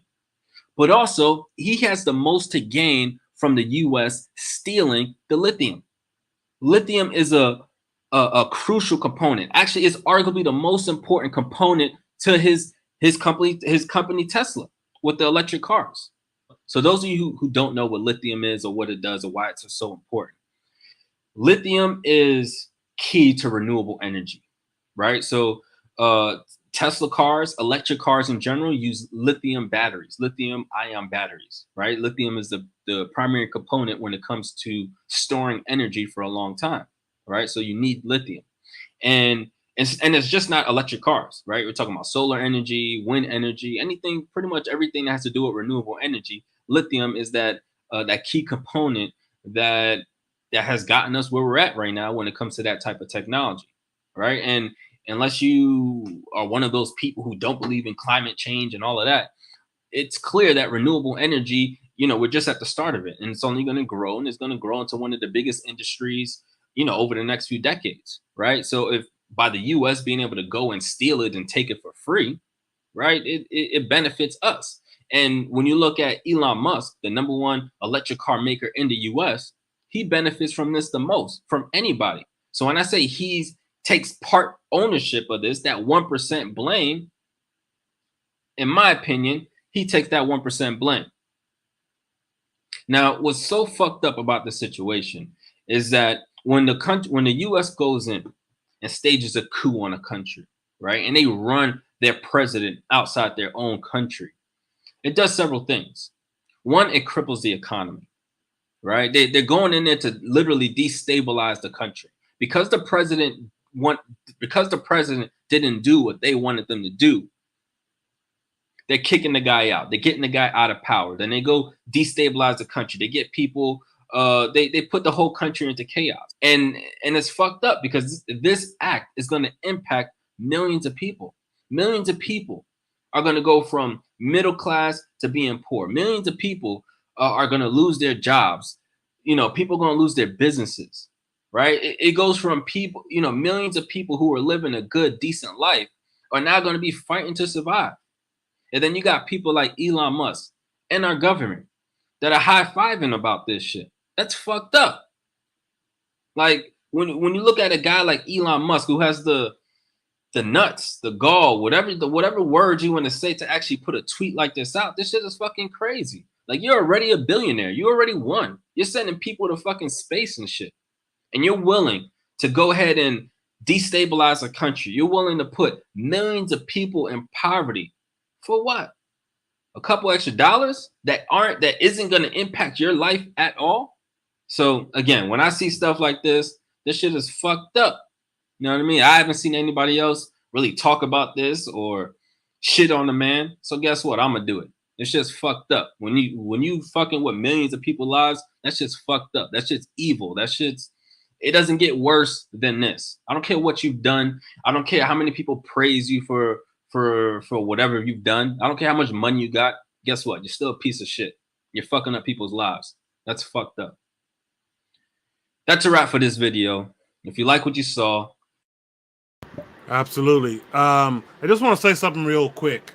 When we do Shoot the Breeze topics, oftentimes you guys will attach a video from another podcaster like Dan Calloway, Lisa Cabrera, or whatever her name is, etc.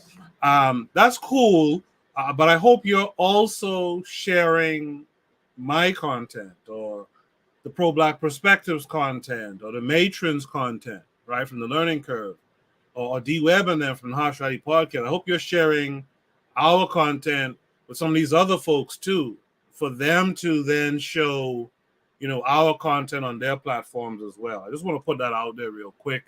And if you're not doing it, like this guy just said repeatedly, that's fucked up. Let's start with Kevin Carray this time. Now that's power right in your face. It's Candyland, baby. Get down or lay down. What say you to that prompt after watching the video? I mean, it's the United States. What do you expect? Listen, they can find oil in Bahamas.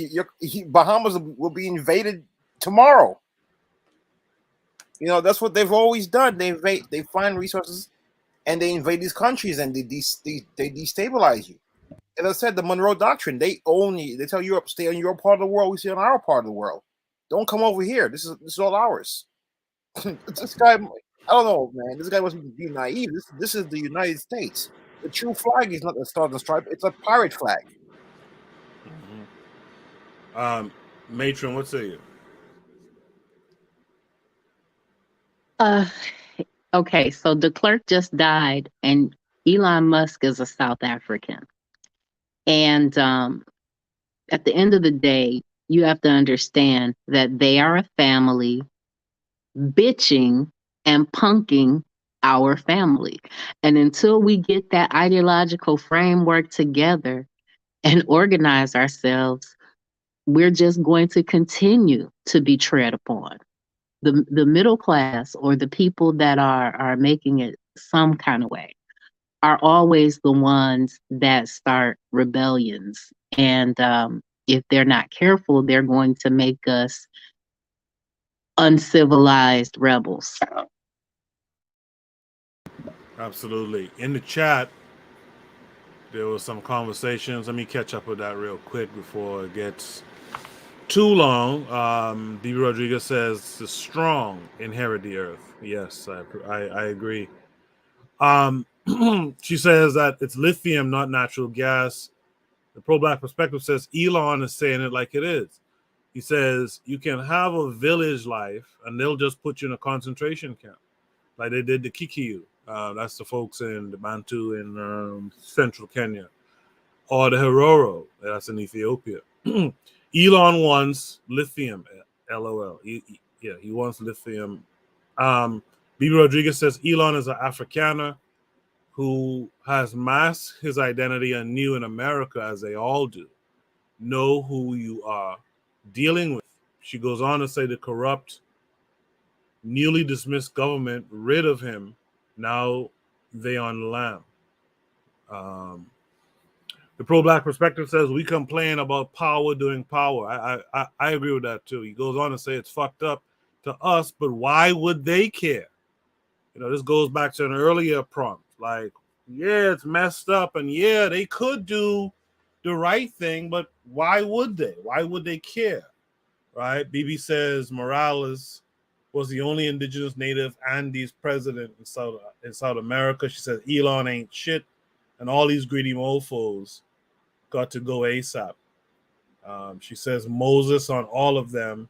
It started a couple of weeks ago. It will be fulfilled. I don't know what the YSII is. Gas them up. Let's hear from you on this one. What do you say to this? Yeah, Elon, like everyone's saying, he's a South African white boy, but he has the complexion for the protection, so he's able to come to America and get his way. And all of these people, they won't admit it, whether it's Elon Musk, Jeff Bezos, Larry Ellison, Bill Gates. All of their wealth is tied to the U.S. government, because if you take away government contracts from all of these companies that are intact, some of their largest contracts are through the government. So if you take away the government from many of these people, they're non-existent. Like they're saying in the chat room, this is not new. This is what they do.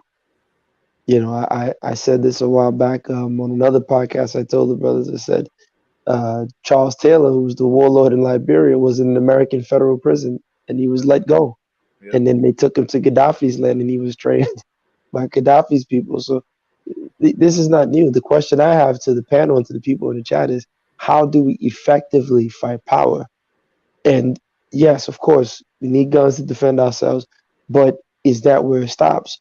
Because Bolivia had guns, Haiti had guns, they just overran their people, right? It's not as if the guns would protect us. Japan had guns. Is it only just the guns? How do we effectively battle power? Because it doesn't seem like the guns are the only way. Like Nigeria has guns. It's not like they don't have guns, but what is the effective way that we combat power? Yeah, I think the question becomes, do these entities have organized guns? That's the issue with us generally. We're not very organized. We have guns, but having guns and being disorganized is just like not having guns at all. Mr. Untouchable, what say you to this? No, the brother asks a very valuable question, and I agree with that. How do we try to combat this type of power and influence and organization? I believe is key, because even if they get rid of one person, they still fundamentally need the people's participation Yes. for whatever they did to go on. And if the people don't participate, you will have continuous interruptions in your so-called overtaking of a government and trying to bring in your own little small company in there and do what you need to do. You have like I say, you have to have the people buy in. And I feel like for us to become organized, some things we need to really culturally influence our people to do certain things, and to get them away from certain things, man. It's gonna take time, but I think it can be done. And I really do. Yeah, I think that covers it. Does anyone have any last words on this prompt, Matron, for example? No, I just like everyone has said, we need to organize ourselves and believe in ourselves. And until we do that, we're going to be in this situation. Can I hop on what the sister just said and what the brother said earlier? I think my point is, to me, it's more than just organizing. Organizing, yes, but with organization comes effective control, structure, and order. So when you look at this country, this nation, whether it's the United States, UK, all these other places, there's a top-down chain of command where an instruction is given, whether it's in the back room at the golf course where the handshake is given, or whatever secret club, whether, I don't want to get too deep on your show, but the instruction is given and policies are created and everyone follows suit. That would mean, and again, the question to the panel, are people ready for that type of control? We can't even get a proper boycott of Gucci. And then we're going to organize and someone's going to say, look, we're not dealing with the Mzungus no more. This is how we're going to do it. And I pose that question to the sister and to you guys on the panel. Are we really ready for that type of, are people going to listen when we give that type of control? Do we have that in us to listen as a people? So that's what I want to know from you guys. Kevin Kyrie, what say you to that? Yeah, too much work, man. That's too much work. I'm willing to go through it. Koku's willing to go through it. We're all willing to go through it. But the rest of us, man, I gotta have my Jordans. I gotta have my new iPhone. It's just too much work. I can just be on my cell phone all day just watching dumb stuff on social media. Matron, what say you to that question? I think that there are many of us that are ready for that type of change. I think what happens is that we have been so benignly neglected by the systems that we bought into that we do have to lead with our hands so people will know our heart. In the chat, BB Rodriguez says Nigeria has 200 million and a third brilliant minds. In Matron voice, what are y'all doing? What are you gonna do? Mr. Untouchable, same question to you that gassed them up asked. What do you think? I do think that I do think that some of us have it. I think that what made the NOI so great and what made the impact of the NOI and them getting such large numbers was men were attracted to the kind of discipline, the kind of orientation the NOI was offering to large numbers of people. And it did in fact work for a time, and they went away from that, from the discipline of that, but I feel like that if it's done before, it could be done again. And I think that men, not boys, not grown males and we could call themselves men, but men are attracted essentially to the discipline and the plan. And women gonna come up under that, man. It just I feel like it's a natural thing. It's a natural progression. But some of us, I wouldn't say all, but I feel like it can be done again. I really do. Gavi did it. Elijah Muhammad did it. Farrakhan did it, and I feel like we could still do something like that. I think it's doable. I wanted to add right there. I think that one of the things that we don't think about is that mass organization, since the inclusion of civil rights for people that look like us, has not been sought after by a new institution. Harvard University came to America in like 1638, which was before America was America, and the United States were the United States. And we have to look at it like that with similar organizing principles and ideas. And so I absolutely agree with you there. I think Ketter in the chat just said what I had on my mind too. I think the proximity of our people to these enemies of ours, being this population within a nation or being so close to their power influence just by being in the West, I think it's difficult for us to really do it here. I think the pull, I think the sway and the influence by this dominant society here, I think is a bit too strong to get our people to move away from it. Like Kevin Carey said, it's going to be a lot of work because folks want their conveniences in the West. But I do believe that if we retreated from here strategically and back to, African nations, African centers, I think, like Keto says, I think we have a chance in Africa. We have a shot. What do you guys think about that statement? Agreed. We have the numbers there. Africa is a young nation. Mm-hmm. Yeah, I definitely agree with that. I think that we have a consciousness and a marketing problem. We're dealing with too many people that have Eurasian consciousness, and we don't market what we really do in an effective way. Gas them up. What say you?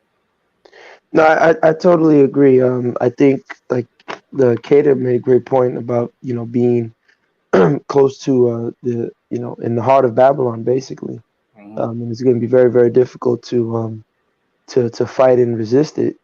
But I will say, Bibi was talking about Nigeria. Bibi, Nigeria only exists on paper. Nigeria. Let me tell you how deep it goes, Bibi. Look, the document, and I can send it in email.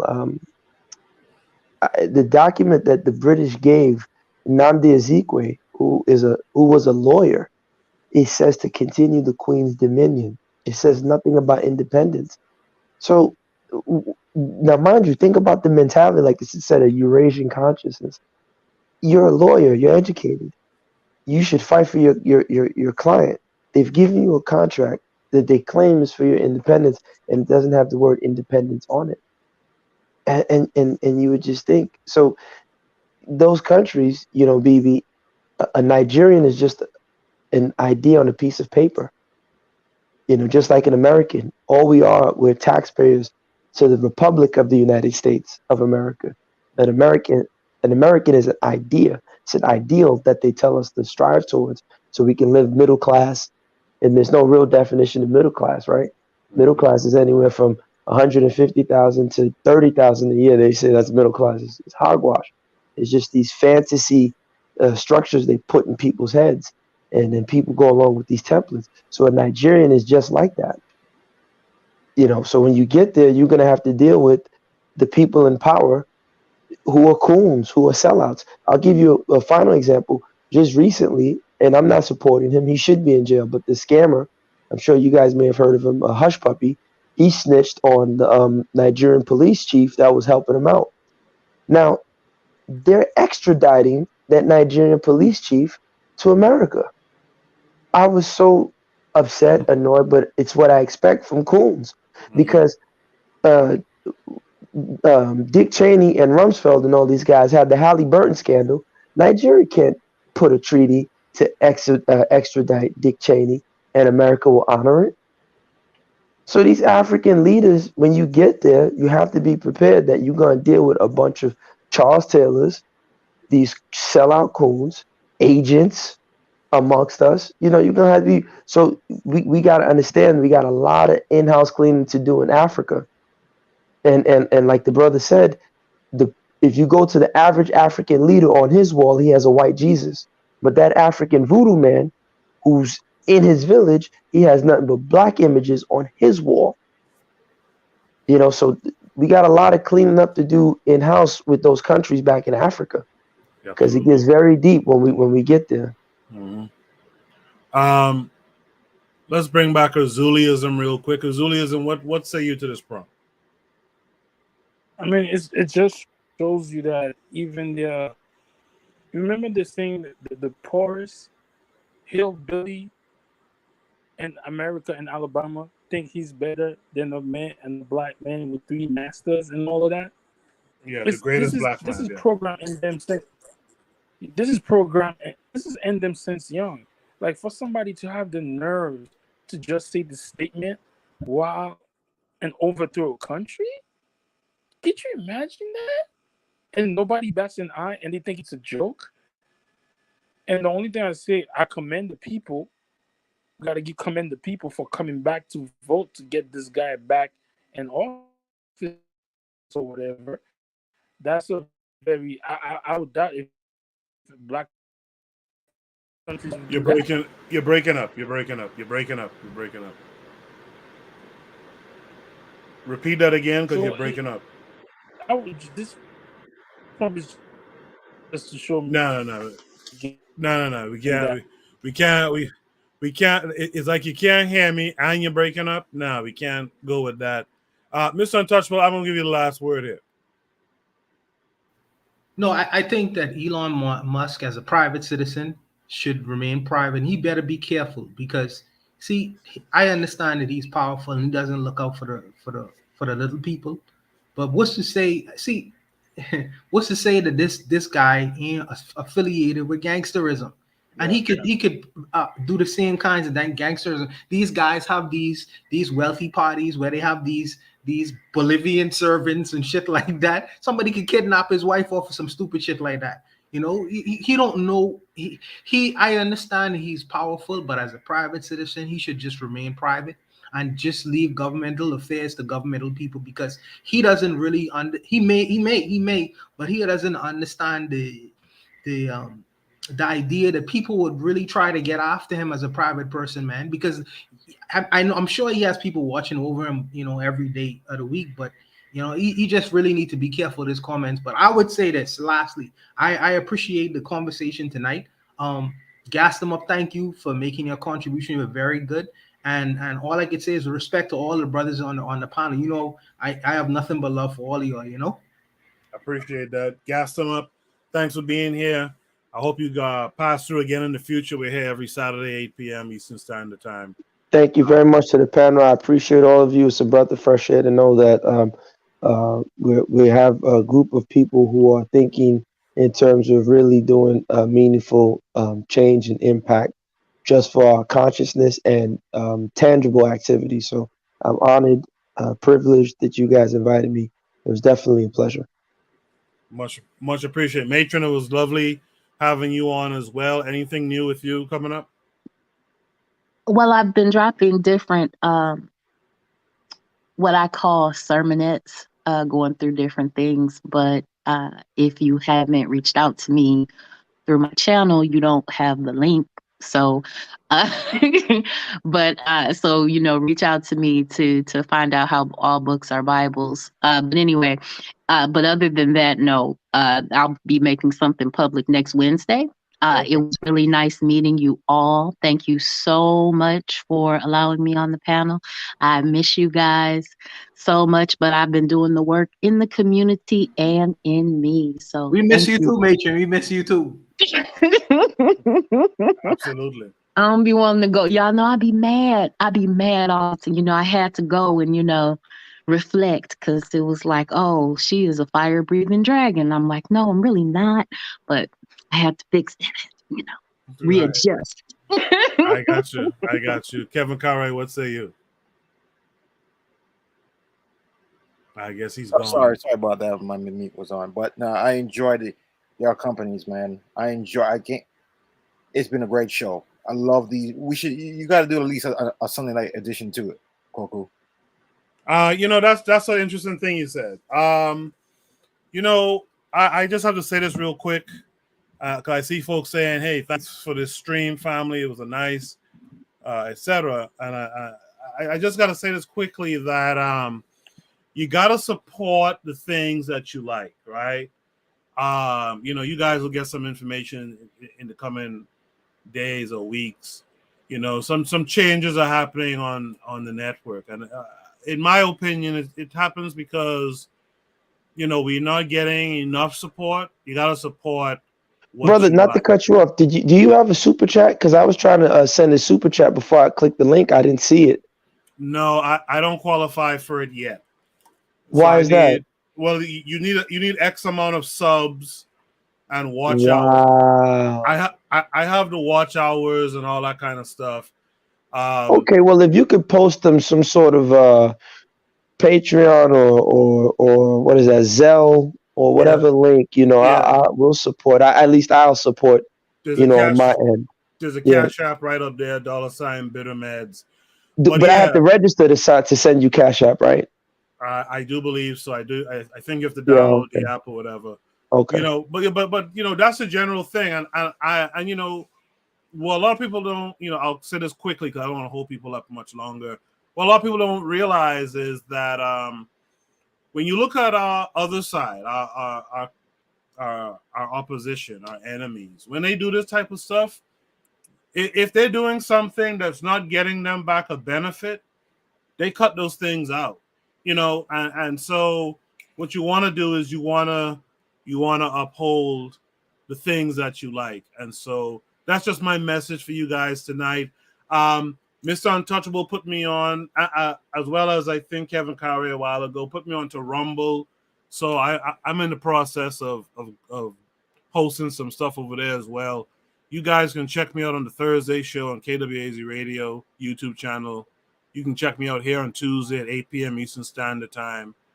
I appreciate all of you guys for coming through tonight.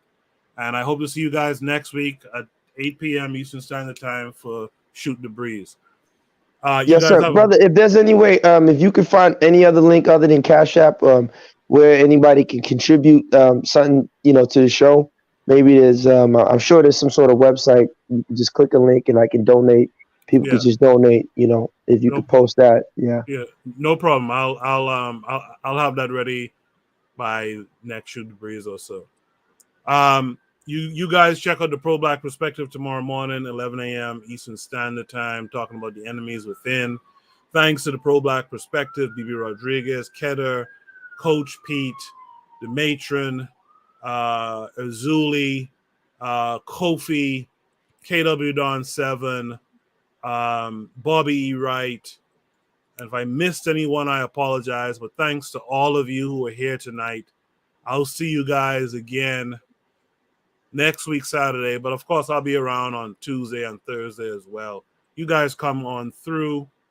Until then, you guys be good. Peace.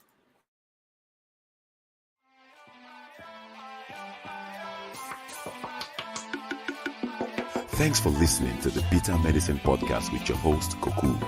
If you like what you just heard, we hope you pass along our web address, bittermedicineblogs.com, to your friends and colleagues, and share our show to all your social media. Be sure to check out our archive section on our website for previous podcasts. This has been a KWAZ radio production. Join us next time for another session of the Bitter Medicine Podcast. Follow us on Facebook at Bitter Medicine Show, Twitter, Bitter Meds, Tumblr, Bitter Meds, Instagram, Bitter Medicine.